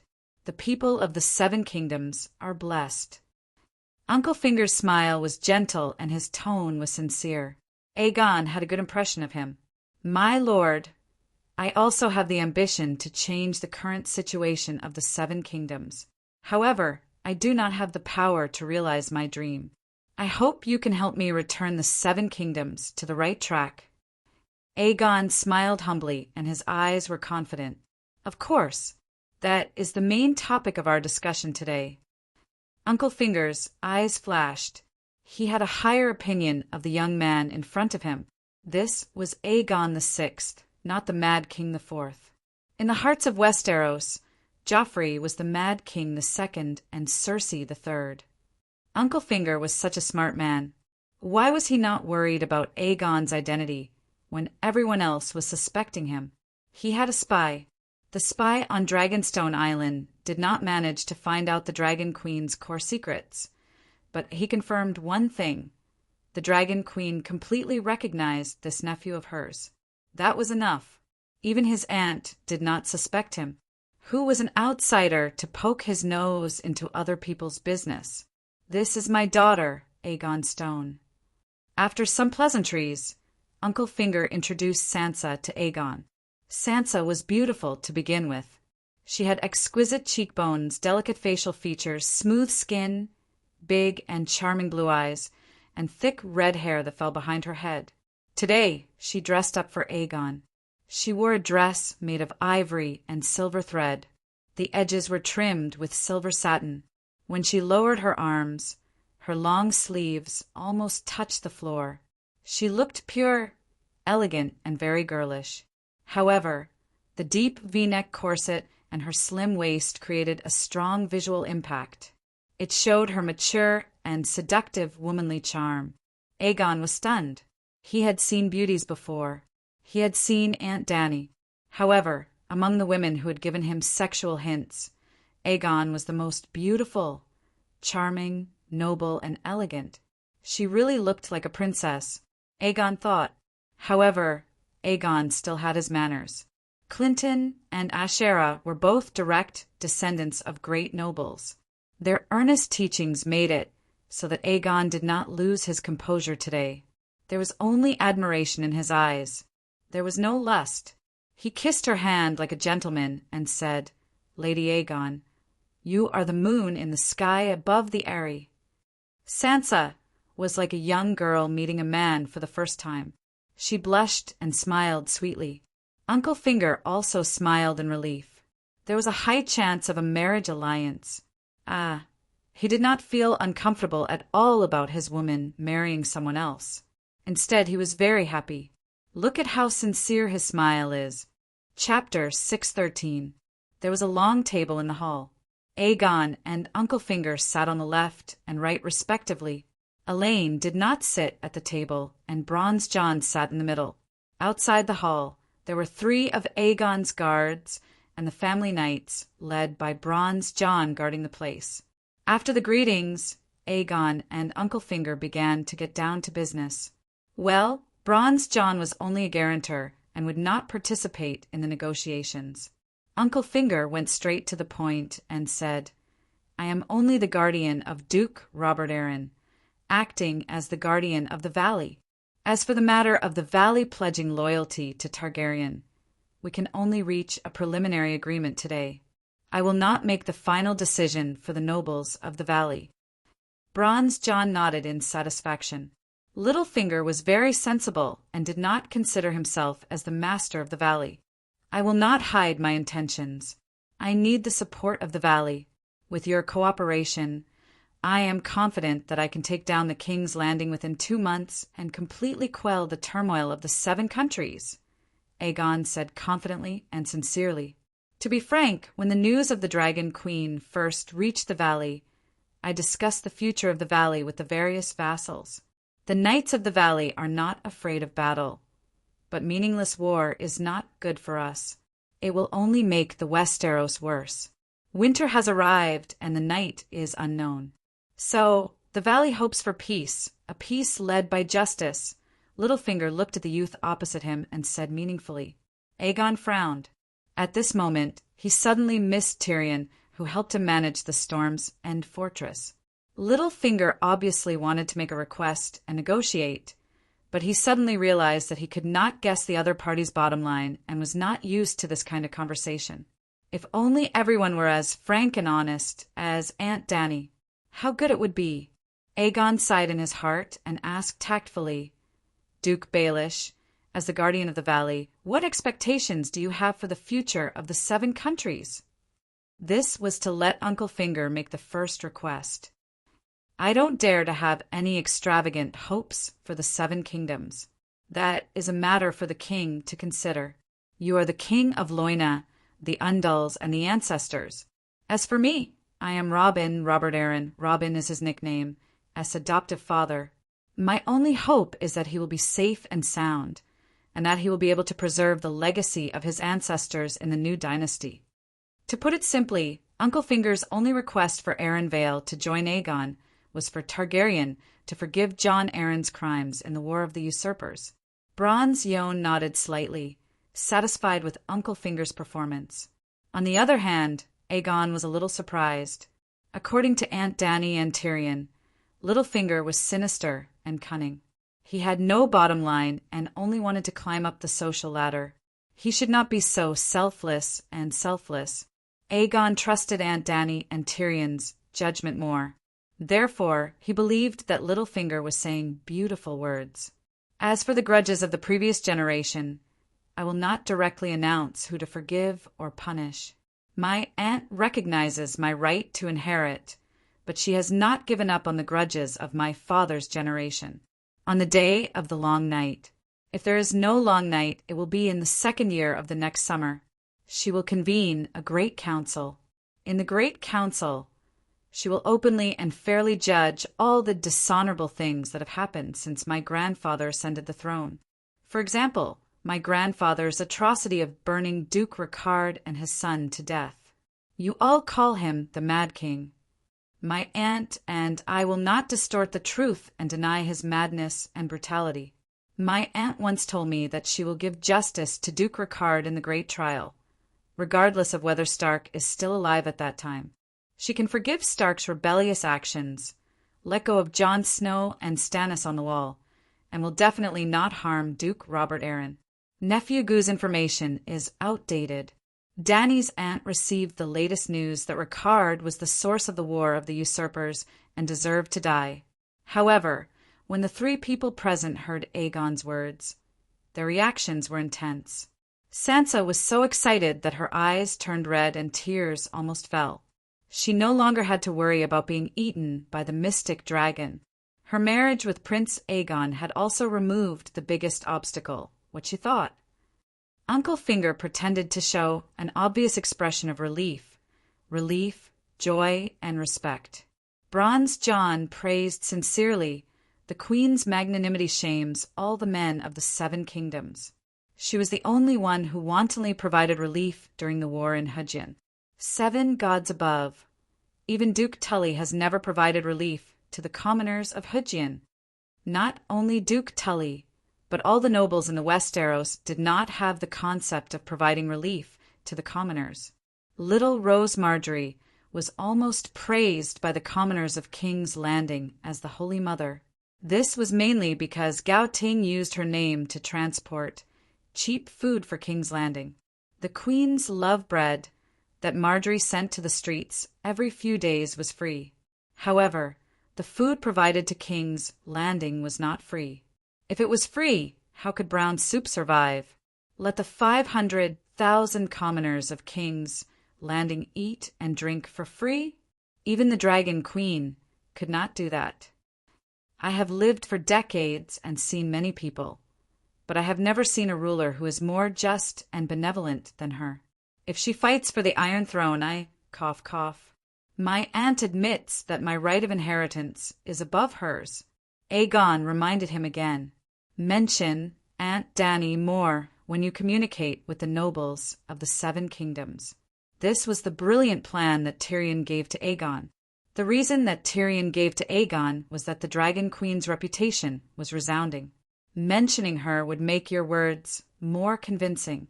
Actually, the dwarf's real goal was to confirm the fact that Aegon was the Dragon Queen's nephew.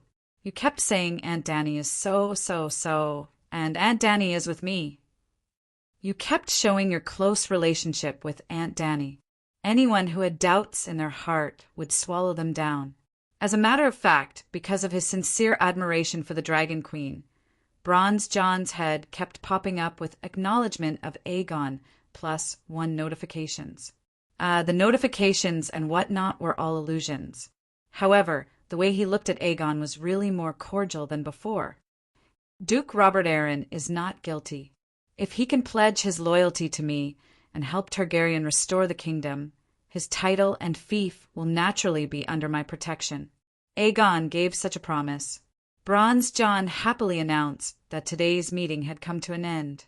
Both sides reached a consensus on the grudge between House Arryn and House Targaryen. It could be considered as clearing the first obstacle on the road to cooperation.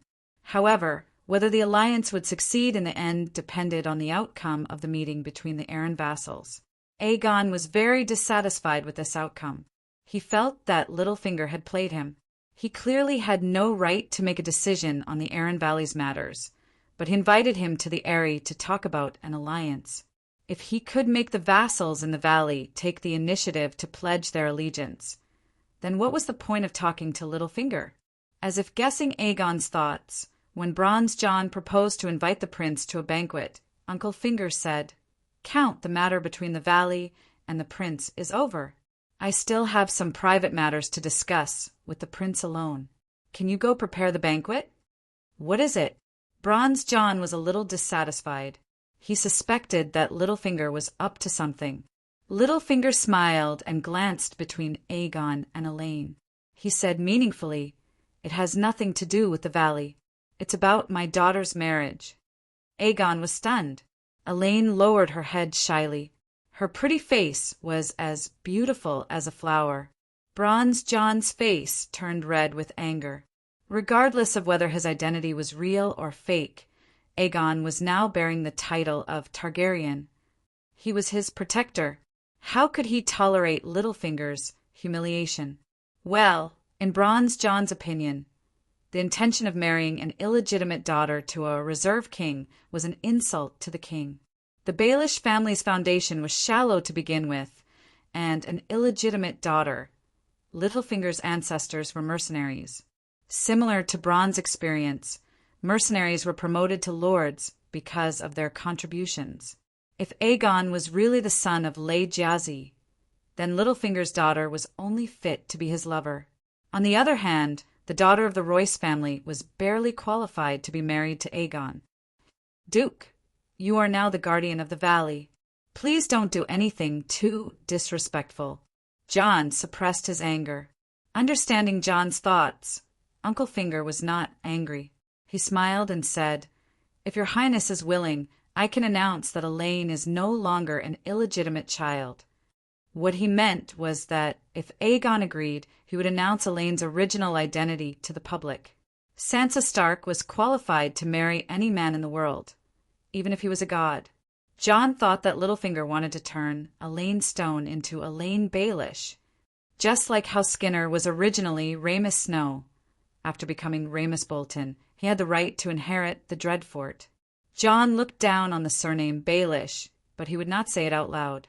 He only looked at Littlefinger deeply and stood up to leave.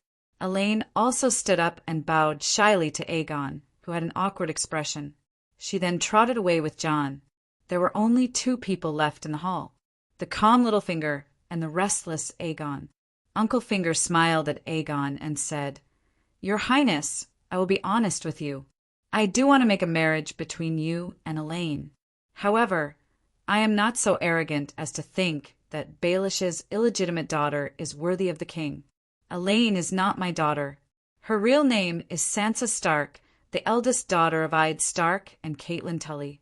She is the only heir to the north." Aegon was stunned. Dany had guessed that Elaine Stone was Sansa, but she did not tell anyone.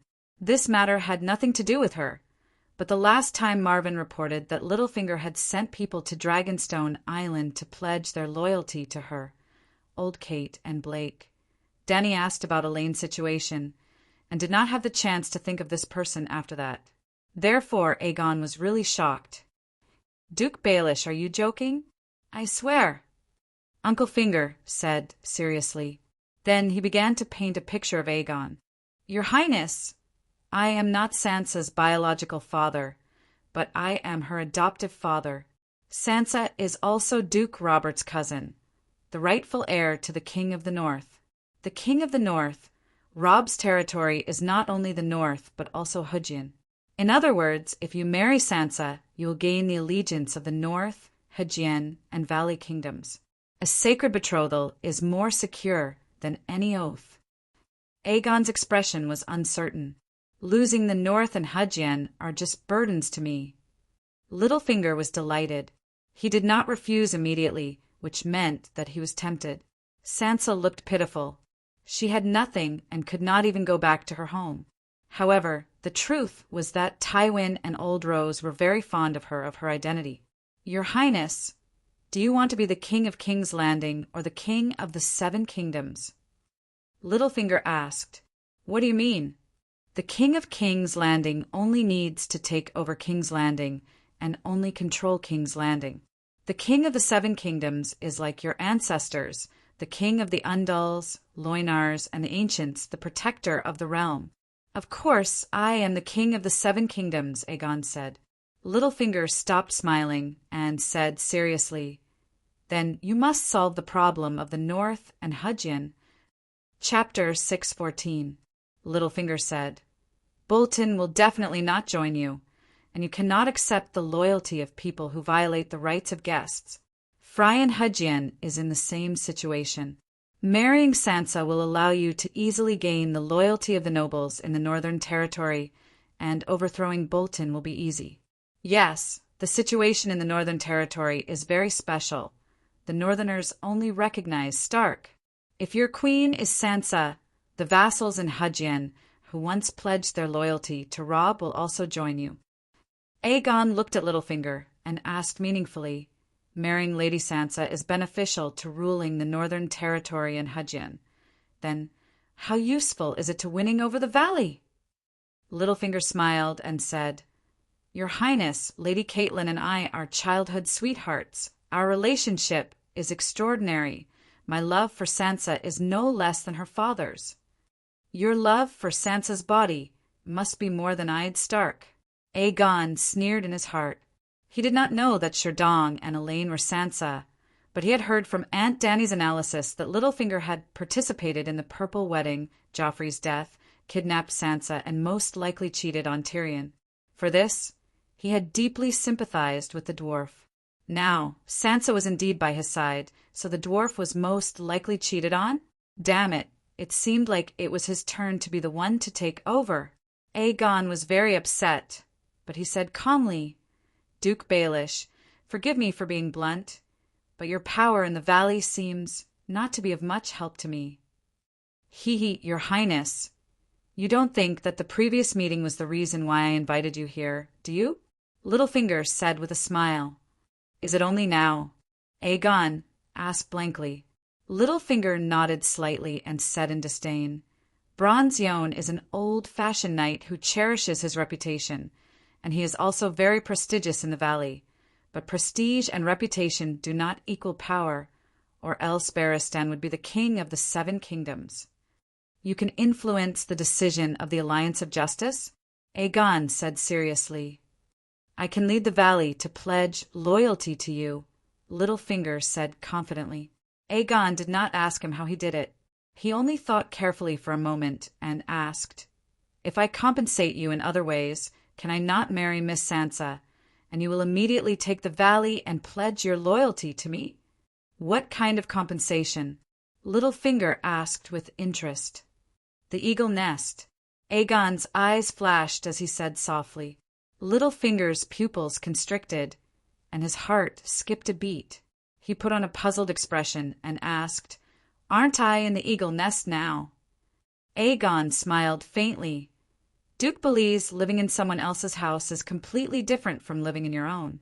I've experienced it myself. In Slaves Bay, my aunt treated me extremely well, but I still felt more comfortable in Storm's End Castle. I didn't deceive you and Earl Royce before. Robert Arryn had nothing to do with the War of the Usurpers, and Targaryen was not Lannister. He would not harm an innocent child. But Targaryen had no reason to protect House Arryn's lands and titles. I can leave the grudges of the previous generation until my aunt's great judgment, but I will not help Arryn, Stark, Theon Bella, and Tully protect their endangered and even lost positions without any benefits. For example, if I take over Storm's End Castle, Theon Bella will forever lose his clan's lands. For example, right now, no matter who it is, as long as he can lead the valley to pledge loyalty to me, even if he uses dishonorable means to take away Arryn's title, I will still recognize his identity. Littlefinger shook his head and said, Your Highness, you misunderstand. I have no ambitions for Arryn Valley. Duke believes there are only the 2 of us here. I've already been honest enough. Can you repay me with some sincerity? Aegon said unhappily. Sigh, back then, after your grandfather killed Duke Ricard and his son, he still felt that it wasn't enough. He asked Jon Arryn to hand over Ide and Robert. What do you think Lord Jon should do? Now, we all know that he was the first to rebel against the Iron Throne for the sake of his 2 adopted sons, who had no blood relations. He was also the one who facilitated the marriage between Tully, Arryn, and Stark families. In the entire War of the Usurpers, Jon Arryn paid the greatest price, but he never thought of asking for any benefits. The safety of his 2 adopted sons is his greatest reward. Littlefinger spoke slowly as if he was telling a story. You want to be the Jon Arryn of Robert Arryn and Sansa Stark. Aegon's eyes widened in disbelief. Lord Jon is my benefactor. Uncle Finger rose to fame in Seagull Town and benefited from Lisa's pillow talk. Later, Uncle Finger rose all the way to King's Landing, which also helped him a lot. He is also my idol, just like how the younger generation of knights worship Sir Barristan. I am willing to learn from Lord Jon. Littlefinger's eyes were clear, and his expression was serious. Aegon almost believed him. My daughter Sansa is charming, gentle, kind, and noble. Why do you keep rejecting her? Littlefinger asked in confusion. Aegon said, To be honest, even if we ignore her identity, Lady Sansa is the most charming lady I've ever seen in terms of appearance and temperament. However, I can't let down someone's loyalty. Who? Tyrion. He's my friend, and he taught me a lot of how to be a person. He's still my hand of the king. His reputation isn't very good. He's the prime minister, but he doesn't have the title of prime minister. I can't steal his wife, Aegon said firmly. Littlefinger smiled and asked, Is this the biggest obstacle between you and Sansa? Something like that. Aegon nodded and said hesitantly, "Actually, my cousin Elaine also wants to marry me." Littlefinger stood up and took out a craft paper bag from the cupboard by the wall. He returned to the table. This time, he didn't return to his original seat. Instead, he sat intimately beside Aegon. Under Aegon's confused gaze, Uncle Finger opened the craft paper bag and took out a piece of parchment the size of a certificate. "Take a look." Aegon took it. The first thing he saw was a bright red 7-pointed star seal on the top left corner of the snow-white parchment. This was a contract written by a Seven Gods cultivator. It was a declaration that Tyrion and Sansa's marriage was invalid.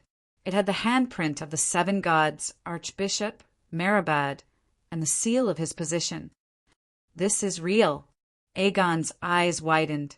He looked at Uncle Finger in shock and said, "Tyrion and Lady Sansa's wedding was held in the great cathedral. How is it illegal?" "Lannister killed her father, brother, and mother. He took away her family's title, land, and castle. He destroyed the whole of Stark. Do you think Sansa will willingly marry Tyrion?" Uncle Finger asked. "With Archbishop Merabad's reputation, he has the right to deny the marriage officiated by the previous archbishop." After knowing that Tyrion was by Aegon's side, Littlefinger planned to find a respectable cultivator to annul Sansa's marriage. Sansa could also swear that she was forced. However, it would be more official if a cultivator was her guarantor. The most respectable cultivator around the Seven Kingdoms Valley was Merabad. The old cultivator was organizing refugees on the Crabclaw Peninsula to help Dragon Queen build a castle, which was the third line of defense. It was only separated from Seagull Town in the valley by the Trident River. At first, Littlefinger planned to bribe the old cultivator with food. This was because making a guarantor would greatly offend Lannister.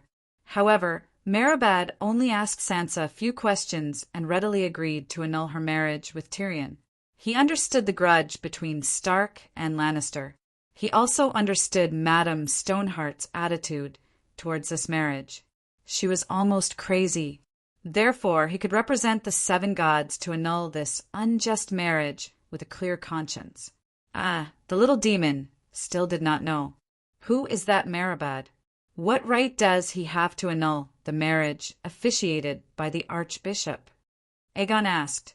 Among the cultivators of the Seven Kingdoms, he only knew the Big Sparrow. "Do you know about Dragon Queen's disaster relief activities in the Three Rivers Valley?" Aegon suddenly realized. "So it's him. I heard from my aunt that Merabad rode a donkey to help the poor. He was persistent for decades. He is a true cultivator." Littlefinger nodded with a complicated expression. From the moment he received Dragon Queen's approval, Saint Merabad's reputation began to spread throughout the Seven Kingdoms. He has the right to annul Sansa's marriage. Saint Merabad? He has saved countless lives. Aegon's mouth twitched. Saint Danny, Saint Sparrow, and now Saint Merabad. In the thousands of years of history of the Seven Kingdoms, there was only one Saint Baelor. Now there were three. However, they did not seem to devalue Saint.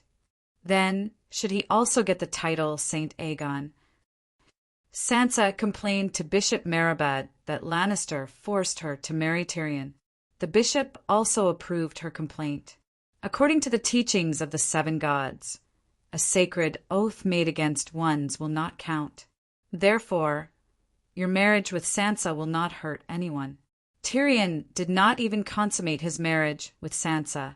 I swear to the Holy Father that Sansa is still a pure virgin. This can be witnessed by the roseless guard Brain. Well, after Brittany became famous, she would ask everyone she met in Hajin, "Have you ever seen a red-haired virgin?" And the famous saying also spread. Everyone knew that she was looking for Sansa, so they all thought that Brain thought that Sansa was a virgin. Marriage is easy to annul, but Tyrion's feelings for Sansa are difficult to resolve. Aegon thought for a while, but still shook his head. "Your Highness, let me ask you a rebellious question. Are you the monarch, or is he the monarch? How can a monarch's empire be controlled by his subjects?"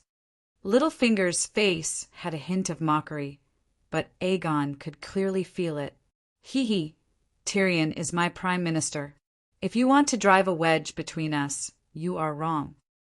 Aegon sneered. Littlefinger waved his hand and said, You can trust the homeless Tyrion, and you can also support Sansa's marriage with him. The problem is Sansa is not alone. She represents the power of the North, Hedgian, and the Valley. In the future, will you still dare to sleep peacefully in the face of the king's hand that controls the West, North, Hedgian, and Valley alliance? The sneer on Aegon's face gradually froze. Tyrion will not betray me, he said in a low voice. Yes, with the Dragon Queen around, no one dares to betray Targaryen. But if you rely on her for everything, why return to the Westeros now? A king should control his power in his own hands, Littlefinger said faintly. Aegon hesitated. At least Littlefinger was right about one thing. Sansa represented power, and power should be controlled in one's own hands. Seeing his struggle, Littlefinger smiled and said, You can choose another noble girl to marry Tyrion and complete the friendship between monarch and subject. You are already so concerned about his feelings, and he should also think about your great cause. Aegon was somewhat convinced. But Dorne seems to have the idea of a marriage alliance with me. Chapter 6:15. Your Highness, do you have a marriage contract with Elaine? Pinky asked. We're still discussing it. Aegon replied. Actually, they were just inspecting him. Elaine was inspecting Aegon to confirm his identity and determine his chances of seizing the Iron Throne. Littlefinger smiled and said, Your Highness, this is actually a very simple multiple-choice question. What do you mean? Let's say a knight wants to hunt a shadow lynx in the mountains. At this time, he only has a valiant attendant and an experienced mercenary. The knight also has a golden sword, and both the attendant and the mercenary want it. Tell me, who should the knight give the golden sword to? Pinky asked with a smile. I'm not an item, Aegon said angrily. You're not. You're the king. Your marriage is the true sword. Pinky agreed with a smile. Aegon's internal struggle wasn't just limited to his heart. His expression was also very clear. Littlefinger saw this and felt proud in his heart. He said faintly, Anyone would take out a golden sword to bribe a mercenary. Because regardless of whether an attendant is given a golden sword or not, he will still accompany his knight to hunt. This is the duty of an attendant. You're Prince Dowlong's nephew, so it's only natural for him to help you, just like how an attendant serves a knight. However, the Valley and the North are hesitating. The safest thing for the Valley is to wait and see. Once you defeat Lannister and Tyrell and take the Iron Throne, we'll announce our recognition of your rule. Will you strip us of our titles?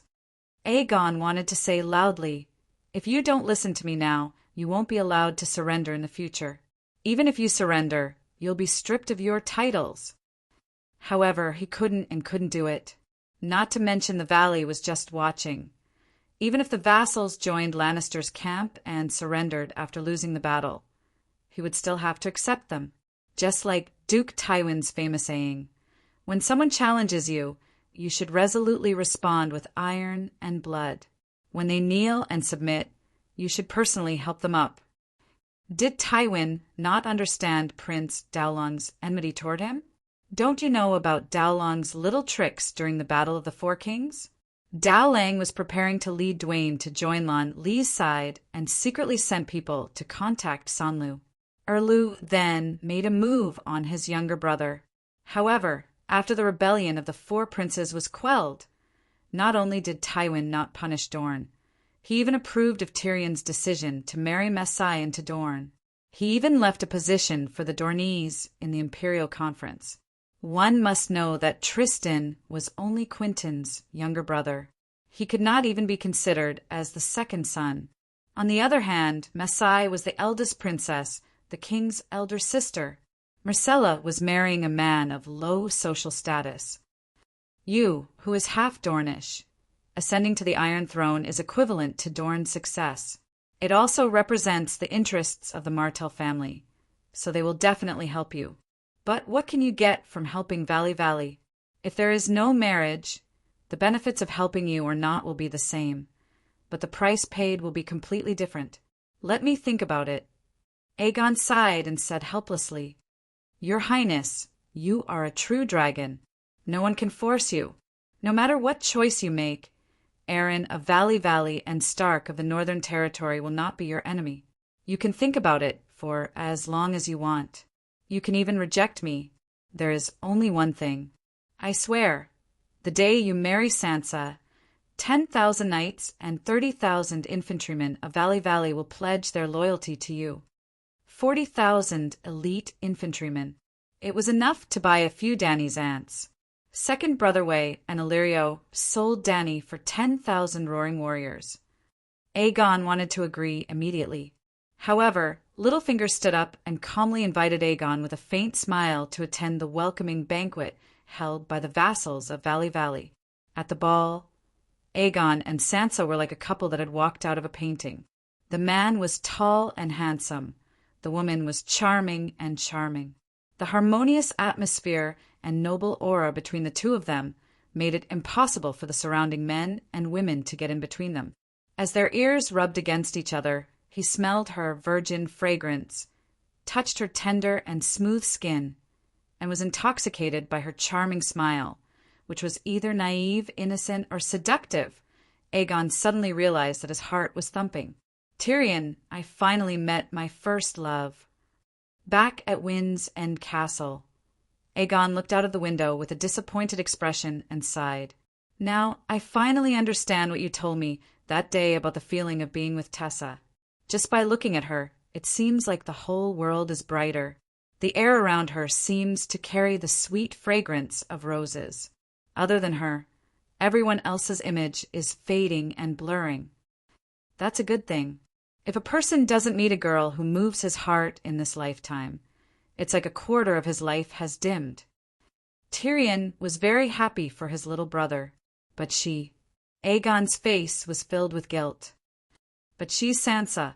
You're right, Sansa is really charming. Tyrion's face contorted. After a while, he gritted his teeth and said, Where did you meet Sansa?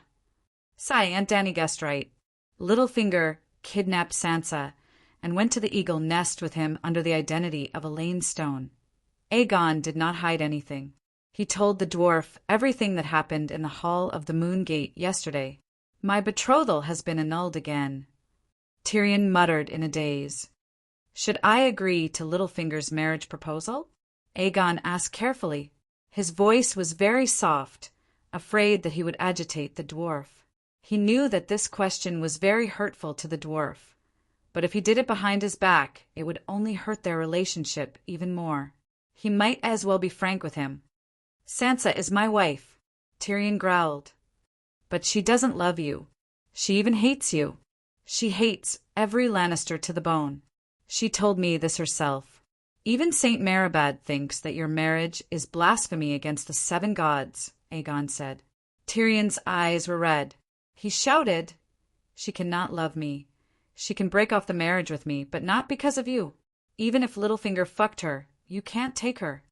Let's talk nicely. This is not the Garden of Desire, and Sansa is not the Red Saintess. She is a noble and pure virgin. The roseless iron guard that my aunt conferred can testify to that. Aegon frowned and said angrily, Virgin. Tyrion raised 2 middle fingers at Aegon and sneered. Have you asked me about these 3 sticks?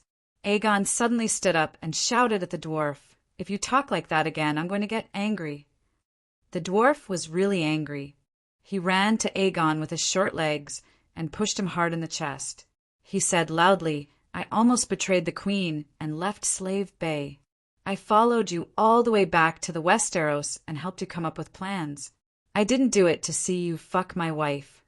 Aegon took a few steps back and looked away from Tyrion's red eyes. He sighed. I like her and she loves me. There's no fuck, only true love. Maybe not now, but Sansa and I will definitely be a pair of immortals in the future. Our union is the gods' blessing for us, and also the fastest way to quell the chaos in the 7 kingdoms. Immortals? He thought about how Sansa had refused to sleep with him on their wedding night. Actually, it was Tyrion who took pity on Sansa and gave up on smelting copper. Yep, Sansa was almost 13 years old at that time. Then he imagined how she and Aegon were cuddling and cuddling. Uncontrollably, a wicked fire rushed into Tyrion's mouth from the steel door. He said with a mouth full of fragrance, "You're just a weak stone. You can't even compare to Pinky's Pinky. Can you satisfy her? What a shitty pair of immortals." The reason why Pinky was called Pinky was not only because his home was on the Five-Finger Peninsula, but also because he was small and thin. Being small did not necessarily mean that the person was small. For example, Tyrion was a mischievous child, but Pinky was not as talented as the dwarf. Aegon was filled with guilt and guilt. He turned into a raging wildfire. His eyes turned green. With a howl, he pounced at the dwarf. The dwarf was careless and fell to the ground. With a thud, his head hit the floor. Fortunately, the floor was covered with a thick layer of mire carpet. However, this also made Tyrion lose his rationality. He punched Aegon in the eye. Aegon howled. The little bit of rationality that had just returned to his heart turned into fuel again, making the wildfire in his chest burn even more fiercely. Bam, bam, bam, crackle. The two of them wrestled with each other like children in the mud. They dug out bird nests, pulled out ears, slapped their mouths, knocked their foreheads against each other's front teeth, punched their noses. One of them was the second brother of the Black River Pass, while the other was Zhao Yin, who competed based on looks. They met each other and exchanged blows. There was no clear winner. They fought wildly in the house. Soon, they were noticed by the guards and reported to the leader of the Golden Army, Harry. After a while, Harry brought people to separate the two of them.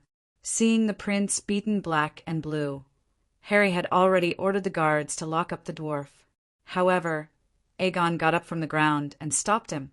Coldly looking at Tyrion, who was looking at him coldly, Aegon rode the Black Death god and left the Wind's End Fortress. That's it. Dragonstone Island, the magic net crystal tower. A dejected Aegon was complaining to Aunt Dany about the grievances in his heart. Dany was in a good mood after eating a big melon. She did not show any displeasure to her nephew and spoke in a calm tone. "So, why did you come looking for me?" Well, this was the first time the two of them had spoken since Aegon left. "Aunt Dany, what do you think I should do?" Aegon sighed. "Kill Tyrion. In ancient times, when an emperor wanted to take his minister's wife, he would first arrange a suicide mission for his minister." Dany held back her laughter. Aegon shook his head and said, "But he didn't do anything wrong. If it were me, I would also be very angry. Any man would be very angry. Then restrain your lust. It's not because of her beauty." A hint of awkwardness flashed across Aegon's bruised face. "Marrying Sansa is equivalent to controlling the Northern Territory.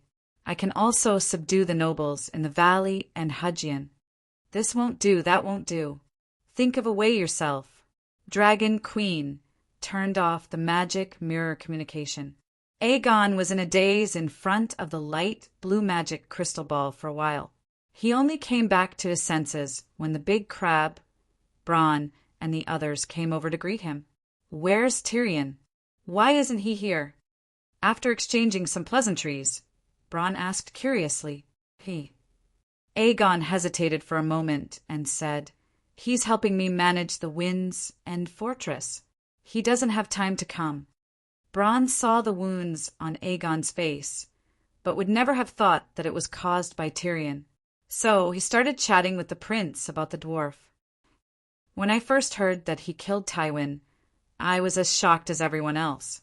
But after thinking about what Tywin did to him, I could understand.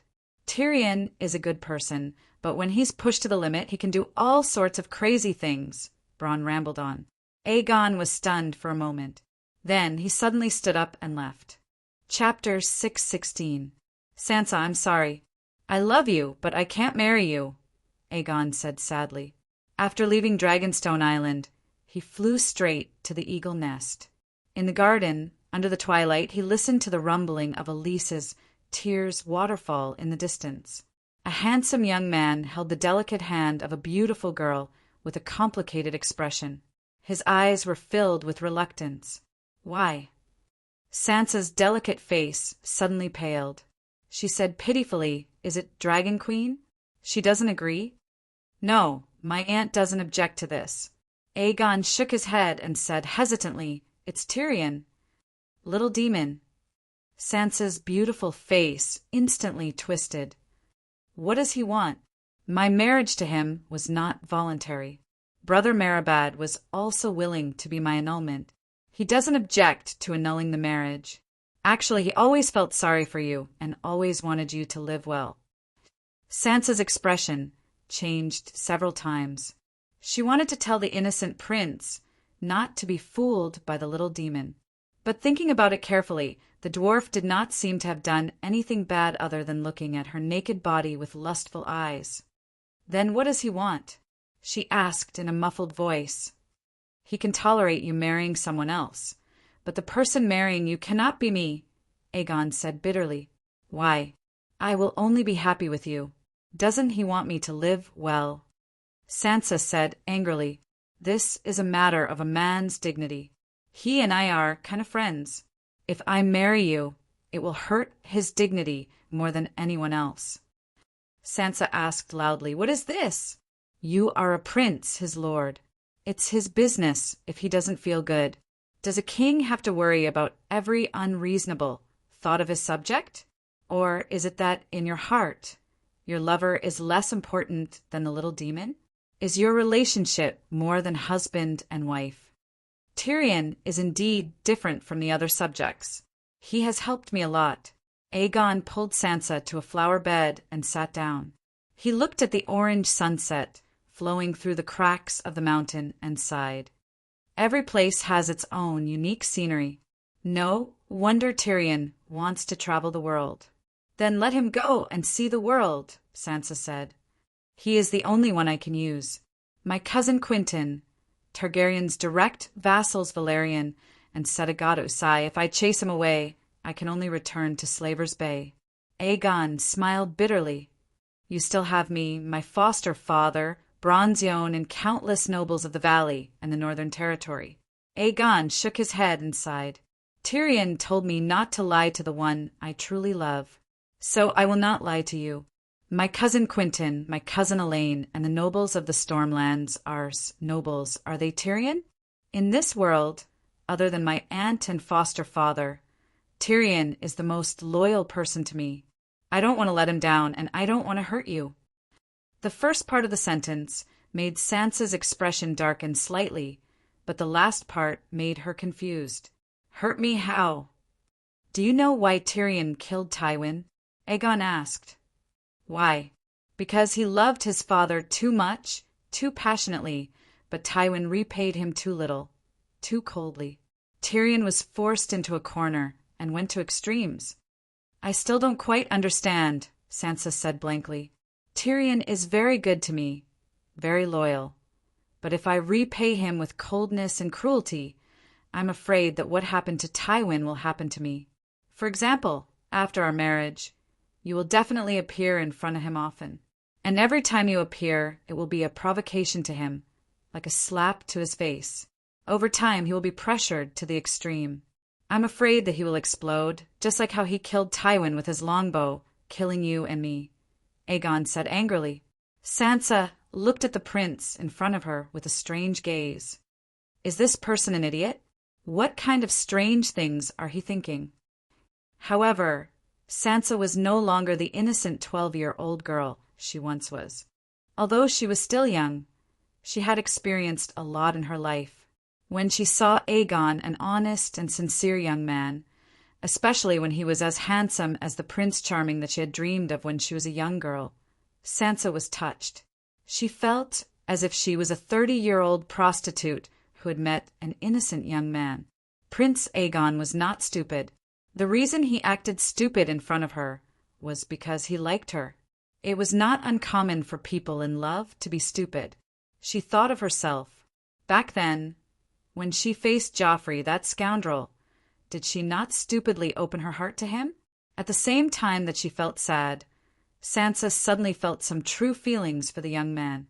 Such a sincere, brave, honorable, noble, and handsome young man truly loved her. Wasn't that her wildest dream when she was young? She did not expect that after her dream was killed by Joffrey, the imp and Pinky, and thrown into a cesspool, her dream could be revived like a sparrow. Perhaps her meeting with Prince Aegon was the blessing of the Virgin Mary. You think too much. Time will only fade everything. My feelings for him are not as deep as you think. At this moment, Sansa's tone was exceptionally gentle and full of affection. It was enough to melt any man's heart. He is Lannister. Lannister, he has a strong memory. If he could not even remember, how could he repay his debt? Aegon felt that there was nothing wrong with his words. Sansa's expression also became serious. That's right. I can't be too wary of Lannister. Are you going to give up on our feelings because you are afraid? Sansa pulled Aegon's hand and placed it on her soft chest. She said affectionately, I can feel that our feelings are not fake at all. Although we have only known each other for a few days, it is as if we are destined to be together. I am not afraid. Aegon pulled his hand back with difficulty but determination. He stood up and looked at the vast valley plains outside the balcony. He sighed. I am not afraid of Tyrion. I just don't want to kill him. Kill him. Sansa exclaimed. My aunt told me that if a king and his subject have a conflict because of a woman, he should quietly send his subject to his death. If I marry you before Tyrion's hatred for us reaches its limit, I will kill him first. This is the magnanimity of a king. I do not lack it, but I do not want him to die. If that is the case, I will not have a conflict with him regarding women. So I am sorry. Aegon made his decision without hesitation. He summoned the Black Death god and climbed onto the dragon's back. He looked down at the pale and weeping Sansa and said loudly, Sansa, even if we cannot be together, I will still treat you as my best friend. I swear, even without the help of Arryn Valley, I can take down King's Landing within 3 months. Then, I will lead my army north and help you take back Winterfell. Looking at the shrinking black figure in the golden sunset, Sansa felt lost. Her eyes reddened and 2 streams of tears rolled down her cheeks. That night, after learning about Aegon's decision from Sansa, Littlefinger's expression darkened. He cursed. This kid is too arrogant. If I had not interfered with the 2 winged dragons and the allied forces of the Golden Regiment in Dorne, he might have been able to quickly take down the king's descent. But since you have rejected my good intentions, don't blame me for doing something. What should I do? Sansa was worried, but did not show it on her face. Very simple. Secretly inform the Iron Throne, and have them invite the allied army to set up an ambush. Littlefinger laughed coldly. Set up an ambush? Sansa's expression changed, and she exclaimed, The allied army's winged dragons? Humph! The winged dragons are considered high-end goods in the Westeros. But in the war zone between the allied army and Slave Bay, just a small patrol team has 5 winged dragons. We only need to invite a small team of winged dragons over. There is no need for a battle. We can ambush around Storm's Rest Fortress and kill Aegon and Tyrion like chickens. Littlefinger laughed coldly. Sansa was worried for the elegant and gentle Prince Aegon. My dear, don't worry. Our plan will not fail. Littlefinger thought that his daughter was upset over Aegon's rejection. We are about to kill Prince Aegon, and the plan is not considered a failure. Sansa frowned. Who said that Aegon will die? If he dies, who will you marry? Littlefinger smiled and said, Didn't you say that you want the allied army to ambush him? Sansa was confused. He. I only said that I would give the Iron Throne a hint and ask them to invite the allied army to ambush Prince Aegon. But how can I let him die? If he dies, I can only deal with the shrewd and powerful Dragon Queen. She is not an easy person to deal with. She is not as easy to control as Prince Aegon." Littlefinger shook his head and said, "What should we do?" "Hee. Let's send a message to our little Aegon." Littlefinger shrugged and said in a teaching tone, "For the ambitious weak, the best environment for survival is chaos. Order represents stability. In the Westeros, under the stable pyramid of society, the weak will only be oppressed and exploited by the strong. They will never have the chance to rise again. Only chaos can provide us with opportunities. And the best source of chaos is at the top of the pyramid, where two strong people are evenly matched. Now, Aegon has the pterosaur. The balance between him and the Iron Throne has been broken. So, he can proudly say that he can take down the King's Landing in 3 months without the Valley's help. This is not good for me. When I use a little trick and call the allied pterosaur team over, Aegon will be killed instantly and the balance will be broken. This is also not good for me. At that time, I will help Aegon and warn him to be careful of the allied army. The Iron Throne and Aegon's pterosaur have been exchanged, so we can only rely on the army. And the Valley has the strongest cavalry of the 7 kingdoms. Together with the Northern Territory and some of the Hudgian County lords, we have the strongest army. This way, Aegon will beg to form an alliance with us. Between victory and defeat, even if Tyrion is his uncle, he will be mercilessly abandoned." Once again, Sansa was enlightened by Littlefinger's teachings. But tonight, she still used the excuse that she was not feeling well and rejected Uncle Finger's physical enlightenment, because the figure of that upright young man would appear in her mind from time to time. The next morning. At dawn, Sansa, who had been thinking about something and could not sleep well, woke up from the bed after a loud dragon roar. As if their minds were connected, she let down her fluffy long hair and put on a thin apricot yellow silk nightgown. Barefoot, she ran straight to the open-air garden beside the Moon Gate. Oh, Aegon was also sliding down the pterosaur's tough wings. When he saw the girl running towards him, he could not help but hug her and kiss her. After half an hour of passionate kissing and comforting, the two finally separated. "Sansa, I want to marry you." Aegon held the girl's face, which was as red as a peony flower after the rain. A day later, Dany received a notice that her nephew was getting married. What did the dwarf do to make him change his mind? Chapter 617. That morning, Tyrion and Aegon had fought over Sansa. It was Guan Yu against Zhao Yun, and they were evenly matched. Both of them were bruised and battered, their faces swollen and bruised. As for Aegon, he went to Aunt Dany and cried. Then he cut off his feelings with the sword of wisdom and prepared to give up on this love that was not meant to be. Tyrion also went to find someone to talk to. Yelaine was the only familiar person in Wind Rest Fort. Tyrion could only go to her. Actually, the two of them were comforting each other. Yelaine also knew about Aegon's plan to marry Sansa. How should she put it? Prince Dowling of Dorne was too steady and courageous. However, he sought stability all the way and did not have the drive to take risks. He and his younger brother, Oberyn, one was gentle and the other was tough. One of them was scheming and astute, while the other was decisive. The brothers were of one mind and were perfect. Unfortunately, Oberyn died. As for second Brotherway, whose identity was clear, Prince Dowling observed him again and again. His daughter was already in her 20s, but he did not send her to complete the holy marriage. In the end, second brother could not see any hope of reviving the country. He became more and more extreme and crazy. However, the more extreme and crazy second brother became, the more hesitant Prince Dowling was.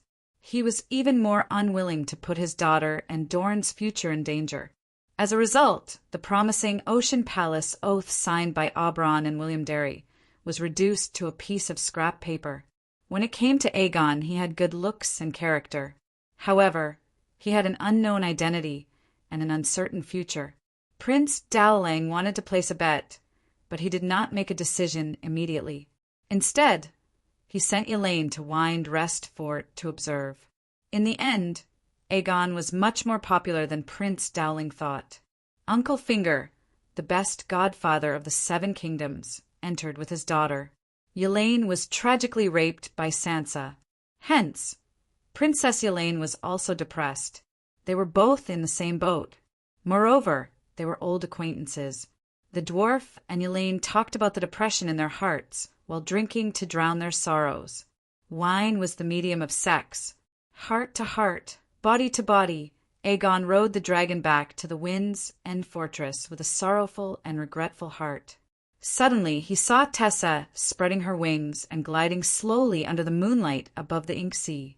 On her back, a pair of adulterers were performing the difficult spring cry art together.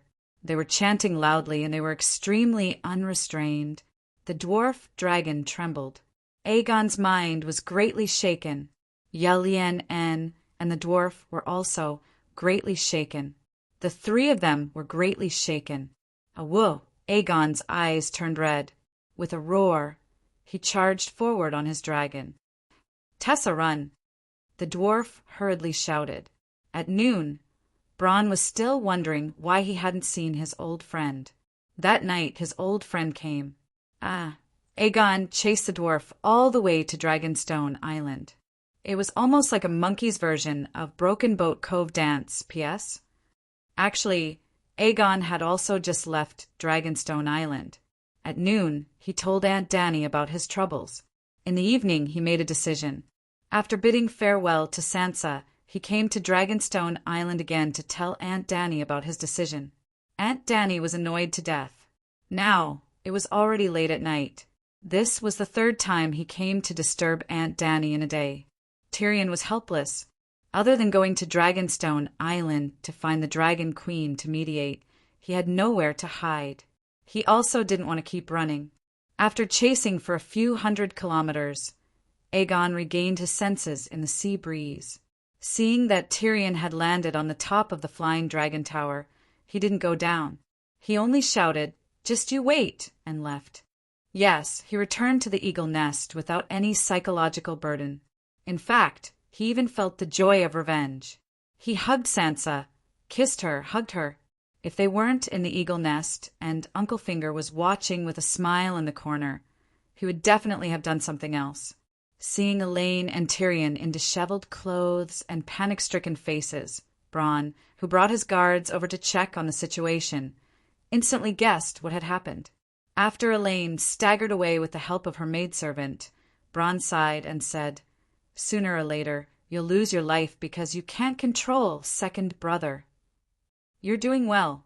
Looking at Bronn, who was exuding confidence and arrogance of an old-school noble, then looking down at his unbuttoned shirt and shorts that revealed his hairy and deformed legs, Tyrion felt embarrassed. "Far worse than you, riding a dragon and playing with the king's wife. 'Tis The stern expression on Bronn's face instantly disappeared and was replaced by a mercenary's lewd smile. He whispered, "How does it feel?" The familiar smell made Tyrion completely relax. He didn't care about his current sorry state. He shook his head and lamented, "Sigh, it's terrible. Drinking too much really messes things up." Bronn stopped smiling and patted his old friend's shoulder. He said, "It's really your fault this time. You went too far." The dwarf shook his head. "You don't understand. Things between us are very complicated. Isn't it just Sansa Stark?"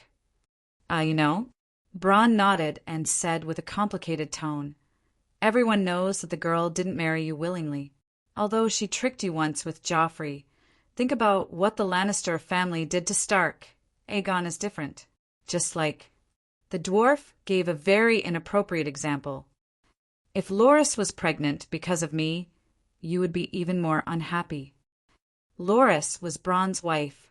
Before marrying Bronn, she was raped by dozens of thugs in King's Landing and became pregnant. Only then did she find the mercenary Bronn to be her bodyguard. Slap. Bronn slapped the dwarf. "Your mouth is even worse now." "Sorry." The dwarf wasn't angry. He rubbed his face and smiled bitterly. "His words are crude. but his reasoning is not. He wanted to do my wife. How can I not be angry? He really should have done your wife. Unfortunately, the little prince isn't as shameless as you. After being beaten up by you, he went to the eagle's nest and rejected the marriage with Sansa Stark. What? Tyrion's eyes widened in disbelief. Bronn nodded slightly and sighed. He rejected Littlefinger's marriage proposal. Tyrion's heart was filled with mixed feelings. Sansa and Aegon's marriage was a success.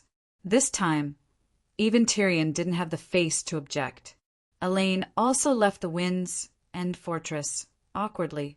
After Prince Dowling heard the whole story, he sighed and nodded in agreement to form an alliance with Aegon VI. He no longer cared about the authenticity of Aegon's identity. He only had one goal: to seek justice from Lannister. However, it was impossible to count on Uncle Dowling to fully support Aegon. Dorne was willing to send 50 ships for 1,000 marines, 3,000 cavalrymen, and 3,000 infantrymen. A total of 10,000 people would follow Aegon to the King's Landing. 10,000 people was already a lot. In the entire Dorne Hill, there were less than 500,000 people. To the stable Prince Dowling, bringing out 10,000 strong men was no less than a 5-card stud. The only thing was that the people of Dorne could bring their own rations all the way to the Winds End fortress. However, Aegon would have to think of a way to provide rations for the army.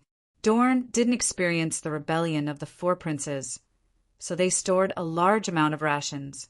If Aegon was really Lady Jazzy and married Elaine, then Dowling would be responsible for all the supplies in the war. However, Dowling only treated himself as Aegon VI's ally. While he helped Aegon seize the Iron Throne, he also used Aegon's strength to complete his revenge. It was fair and just, and the goods and money were cleared. Aegon was very dissatisfied with this. Isn't it natural for an uncle to help his nephew? Tyrion stopped him. This is the politics of the Westeros. He is not only your uncle, but also Prince Dorne. Think about Theon and Bella. Their ancestors were Targaryen's illegitimate sons. These two guys were fighting over a woman before, and now they're shamelessly reconciling. Prince Dowling's support for you has already surpassed Dorne's support for Targaryen during Aerys' time. Because of the matter with Lyanna, Dorne was very dissatisfied with Legger. In the early stages of the War of the Usurpers, they only watched from the side and did not participate. Why was Dany and second brother Way able to escape from the War of the Usurpers? But Legger's child died in the King's Landing. Although the Mad King was crazy, he was not stupid. After the Battle of the Bell, he saw that the situation was not right. The first thing he did was to send his pregnant wife and second son to Dragonstone Island. However, he kept Princess Elia of Dorne and her children as hostages to force Dorne to send troops to deal with Robert. Dowling, come and save me. Otherwise, when the King's Landing falls, your sister, nephew, and niece will be killed by the rebels. This was the message that the Mad King wanted to convey to Prince Dowling. Isn't it annoying? Using his daughter-in-law and grandchildren as hostages to threaten his brother. The key was that his trick really worked. Dowling pinched his nose and led Dorne into battle. However, Dowling did not feel comfortable. Dorne did not use their full strength, and both sides suffered a tragedy. Legger died in battle at the Ruby Beach. Tywin tricked the King's Landing into opening the city gates, and Targaryen was slaughtered. The Mad King's threat actually came true.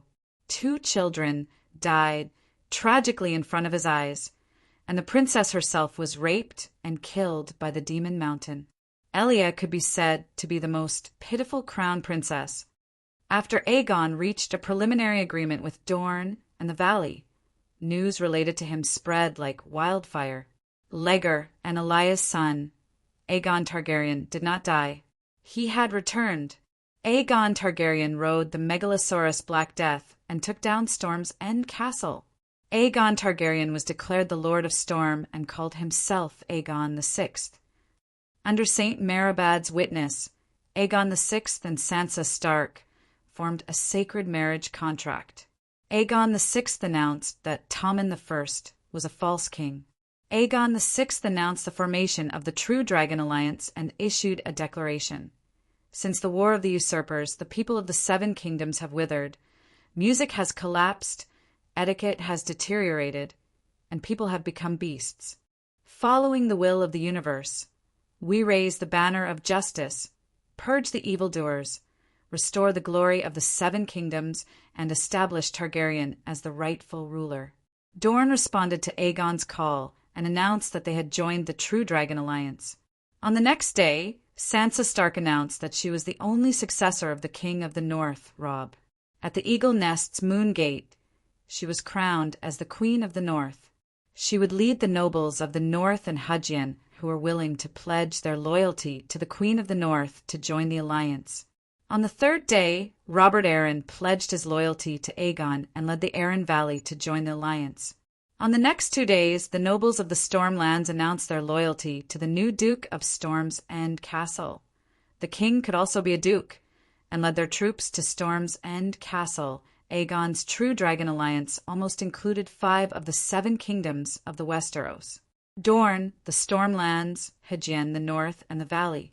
Even the king's domain had nobles who were secretly siding with Aegon. It could be said that the marriage arranged by Uncle Finger for Aegon was much better than Tyrion's previous plan of using power to suppress others and confirm his identity. When Aegon had the full support of the North and the Valley, Tawas Lang did not care about his identity. With the support of the North, the Valley, and Dorne, the nobles of the Seven Kingdoms did not care about whether he was a true dragon or a false dragon. At this point, Aegon's influence was like the sun in the sky. The Seven Kingdoms were terrified. My ass! The people of the Seven Kingdoms were shocked by an even more terrifying news. Yuluan is fierce and the roses wither. Chapter 6:18. Tyrion was a smart man. How could he not know that when the clan fought, the fishermen would reap the benefits? According to his original plan, the alliance between Aegon and Aegon, as well as the sacred marriage between Aegon and Sansa, were all top-secret information. His strategy was to keep a low profile, quietly gather allies, and accumulate military strength. In other words, he was building a high wall and slowly claiming the throne. This was because the conflict between Lannister and Tyrell had not reached its climax. Tyrion did not expect a war between Cersei and the High Court to break out when Aegon had appeared. His horse sister might be stupid enough to be willing to fight a civil war to warm up before a great enemy, but Rose was not stupid and Lyon was not stupid either. Yes, in terms of family prosperity and talents, Lyon's family could look down on some of the 5 kingdoms outside of High Court.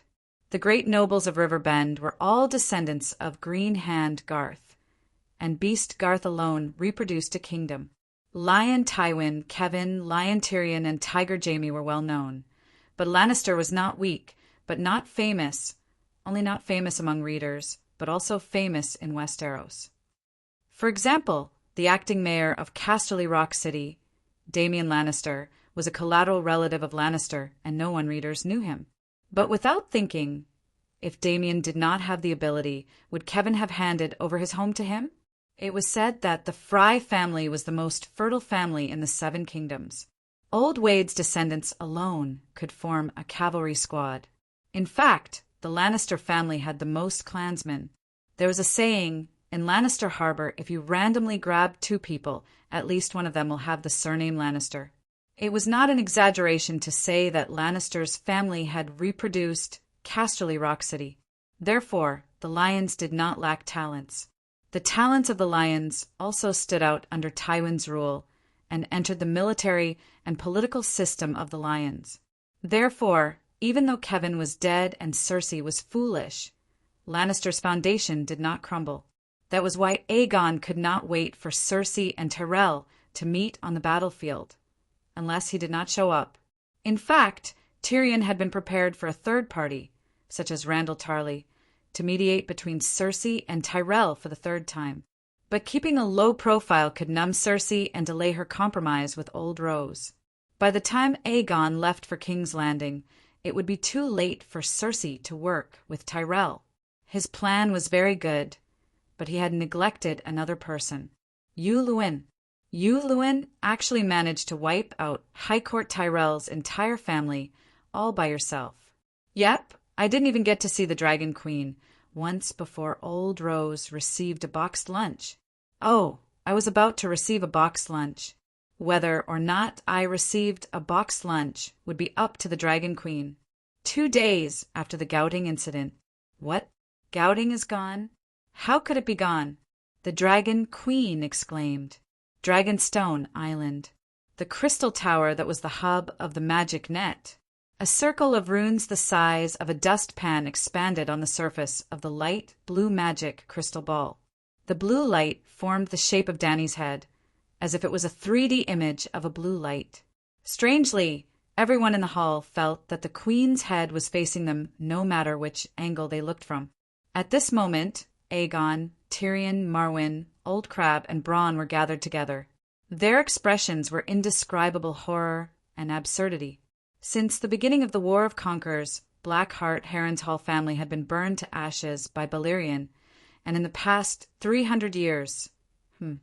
Thinking about it, it was really scary. The War of the Usurpers was still fine, but in the past 20 years, Targaryen, Theon, Stark, Arryn, and Tully had all been destroyed or were on the verge of extinction. Now, 7 Duke-level families had been destroyed, and they had all died so suddenly and unimaginably. It was easy to get addicted to power, and the Iron Throne was poisonous. Anyone who touched it would be unlucky. It is said that Gouting Tyrell was massacred by Yu Luin, but this news has not been confirmed. However, Cersei of King's Landing acted almost at the same time and arrested Prime Minister Mace Tyrell and Queen Marjorie for treason. If the rumors are true, then other than Loras, who is receiving treatment at the Great Cathedral, no one in the Tyrell family with thousands of years of history has escaped. Even though it had been a few hours since he received the news, Marwyn was still in disbelief when he spoke of this matter. His voice trembled with fear. "How did Yulin do it?" Dany asked in surprise. Marwyn turned his gaze to Tyrion and Aegon and said, "Gouting is still sealed by Yulin, so I am not sure what exactly happened. Dragonstone Island only received a few messenger crows from Riverbend's vassals, saying that there was a huge change in Gouting, and that they were not even sure if Gouting had fallen. However, Varys knows more than we do. He has dealings with His Highness." Without waiting for Dany to ask, Aegon nodded and said, "Count Varys contacted me once. The change in River Bend first occurred at the Shield Islands, and the Green Pavilion Island fleet was completely wiped out. Perhaps Gouting is only trapped now and has not completely fallen. Varys told me to be wary of you, Luins, sea monsters, and evil sorcery. Before the situation is clear, it is best to hide in Dragonstone Island."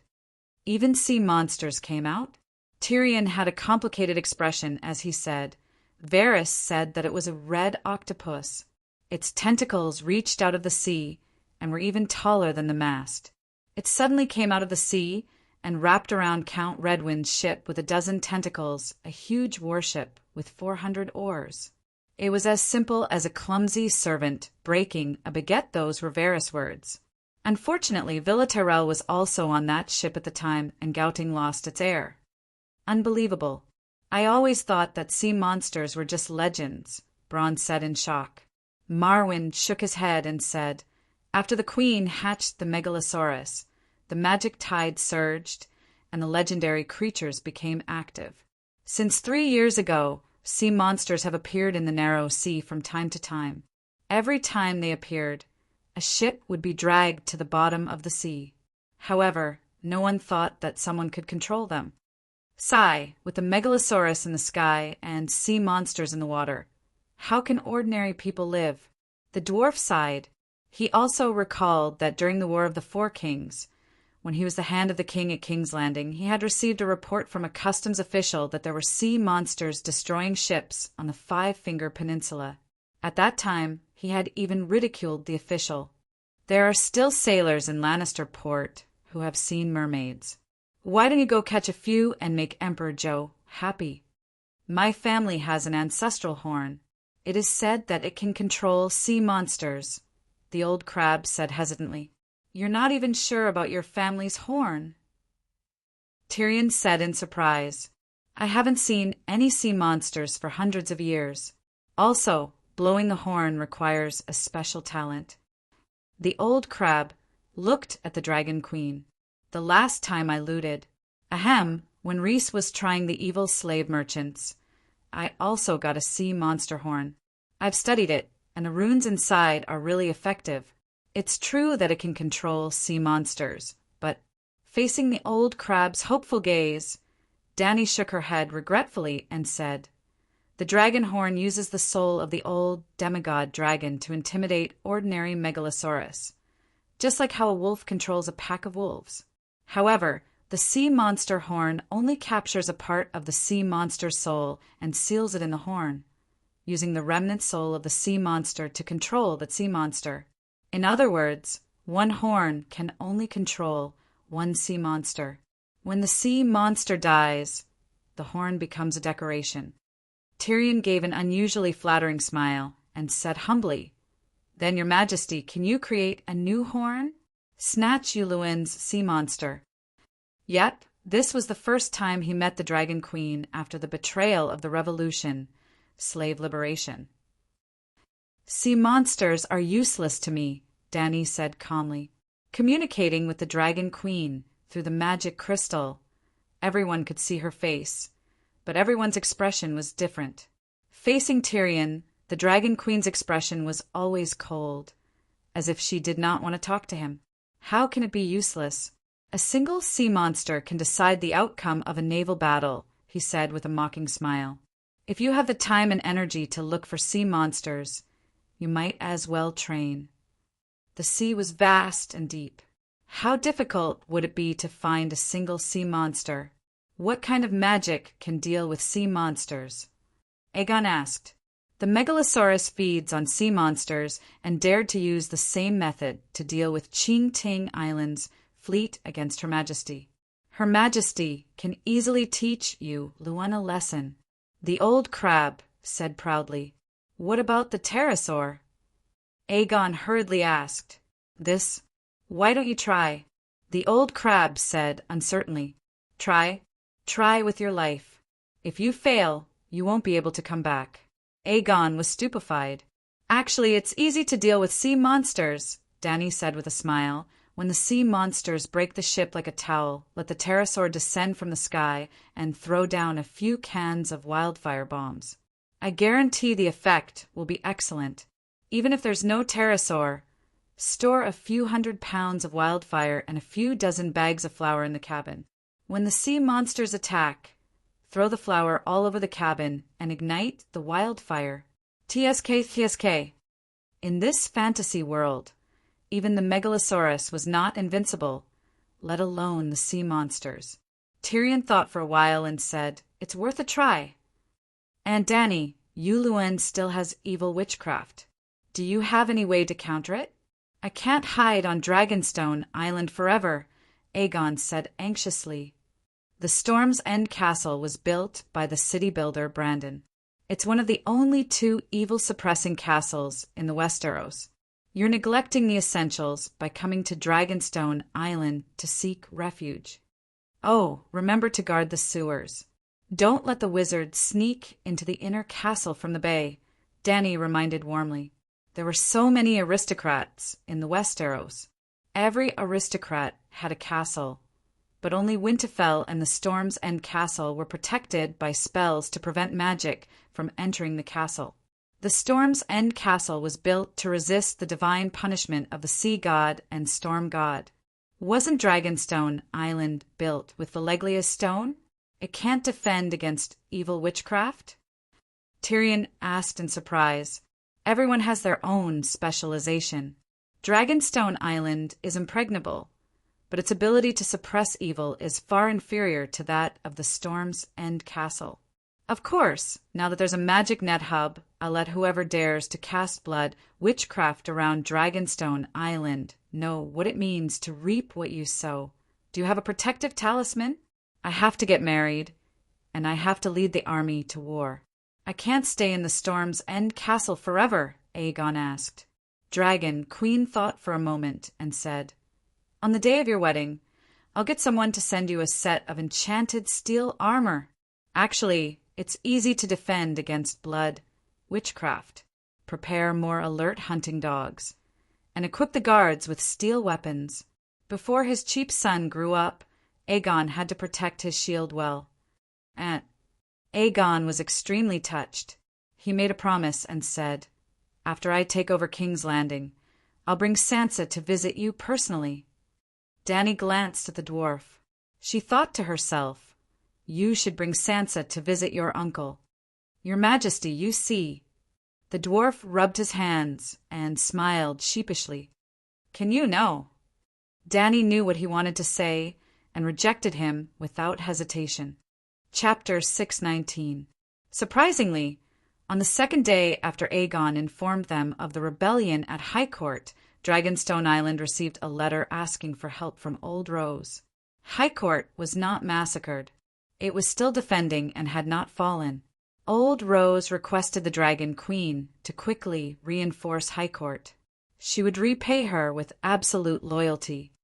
River Bend declined. Qingting Island's fleet was massacred by Iron Seed. From the beginning, Yuluin's goal was clear, the Iron Throne. Balon never had the ambition to conquer the Seven Kingdoms. He was satisfied with restoring the ancient path, wearing the crown, and being a king. Hence, Yuluin and Balon had different strategies. During the rebellion of the Four Princes, the Iron Throne's royal navy was buried in Blackwater River.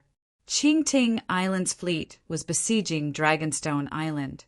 Lonlister Harbor was empty. This caused the Iron Islands fleet to become the strongest force in the Sea of the Setting Sun on the west coast of Westeros. To the north, Tywin occupied Deepwood Castle in the Northern Territory, pillaged the coastal towns, occupied Carlin Bay, and sealed off the passage between the Northern Territory and the Southern Kingdom. Balon recognized himself as the king of the Northern Territory. To the south, Tywin attacked Lonlister Harbor, seized River Bend's Shield Archipelago, and threatened the old sea trade route. This was just a bargaining chip to loot a windfall. At the same time, he forced the Iron Throne to recognize Balon as the king of the Northern Territory. In other words, King Balon's goal in the rebellion of the Four Princes was only the Northern Territory. He hated Stark. Firstly, he hated Ed for leading the Northerners to kill his son, break into his castle, and crush his dream of becoming a king when he rebelled. Secondly, he hated Ed for taking away his last son, Theon. Yep, Theon was Id's adopted son. He was also a hostage to control Tywin. Of course, the Northern Territory's military was empty. The nobles who followed Robb south were the weakest persimmon. In short, Balon wanted to snatch a wave of waves and practice the ancient path of Iron Seed. Yuluin was different. During the King Selection Convention, he had directly announced his ambition to Tywin, the King's Landing. In the King Selection Assembly, the candidates have to publicly announce their goal after ascending to the throne of Seastone. In other words, it was a campaign slogan. Yuluin's goal was to plunder the world and become the king of the Westeros. Asha's slogan was, "Let's go to the north and occupy a piece of land to farm." It was easy to imagine who Tywin would choose. Of course, Tywin believed in the ancient ways, but he was not a fool. If Yuluin did not show the strength to fulfill his election slogan, no one would pay attention to him.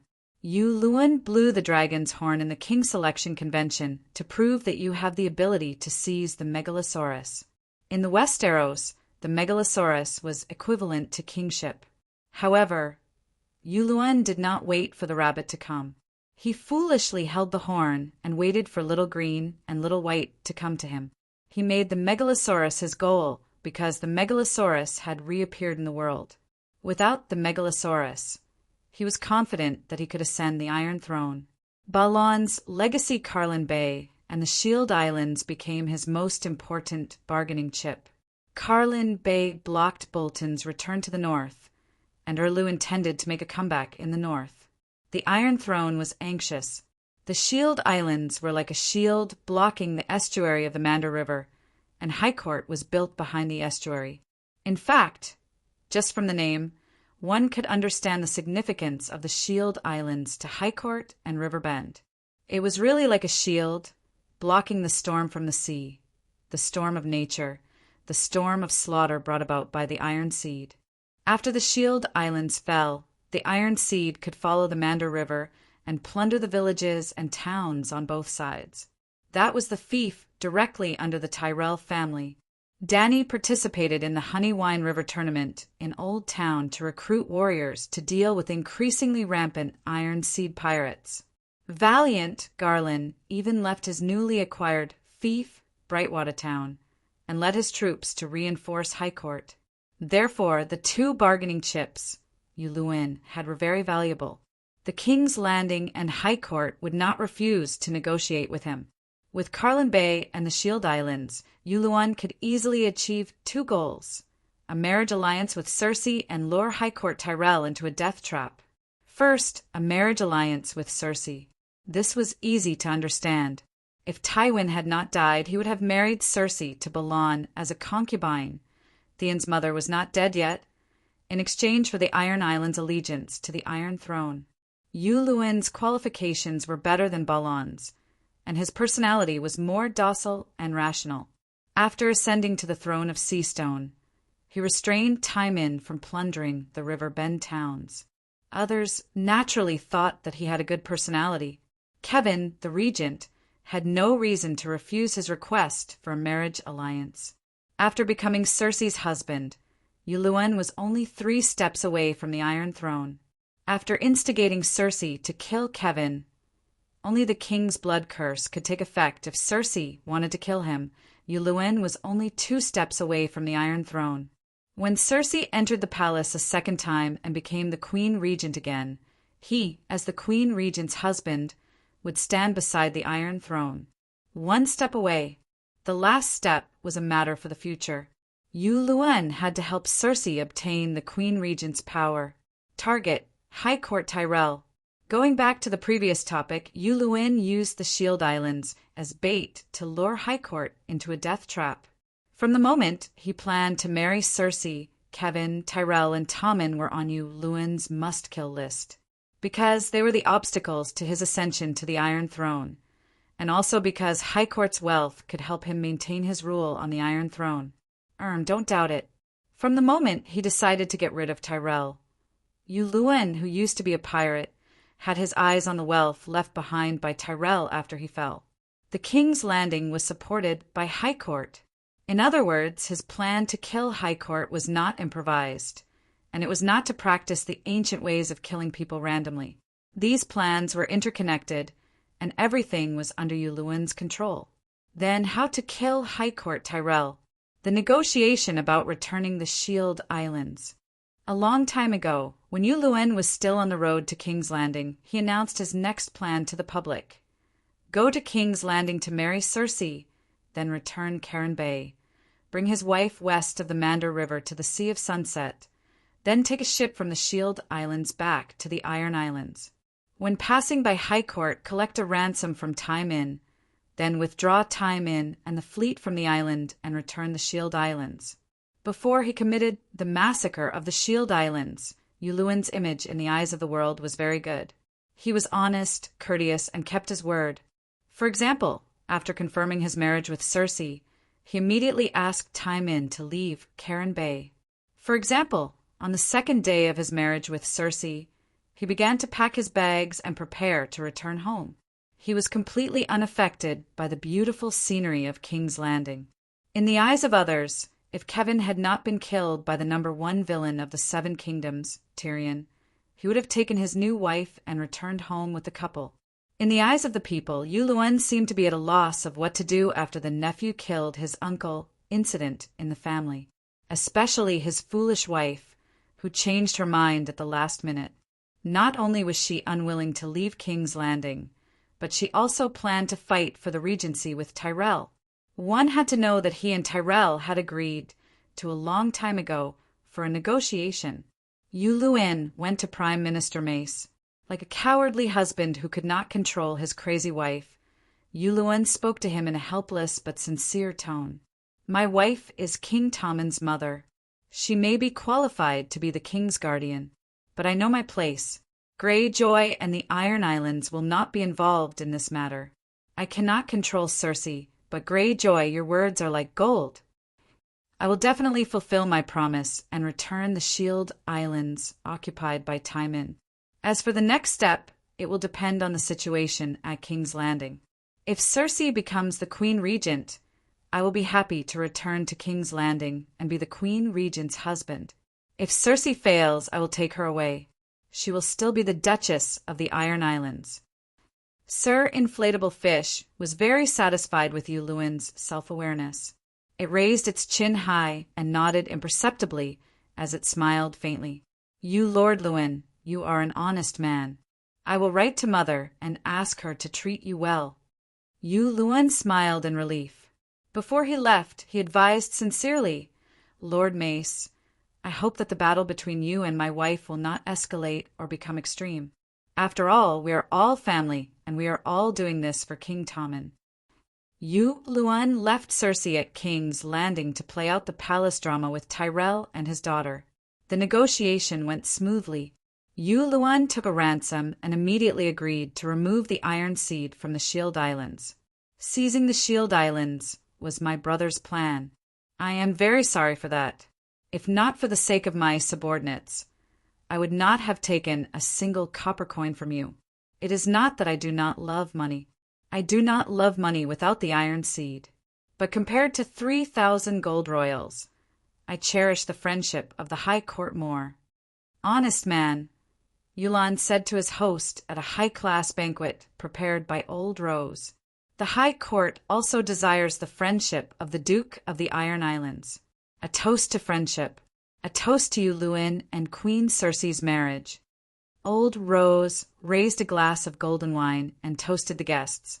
Turning back, the old lady sneered at her 2 grandsons. Even the stupidest person would not trust the Iron Seed. Chemin's friendship is not worth as much as a blow-up fish in the Summer Islands. At least, because of your father's stupidity, the price of blow-up fish has tripled. When everyone is angry with him, but they can't do anything about it, they will add a fried blow-up fish to the table. You are talking about yourself, aren't you? Gallant Garland and Cripple Villa looked embarrassed. It seemed that after the news came from King's Landing that their father, Hand of the King, Mace, and sister, Queen Marjorie, were fighting for the position of regent, Granny would serve a plate of fried blow-up fish with cherry sauce for every meal. It was no wonder that Granny was angry. Cersei's reputation was notorious. After getting married, she lost her position as regent of the House of Theon. Cersei was also famous for her stupidity. She had come up with more ideas than Zhuge Liang in his entire life. Logically speaking, such a person would not have the right to compete with Tyrell. Mace was King Tommen's father-in-law, so he had the right to be regent. Marjorie was the queen, so she also had the right to be regent. There were many of Tyrell's friends in the court. No matter how one looked at it, Tyrell had the advantage. However, Mace and Marjorie were barely on par with Cersei. If they were on par with the Dragon Queen, it would be an honor. However, if they were on par with Cersei, that would be. Actually, Old Rose chose Little Rose as her regent. Firstly, it was legitimate. It was common in Westeros for a wife to manage her husband's land and castle. Secondly, Little Rose was smart enough. There were only wrong names, but no wrong nicknames. Margaret's nickname was Little Rose. She inherited her grandmother's wisdom and experience. On the other hand, Duke Mays was nicknamed Inflatable Fish by his own mother, Old Rose. It's fine if he doesn't have any wisdom, but even the war talent that he was most proud of, he had fought countless battles in his life and had always been outnumbered. However, he had never won a single battle. The number 1 of the 7 kingdoms was still controversial. Old Barker thought that he was the best general. Erlu was not convinced. He gritted his teeth and glared at the old knight. Tywin squatted in the latrine, looking at the 2 of them with a sneer. Rando Tully did not say a word, his face filled with stubbornness. Blackfish Brynden Tully quietly raised his hand, just in time to see Count Redwyn beside him. Ed and Robert stood at the side, eager to give it a try. However, if one were to ask who was the #1 general of the 7 kingdoms, everyone would turn their gaze to Lord Blow-Up-Fish, who was lamenting outside Storm's End Castle. Old Rose's instructions to him were clear. He would fully support Marjorie to become the regent. However, he was not satisfied with being the hand of the king. He wanted to learn from Tywin and Kevin and take a step further to become the regent's father-in-law. Sir Inflatable Fish was an example of someone who didn't have the ability but wanted to be a big shot. No matter how good Llewellyn was at talking, Old Rose did not trust him. At this moment, Cersei was fighting with Tywin for the regency. She was worried that Tywin would cause trouble, so she arranged for her strongest forces to take over the Shield Islands. Count Redwyn's Green Pavilion Island fleet and Garan Tyrell's High Court knights. They went to the Shield Islands together and fell into Llewellyn's trap. They were all wiped out. Chapter 620. The Shield Archipelago was made up of 4 islands, blocking the estuary of the Mander River. This was not the first time Tywin had occupied the Shield Archipelago. Not to mention the Shield Archipelago, Bear Island in the north near the Great Wall, and Chinting Island in the south of the Westeros were all Tywin territory in the past. In other words, it was the Iron Seed's sphere of influence. Just like how Tywin had once occupied a large area of Hudgian land and was known as the #1 overlord of the 7 kingdoms. Yes, Tywin was now very weak. The total area of the Iron Archipelago was not even comparable to a powerful count's territory, but their ancestors were indeed very rich. More than 10,000 years ago, the Shield Archipelago was still called Fog Archipelago. Tywin occupied this island, killed all the men on the island, and plundered all the women as salt concubines. Later on, he built the island into a bridgehead to plunder River Bend. The Iron Seed pirates drove their longships up the Mander River and even sailed all the way to the Bitter Bridge 1,000 kilometers away. They were extremely arrogant. The High Court Gardner family before Tyrell, the owner of River Bend, a status similar to Stark in the Northern Territory, worked hard for 7 generations to completely expel the Iron Seed from the Shield Archipelago. This was because the Shield Archipelago's environment was dangerous, easy to defend and difficult to attack. The coastline was uneven and the hydrological environment was unpredictable. The island was large and steep, and there was also fog shrouding the nearby waters all year round. The name Fog Archipelago explained everything. Such a dangerous place, yet Tywin was as familiar as home. Llewellyn had almost bet everything, mobilizing all the forces of the Iron Archipelago. The Iron Fleet had 100 longships, and the Iron Archipelago had more than 300 warships. In total, there were more than 30,000 Iron Seed pirates. There were almost no strong men on the Iron Archipelago. If such a huge force was placed anywhere else, it would be impossible to hide. But winter had arrived and the sea fog rose again. Just like in ancient times, the Fog Archipelago concealed Tywin's ambush as if it was a child. The Chinting Island fleet was indeed strong, but it only had about 200 warships. Its military strength was far inferior to that of the Iron Seed fleet. Tywin had the advantage in terms of the number of warships and soldiers, as well as the advantage in terms of terrain and psychology from the ambush. However, Llewellyn still had a trump card: the sea monsters. Garland led 5,000 High Court elites and successfully landed on the island. They took over Grey Shield Island, Oak Shield Island, and South Shield Island without any accidents. After Tywin received the gold royals as the ransom, he cursed and left the castle and the coastal fortress, leaving the island to the Highlanders. Tyrell's soldiers entered the castle and the fortress, and the handover was completed smoothly. Garland did not let down his guard, but he did not think that anything would happen today until he landed on Green Shield Island, which was closest to the coast. 10,000 Tywin swarmed out from the gaps between the cliffs on both sides, drowning Garland and the remaining 2,000 soldiers like a flood. The other 3,000 soldiers were stationed on the 3 new islands that they took over. The enemy had an absolute advantage in terms of numbers, as well as countless kerosene bombs and ballistae. Valiant Garland was not Danny. He did not cheat and died on the spot. 2,000 soldiers perished with him. The second son of the Highlanders dead. Garland, who was on Green Shield Island, did not even wait for the Chingting Island fleet to rescue him. Almost at the same time when the Green Shield Island ambushed him, a huge red octopus emerged from the water like a demon from hell. It crushed the flagship of the Chingting Island fleet into pieces, like a mischievous child crushing an onion biscuit. Kevin once told Cersei that Pike's Gredwin and Randall Tarley would bring peace to the world and stability to the country. Villa Tyrell, the successor of the High Court, whom Old Rose had high hopes for. The 2 heroes of the 7 kingdoms, one representing the present and the other representing the future, did not even have the chance to officially appear before they died in the mouth of the sea monster. The change in the Shield Islands happened suddenly, but it was impossible for the neighboring Highlanders not to receive any news. While grieving for the tragic death of her 2 grandchildren and nephew, Old Rose did not forget the threat that was close at hand. The Shield Islands were downstream of Highlanders. Other than immediately arranging for soldiers to strengthen the defense of Highlanders, she also sent out letters to the nobles of River Bend for help. After the nobles of River Bend received the letter, they did not delay and immediately sent troops to rescue their lord. There was only one problem. Most of the main forces of River Bend went to King's Landing with Lord Inflatable Fish and Randall Tarley. Danny participated in the Honey Wine River tournament in the Old Town because River Bend needed to recruit mercenaries to fill the defense of the city.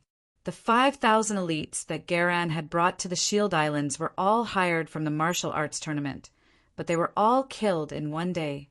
Therefore, Yuluan was able to lead 20,000 Iron Seed soldiers to surround Highlanders and beat back the reinforcements of the Wine Hall, Oak City, and several other counts. When the High Court was about to fall into Yuluan's hands, perhaps Old Rose was desperate enough to send a letter to Dragonstone Island asking for help.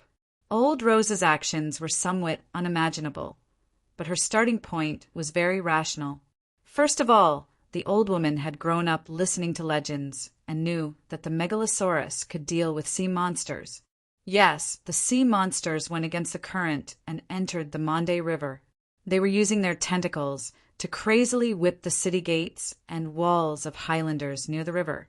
If not for the thick walls and strong city walls, as well as the effective killing of the sea monsters by fire oil bombs and ballistae, Highlanders would have already lost the city gates. Secondly, Highlanders had no military strength and could not hold on for much longer. Even if others were willing to rescue Highlanders, they would not be able to put out a nearby fire. Dragon Queen had a dragon and could arrive in 2 days. The problem was that Danny was not in a position to save Highlanders. She did not have the time or the kindness to do so. Danny sneered at Marvin and Scholar Pylus, who had rushed over to inquire about the situation. She sneered, "The vanguard of the Alliance army is approaching Marine City. I have to ride a dragon every day to wipe out the enemies coming from all directions. How would I have the time to go to the Westeros? Furthermore, I swore that the one who ends the long night will be king. Before the long night ends, I will not participate in the civil war of the 7 kingdoms. Furthermore, the City of Knowledge violated the rights of a guest and wanted to kill me. Isn't Old Rose the mastermind behind this? Your Majesty, if it were someone else, I would not advise you, but what Yuluan is doing is intolerable," Marvin said anxiously. "What news have you received?" Danny asked curiously. Old Rose's letter did not describe what had happened that day in detail. It was very likely that she did not know the exact process of the changes in the Shield Islands. There is news that Yuluan held a sacrificial ritual after the war, using the corpses of the dead to offer to the evil god. Pylus said with a pale face, "Impossible." Danny immediately shook her head in denial. "Scholar Pylus, you are not an extraordinary person, so you might not know much about sacrificial rituals. Only the blood and souls of the living are attractive to the evil god. It's not that corpses cannot be sacrificed, but the effects are very poor. Marvin sighed. In theory, that is indeed the case.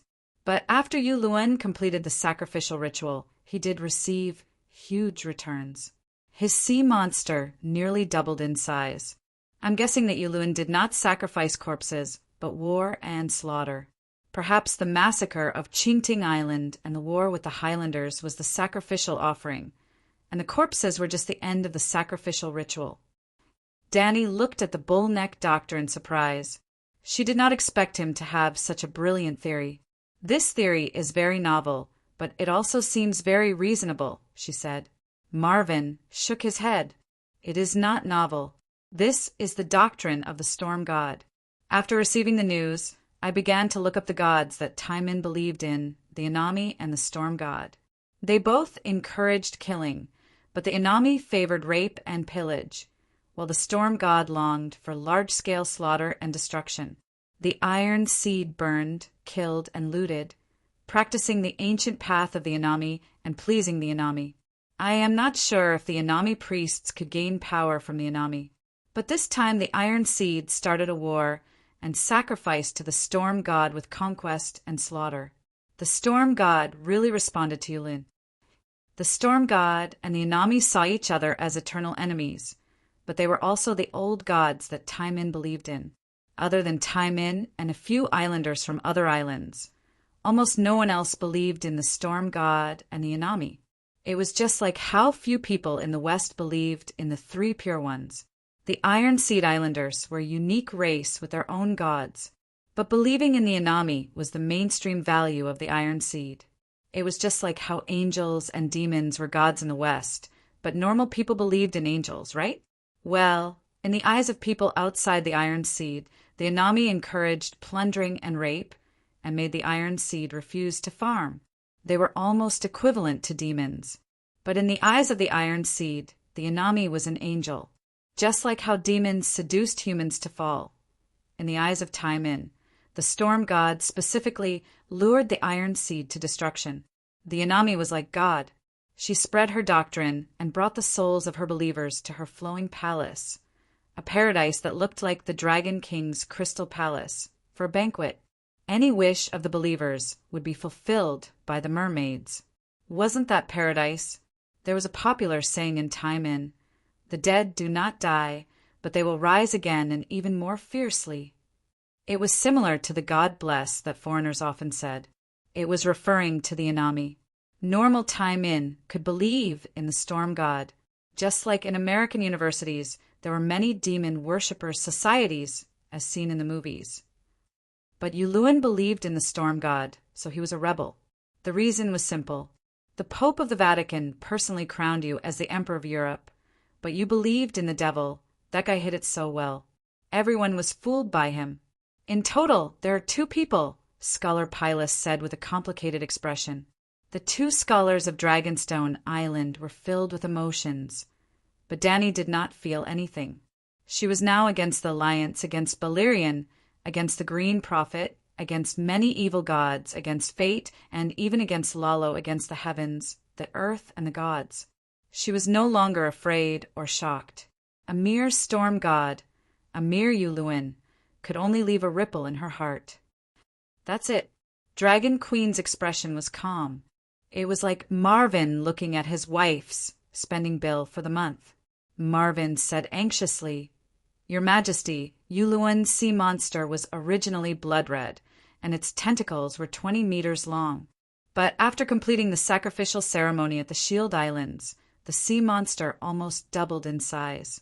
Its tentacles were more than 30 meters long, and its suckers grew white, barbed teeth.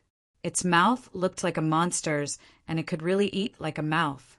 The corpses of Sir Vilas, Count Garland, Count Redwyn, and dozens of other nobles were all eaten by the tentacles of the sea monster. What a tragedy." Interesting. Danny was deep in thought. The sea monster seemed to be able to evolve through sacrifices, or rather, demonize. Marvin saw that Danny was still calm and said, "The surface of the sea monster's body also changed. It became dark red, and demon-like black spots appeared on its smooth skin. It looked like an unopened eye. Maybe after it opened its eyes, it could use witchcraft. Don't let it live. How do you know so much? Danny asked curiously. Chapter 6:21. Yesterday, when Marvin and Aegon came to report to her about the changes in the Shield Islands, Marvin did not know anything and relied on Aegon, who had been informed by Varys, to explain the situation. In just one day, it was as if he had personally visited you, Luwin's military camp, and revealed many secrets that even old Rose did not know. Scholar Kelvin told me. Marvin was stunned and said he was originally a scholar of the Chester family on Green Shield Island. After Earl Chester was killed by Iron Seed, Scholar Kelvin began to serve you, Luwin. Danny glanced at Scholar Pylus and did not know what to say. Dragonstone Island had changed 3 masters in a short period of time, and only Scholar Pylus remained in the Crow's Nest Tower. It was the same for Kelvin. The island's master had changed, but he still managed the Crow's Nest and even openly told you Luwin's secrets to other scholars. Even someone as crazy as you, Luwin, did not kill the scholars. Why? Because he could not leave the scholars. Luwin must have wanted to hide his secret, but his secret was easily exposed by his own scholar. How ironic. The scholars knew medicine, were literate, could manage castles, calculate taxes, tame crows, take care of the crow's nest, and send and receive letters, even Iron Seed, who pursued the ancient path of burning, killing, and plundering, had become dependent on the scholars. Just like how humans could not live without wheat and rice, modern people could not live without mobile phones and computers. Westeros nobles could not live without the scholars. The scholars' huge hidden forces and intelligence network would not disappear because of the City of Knowledge's destruction. They had become part of the Westeros continent.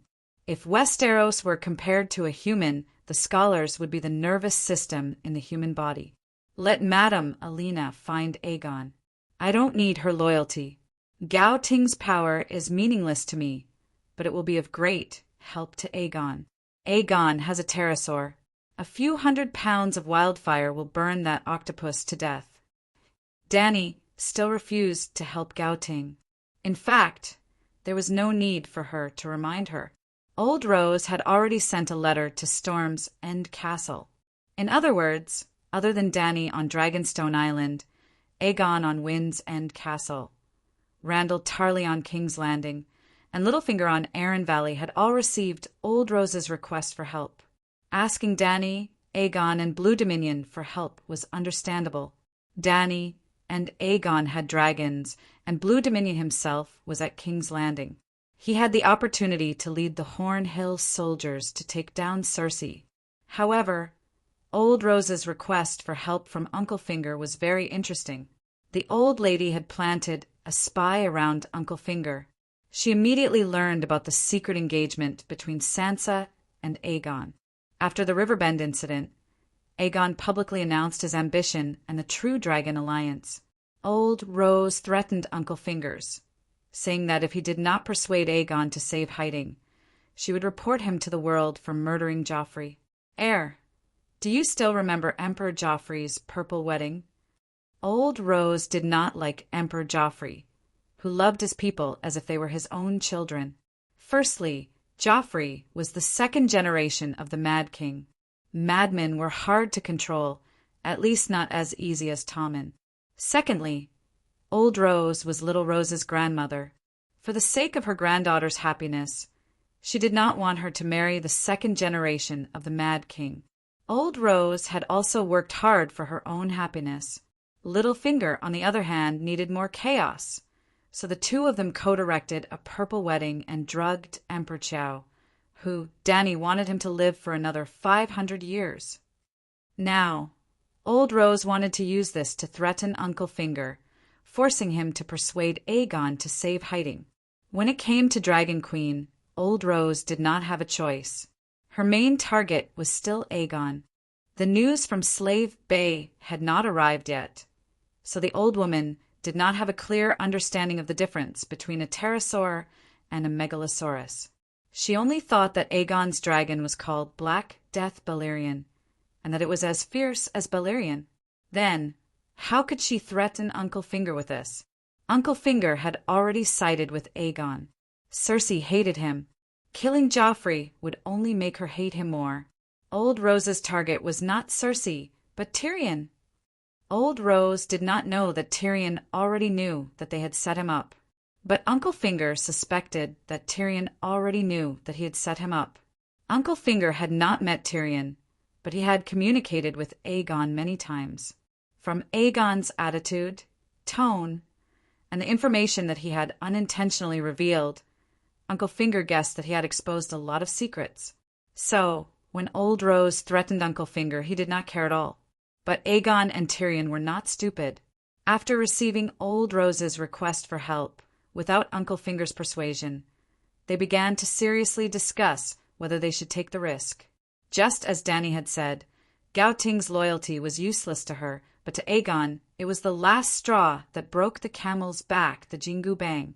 It was very important. The Valley faction is too strong and occupies too much of the true Dragon Alliance. It is necessary to bring in hiding to maintain the balance. More importantly, Yuluen is on Cersei's side. You will face us sooner or later. Tyrion was very rational and helped Aegon make the best choice. Aegon was also very decisive. He immediately made the decision to save hiding. To ask where Yuluen's sea monster came from, it had to start from 2 years ago. At that time, he had turned into Ethan Hunter and completed an impossible mission, stealing the dragon egg and the dragon horn from the Great Pyramid. Of the 2 dragon eggs, he kept one for himself and gave the other to the Iron Legion of New Gith. The reason why New Gith did not steal Yuluen's dragon egg and horn was because Yuluen knew the route to the ruins of Valeglia.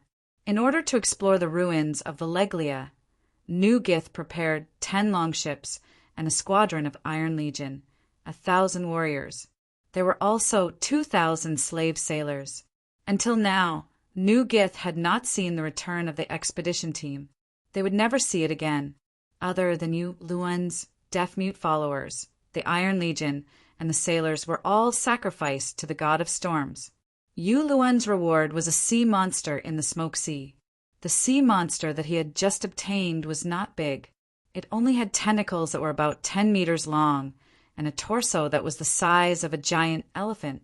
If it were placed in modern society, it would probably be treated as a king squid.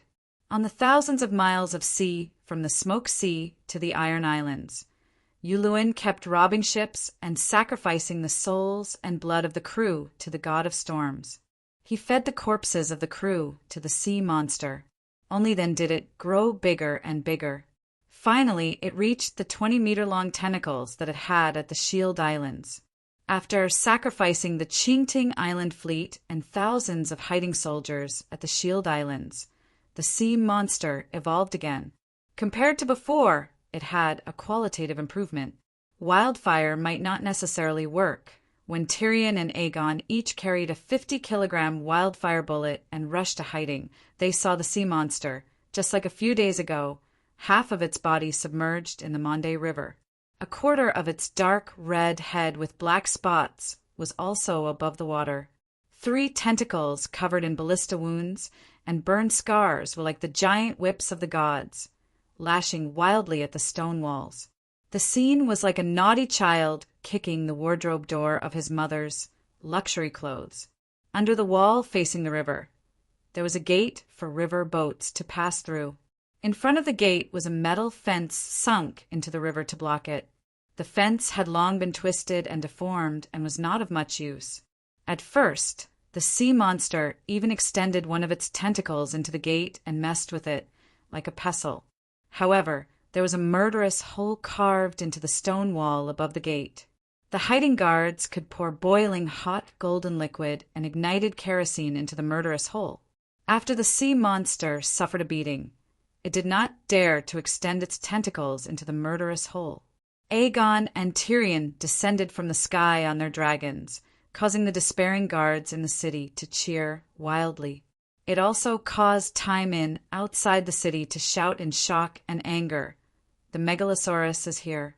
The mother of dragons has betrayed us and come to participate in the civil war of the Seven Nations. Aegon's sneak attack on the Windstop Fortress had caused quite a stir among the higher-ups of the Seven Nations. However, the ordinary people knew very little about this. At this moment, they all thought that the Dragon Queen and the Great Guardian of Light had come. Aegon and Tyrion approached the hiding under the cover of the clouds. They did not waste any time at all, as they swooped down and dealt a fatal blow to the sea monster in a way that was close to a sneak attack. Throwing bombs at a low altitude had a very high hit rate. 2 wildfire bombs landed on the sea monster's head and one of its tentacles. Boom-boom. 2 balls of enchanting green flowers bloomed on the sea monster's body. A huge green flame shockwave directly blew up one of the sea monster's tentacles.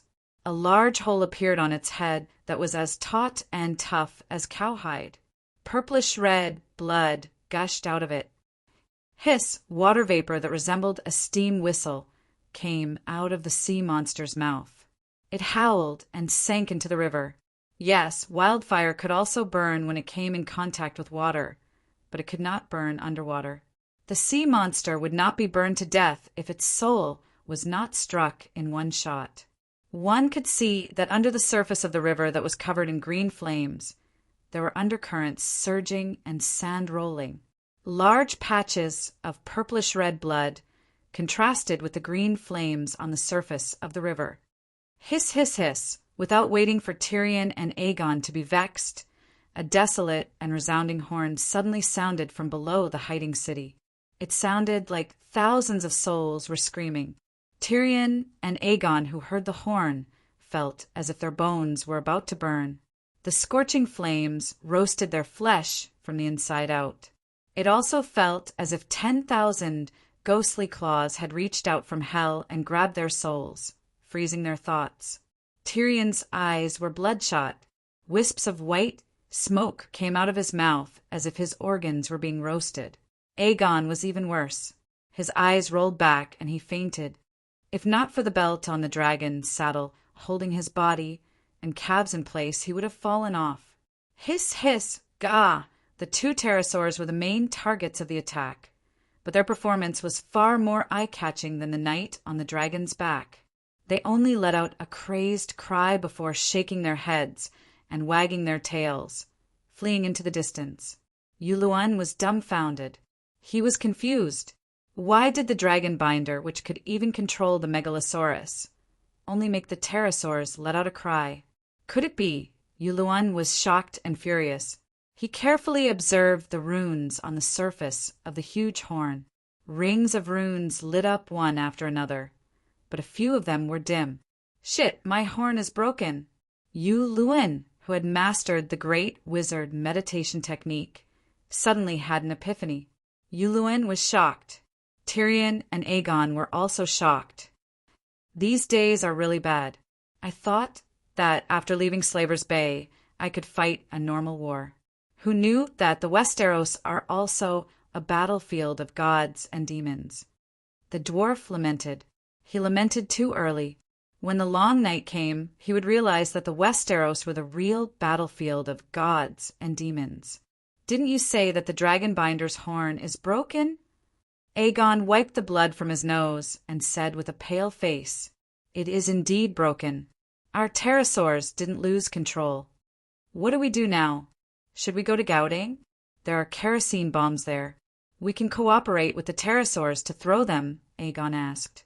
Both of their souls were injured and needed to rest. They had just landed in an apple orchard 50 kilometers south of Gouting.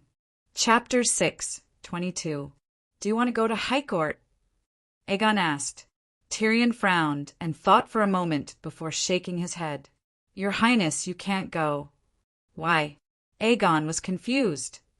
We don't have anyone in Highcourt right now. It will be dangerous for you to go. Lady Alina clearly said in the letter that as long as I come to save Highcourt, she will lead the Tyrell family to pledge their loyalty to me, Aegon said. Tyrion smiled bitterly.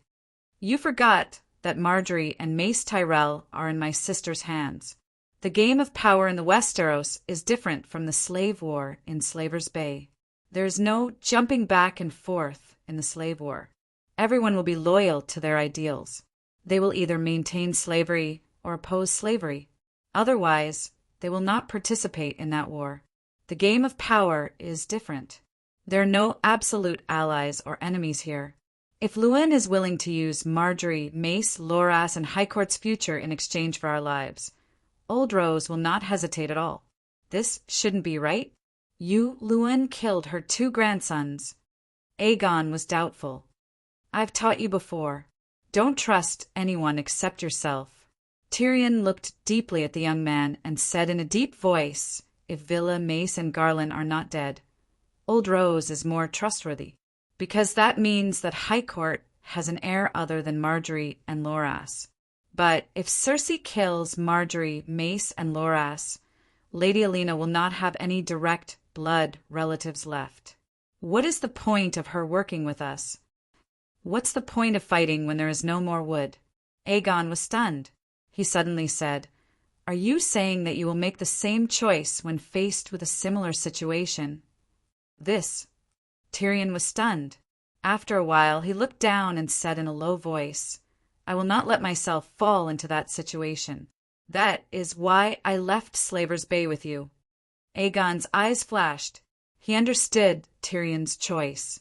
The dwarf told Aegon not to go to Gouting, but he did not give up on rescuing Gouting. He went on his own. My sister would definitely be willing to exchange 10 Margallis for my life if she had 10 Margallis in her hands. But I know this, but Old Rose doesn't. Even if my sister suggested an exchange, she wouldn't believe it. Before leaving, he said to Aegon with a smile. Unfortunately, after 3 hours, when Tyrion once again flew above the High Court, the battle had already spread from outside the city to within the city. The city gate was lost, and the 20,000 iron seed was like mold from hell, spreading into the garden city full of sunshine, roses, and grapevines. Black smoke billowed from the exquisite houses, and cries and wails could be heard from every corner of the streets. Evil acts of killing and strengthening were constantly being played out in the palace city. Under the golden, warm sun, there was nothing but cold death and dark evil. How is it so fast? Tyrion was shocked. Suddenly, the dwarf on the dragon's back narrowed his eyes and shuddered. Luwin could have taken down Gouting long ago. He was waiting for them, waiting for the pterosaur. It had been 5 days since the change in the Shield Archipelago. Luwin had a 20,000-man army and a sea monster with tentacles long enough to wrap around the city walls. But they still could not take down the defenseless Gouting after 4 days. Was this normal? Before seeing the sea monster on the ground that was even taller than the city walls, Tyrion thought that Gouting city walls were sturdy, but now, Luwin, who had the dragon's horn, was waiting for them to come knocking on his door. The dwarf broke out in a cold sweat. He no longer dared to take the risk to rescue Old Rose. He turned around and flew toward Wind's End Fortress. He did not guess wrongly. Luwin was waiting for their pterosaur. The Dragon Queen had sworn that she would not interfere in the war between the 7 countries before the end of the long night. If she did not break her oath, she would not have come to Gouting. The only one who could save Gouting was the pterosaur. Shouldn't the dragon's horn control the pterosaur easily? Well, man proposes, but God disposes. The pterosaur came and the horn was blown, but the horn was broken. After realizing that the horn's dragon-controlling ability had failed, Luwin was furious. This time he had gone for wool and come home shorn. He had severely injured his sea monster. The horn was blown again under the city walls. The guards on the city walls lost their souls and fell to the ground in a daze. Under Luwin's command, the injured sea monster came out of the water again. It was no longer a brat kicking down the door. The sea monster climbed up the city walls directly. Its 7 tentacles whipped wildly, like an adult wearing leather shoes stepping on caterpillars on the ground. It crushed all the soldiers on the city walls into a bloody pulp. At the same time the horn was blown, 500 strong men with silver juice poured into their ears stepped forward. They built a spiral ladder, climbed up the city walls, and opened the city gates. This was a completely asymmetrical battle. There were sea monsters and magic horns. How were the High Court knights in summer supposed to fight? Sigh, this godforsaken world is becoming more and more unfriendly to normal people, the dwarf said bitterly to Aegon after returning to the Wind's End castle. Luckily, we aren't normal people either. We have dragons. Aegon found some comfort in his helplessness. Now he kind of missed Aunt Dany. Back in Tauros, Benny's dragon slayer's horn was even more terrifying. All living creatures within a 3-kilometer radius had entered a soul-stealing state. But Aunt Dany's clear whistle had immediately woken them up. Get Illyrio to recruit another batch of fire mages. If 200 pounds of wildfire can't kill that monster, then 2,000 pounds for 1,000 pounds. Tyrion said fiercely. Sigh, Count Varys only sent us a one-sided letter, but we can't find him. Otherwise, let him move around and see if he can smuggle a batch of wildfire from the Alchemist Guild in King's Landing. You said that there are dozens of tons of wildfire buried there, right? Aegon asked. Not just dozens of tons. I suspect that there are hundreds to thousands of tons. The Mad King. Oh, your grandfather was prepared to burn down King's Landing back then. How big is King's Landing? 500,000 people. How can it be enough without a few hundred tons? Tyrion pondered. Aegon frowned.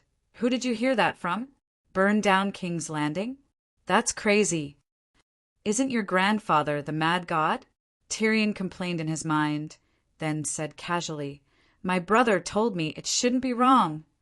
Kingslayer. He should have said that my grandfather wanted to destroy the world, and that he killed him to save the world. Aegon's tone was disdainful. Think what you want. Tyrion shrugged nonchalantly and said, Hurry up and tell your aunt about the fall of Highland. Then ask if there's any good way to deal with the dragon's horn. Got it. Dragon, Queen only said one simple sentence. As for the way to deal with the dragon's horn, take it head on. These 2 days she was even busier, because her turtle prime minister was here.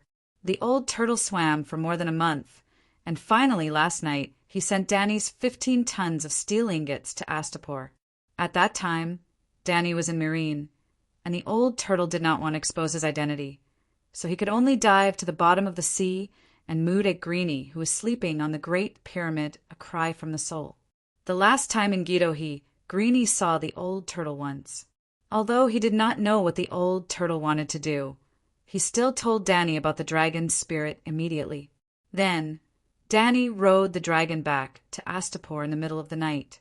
Without alerting anyone, Dany led the old turtle to the rocky beach 10 kilometers west of Astapor City. In front of Dany, the old turtle happily opened his mouth and spat out all the steel ingots. A total of 60 pieces, no more, no less. I'm leaving. After throwing the Crab King's shell on the ground, the old turtle said, Why are you leaving? You came all the way here. Don't you want to see the battle of life and death between me and Balerion? Let me tell you, she is now in Borash. Balerion's main body is sealed at the bottom of the Smoke Sea, and now that is a part of his soul, right? The old turtle shook his head. That is a very important part of his soul, enough to make him suffer heavy losses. Can't you feel the thrill of revenge when you hear his wails? Dany laughed. You are the one who destroyed his part of soul. How can I feel the thrill of watching from the side? Yes, there is no revenge if you don't participate in it personally. Dany nodded with a smile and suggested, Why don't you stay and we work together to form an anti-Balerion alliance? I have to go back to the Rhone River. The old turtle hesitated. Go back and be a coward. Am I not a coward if I stay? The old turtle was stupefied. What are you afraid of? I will take the lead, and you can hide in the sea and cheer. It will be very safe. I'm not afraid, but... The old turtle's head, which was as big as a van, shrunk back unnaturally and muttered, What do you want me to do? It's done, Dany exclaimed in her heart. Oh, yeah. Actually, I have always had a big plan, but the work is too big, and I can't execute it with just manpower. Now that you are here, it's perfect. What plan?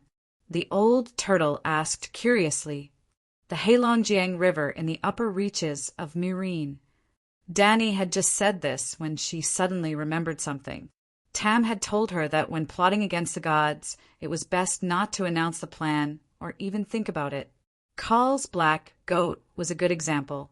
When Blinden and Bran were plotting against Lalo for 2 generations, the three-eyed crows, they had purposely called her to the edge of the world. When she thought of this, she immediately pulled Blackie's soul into her body and entered the Holy Mother mode. Her divine power rippled and formed a 7 gods divine domain between her and the old turtle. Mother God, Danny's movements were practiced and relaxed, but the old man in the river beside her was shocked beyond words. Where did you get such vast divine power from? The old turtle did not recognize the 7 gods' disguise. When Danny fought the Crab King in Gidohi, the old turtle was a little far away and did not sense it as clearly as this time. I picked it up, Danny chuckled. Picked it up. The old turtle's face contorted. No wonder the Crab King fell at your hands. I have a plan, and it's almost specially prepared for you. Danny stopped joking and quickly told him about her plan to drown the 7 armies.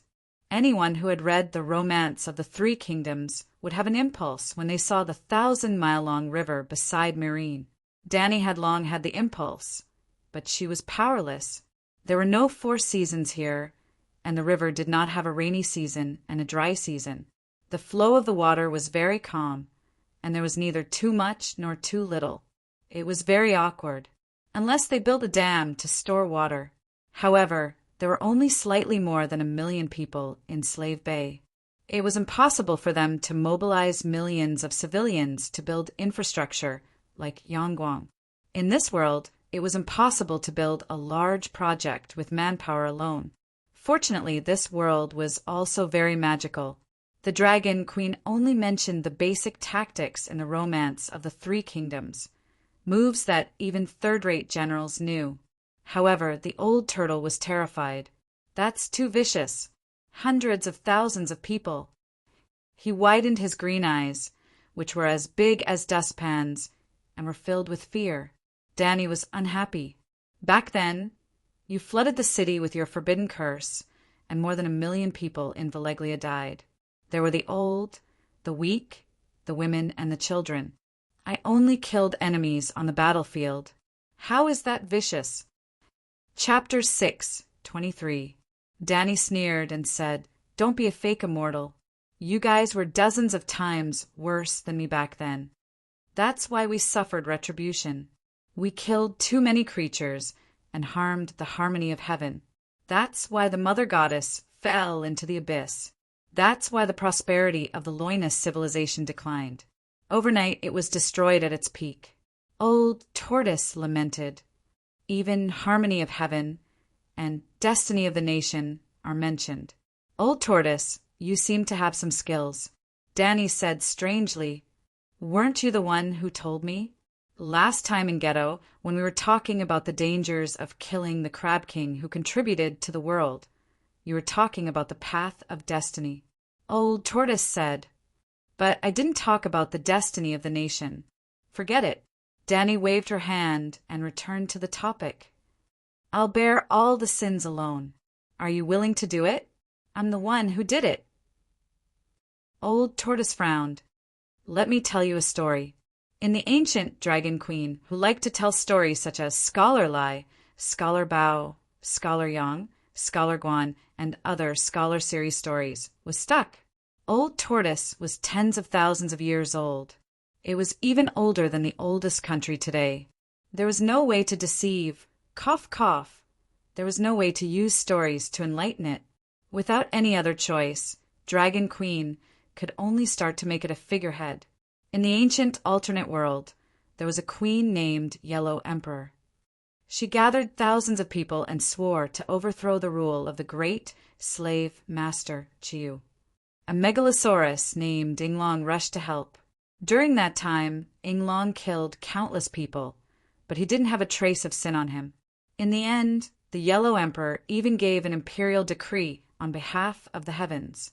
Inglong achieved the position of the ancestral dragon with great merits, which made him the main god of the Megalosaurus. In the end, Dragon Queen concluded, participating in a just war, no matter how many people you kill, you're not guilty. Therefore, you won't suffer retribution. Instead, you'll have great achievements. This story sounds too fake. I don't believe that there's a Yellow Emperor, Chiyu, and Inglong in the alternate world. Old Tortoise shook its head wisely. Sigh, this old tortoise is too smart.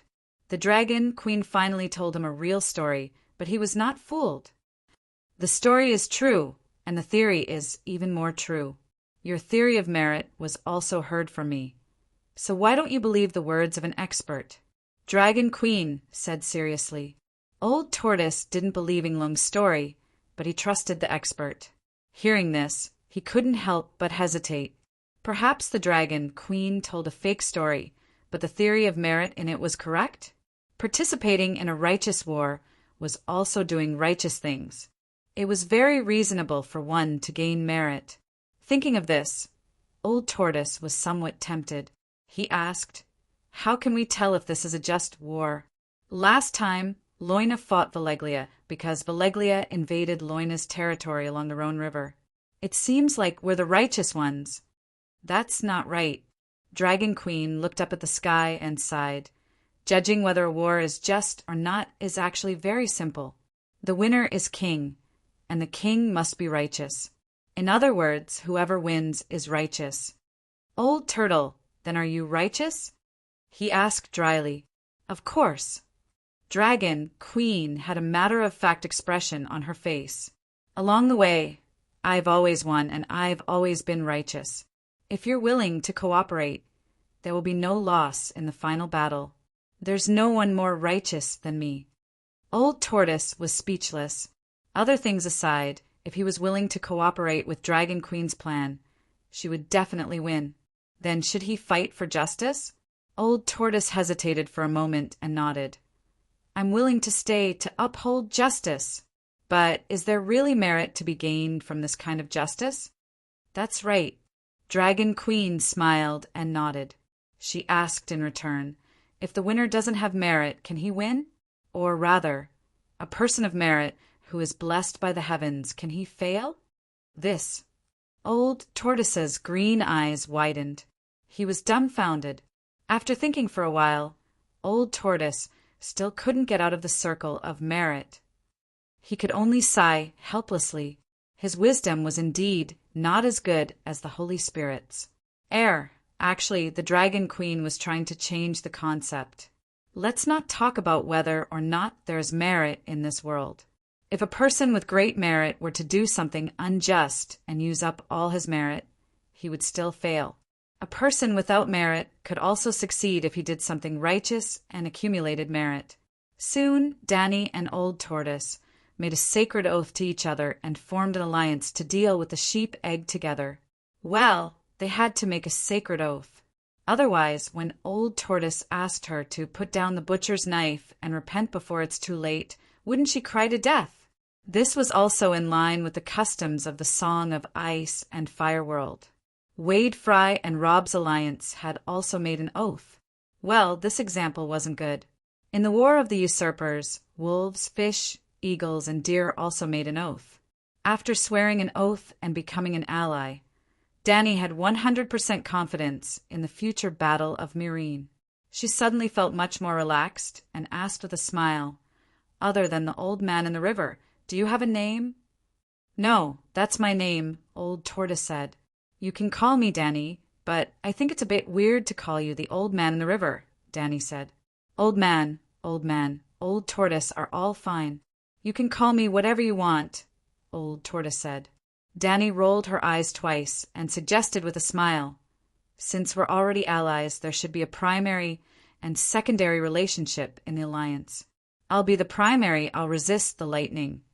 You'll be the secondary, you'll help from the side, right? Since ancient times, which alliance didn't have an alliance leader? Well, so. Old Tortoise also agreed with Danny's words. I'm the queen, so I should have the queen's hand. Let's not talk about the queen's hand in politics, but I have another identity. The witch queen of the transcendent world. The witch queen should also have the transcendent queen's hand. I think you're quite suitable, Danny finished and looked at Old Tortoise with sincere and expectant eyes. Old Tortoise seemed to be moved by her sincerity and nodded gently. With the divine power you have now, you're also qualified to be called the Witch Queen, but we're only allies temporarily. You'll be the temporary queen's hand until the alliance ends and the oath is fulfilled. You can leave at any time. During this period, there's only the two of us in the alliance, so you don't have any responsibilities, Danny said immediately. Old Tortoise thought carefully. It would only take a few months, so it was not a big deal to be called the Queen's Hand. After all, Dragon Queen was so powerful that she even stewed the Crab King. She was also the main force in the Anti-Sheep Egg Alliance, so it was not a disgrace to be under her as the river god of the Lone River. Okay, he said. Very well, I'll call you Turtle Prime Minister from now on.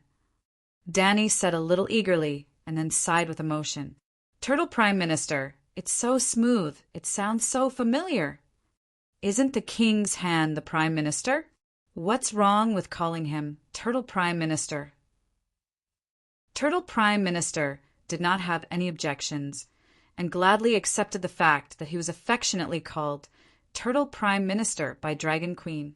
Dragon Queen looked at her Turtle Prime Minister's island-sized body and was full of confidence. With Turtle Prime Minister, there's no need for sea monsters. Turtle Prime Minister felt uncomfortable under Dragon Queen's passionate gaze. He shrunk his neck and said, Your Majesty, it's almost dawn. I should go to Marine. Danny looked up to the east, but the sky was dark and heavy. There was not even a shadow of the sun. There's no hurry. Actually, I have one more thing that I need your help with. Turtle Prime Minister. What is it?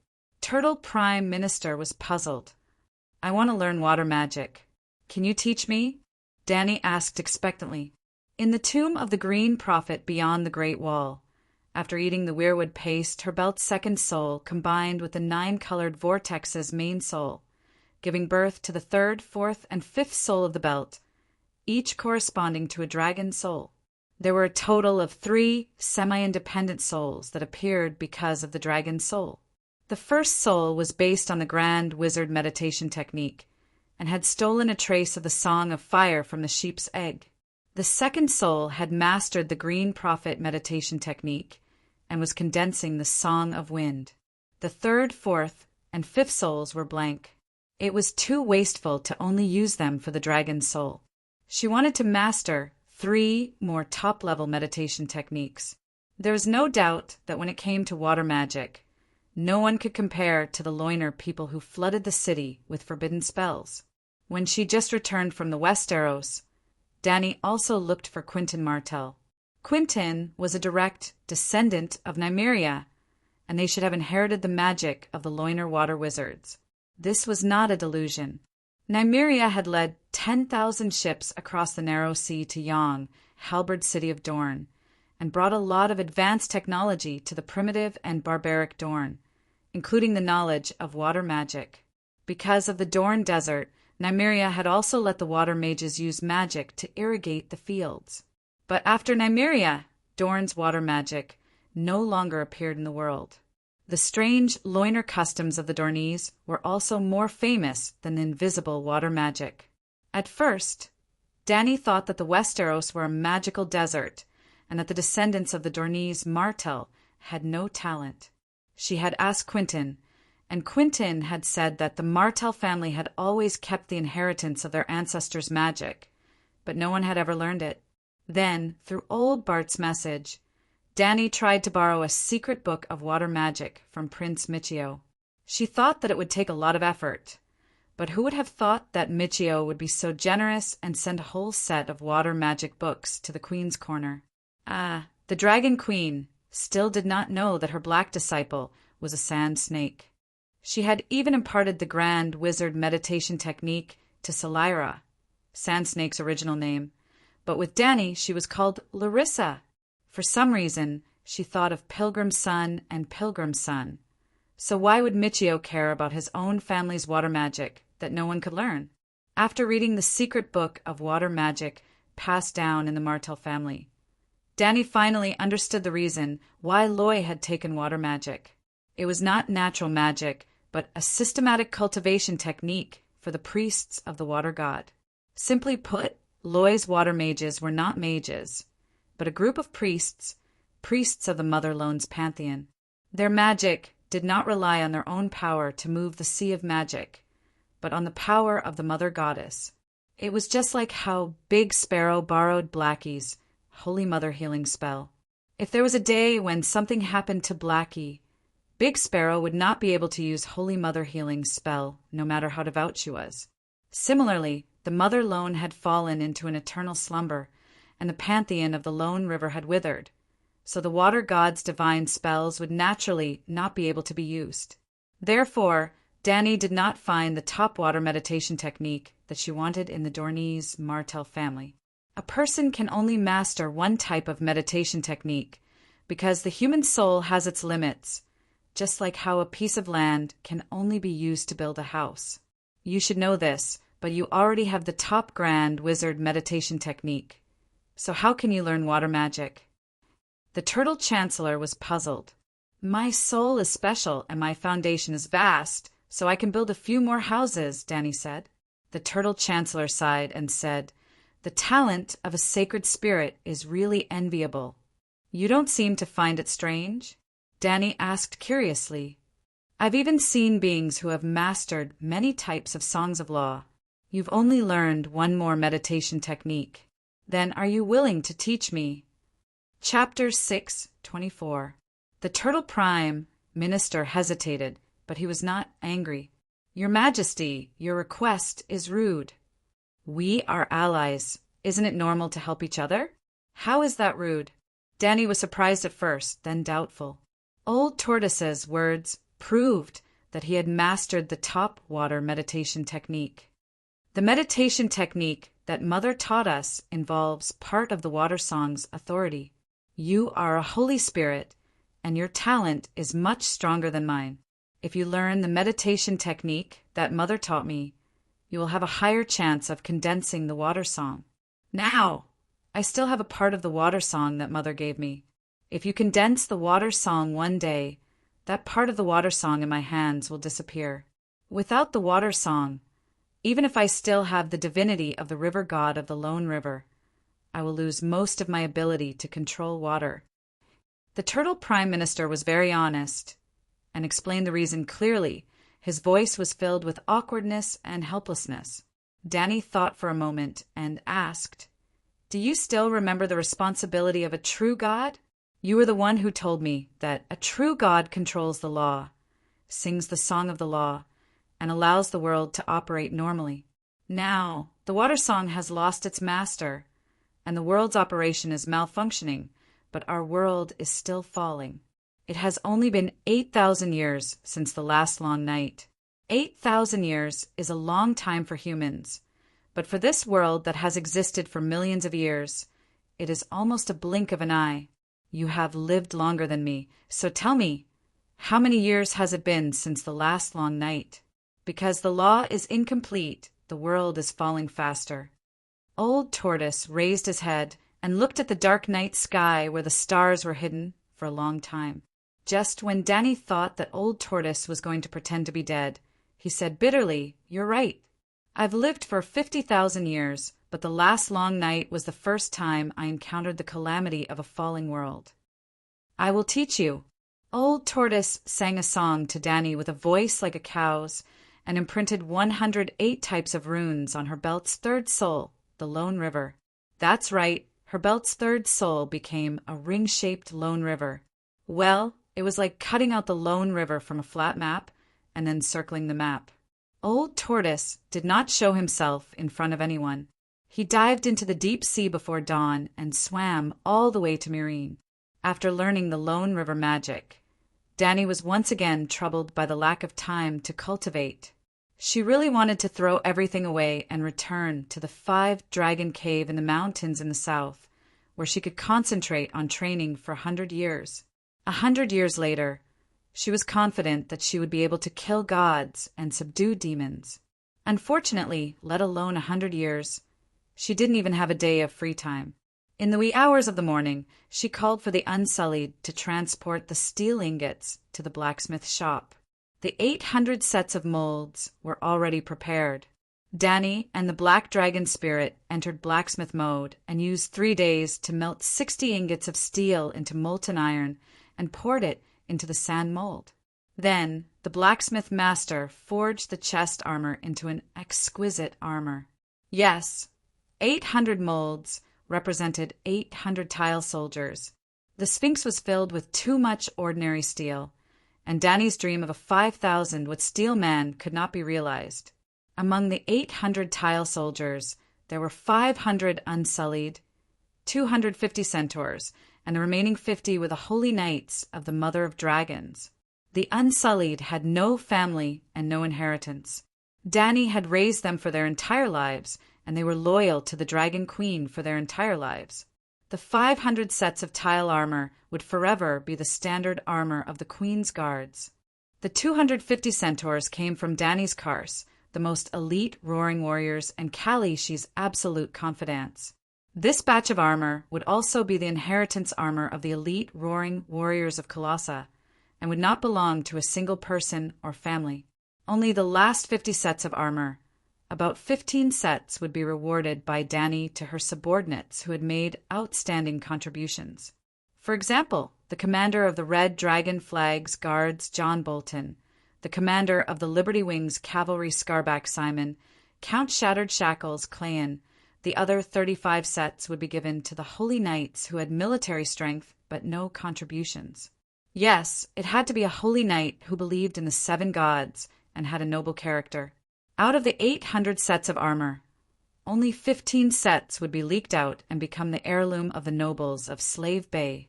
Danny hoped that her descendants would be able to firmly control the 750 sets of armor. The tile armor was almost indestructible, so the tile armor was much thinner than normal armor, and its weight was at least half, with an average of 25 kilograms. Including the weapons, it was about 35 kilograms. Forging 800 sets of armor used 14 tons, and there were still 1 or 2 tons of tile armor left. A total of 17 tons, but Old Tortoise only transported 15 tons, and the rest was transported back by Megalosaurus many times by air from Danny. Danny planned to take out another ton of tile armor to forge for 100 mixed swords that weighed 5 kilograms each. The knights wore normal armor and were equipped with tile armor. Their defense might be a little weak, but their attack was not lower than the tile armor. There were still more than 500 kilograms of tile armor left, and Danny considered making a set of armor for Little Green that could protect its neck and chest. Previously, only Little White and Big Black had dragon armor, but Little Green had now become a magic dragon and had absorbed part of the divinity in Gidohi, so its weight was increasing day by day. After staying in Astapor for a few days, the 800 sets of armor and 1,200 tile swords were not yet forged. Danny left Big Black to continue working with the blacksmith, and she rode Little Green back to Myrene. Well, the 3 cities of Slave Bay had a Megalosaurus, Big Black in Myrene, Little White in Yuan-Kai, Little Green in Astapor, Little Gold and Little Red followed Danny, and they followed wherever Danny went. There were also 18 pterosaurs scattered in the 3 cities to assist the Megalosaurus in patrolling the airspace. Danny only stopped in Myrene for a while, and then went all the way to the town of Megalosaurus, 150 kilometers east of Myrene. It was the town that John Bolton had been ordered by the Dragon Queen to recruit shepherds to build. It was on the side of the White Dragon River, about 30 kilometers away from the intersection of the Black Dragon River and the White Dragon River. The Turtle Prime minister had been waiting there for a long time. Danny's plan was also very simple, to build a dam in a narrow channel of the White Dragon River. In the past, such a project could not be completed without 100,000 labors, working hard for 3 to 5 years. But it was different now. Danny had the Turtle Prime Minister. John Bolton had originally led the guards to farm at the intersection of the Black Dragon River and the White Dragon River, and casually built another small town, Queenstown. In the Dragon Queen's plan, Queenstown would block the Jade Sea Mercenary Alliance from the Raza River during the Battle of Meereen. After the Battle of Meereen, Queenstown would not be demolished, and it would be the political center of the Black Dragon River and the White Dragon River. The 3 cities of Slave Bay covered more than 200,000 square kilometers, which was bigger than 2 Korea put together, but the population was only 7 million, with the addition of hundreds of thousands of shepherds. The fertile land of the Black Dragon River and the White Dragon River had not been developed at all, and Queenstown was specially prepared to develop that land. 3 days ago, after receiving the Dragon Queen's order, John Bolton led 8,000 guards and left Queenstown, arriving at the narrow channel almost at the same time as Danny. The channel passed through a canyon, and the narrowest part was only 40 meters wide. The Turtle Prime Minister's body was 45 meters long and 30 meters wide, and it floated on the river like a floating island. "I want to build a dam here and finish it in a week," Danny said to John Bolton. "Your Majesty, we only have 8,000 men. I'm afraid we can't do it." Big Face said bitterly, "If you can't do it, why did I ask you to come here?" Danny smiled faintly and whistled at the river. Rumble. A huge black shadow suddenly rose from the green river, and then water splashed everywhere, revealing a long and ferocious bone spur as thick as a pillar. After that, an island covered in thick seaweed and shells floated to the surface of the water. Moo. The Turtle Prime Minister's nose spurted out 2 thick, white water pillars, and its sound was like a bull, like the whistle of a train. "What is this monster?" John Bolton's eyes almost popped out. 7 gods above, what a huge sea monster. "Turtle, that's not a sea monster, it's a turtle." "Holy Mother, it looks like the legendary Old Man of the River." The surrounding guards of the Mother of Dragons also exclaimed, and some of the loiner soldiers even told the truth. "Turtle Prime Minister, this is Sir John Bolton, who is in charge of building the dam." Danny shouted at Old Turtle, and then said to Big Face, who was dumbfounded, "The giant turtle of the river is the Old Man of the River alone, and now he's my Turtle Prime Minister. From today onwards, until the end of the Battle of Meereen, you and the guards have to keep this a secret, and don't tell the shepherds nearby." "I understand." John looked at Old Turtle with awe, and his attitude towards the Dragon Queen was even more reverent.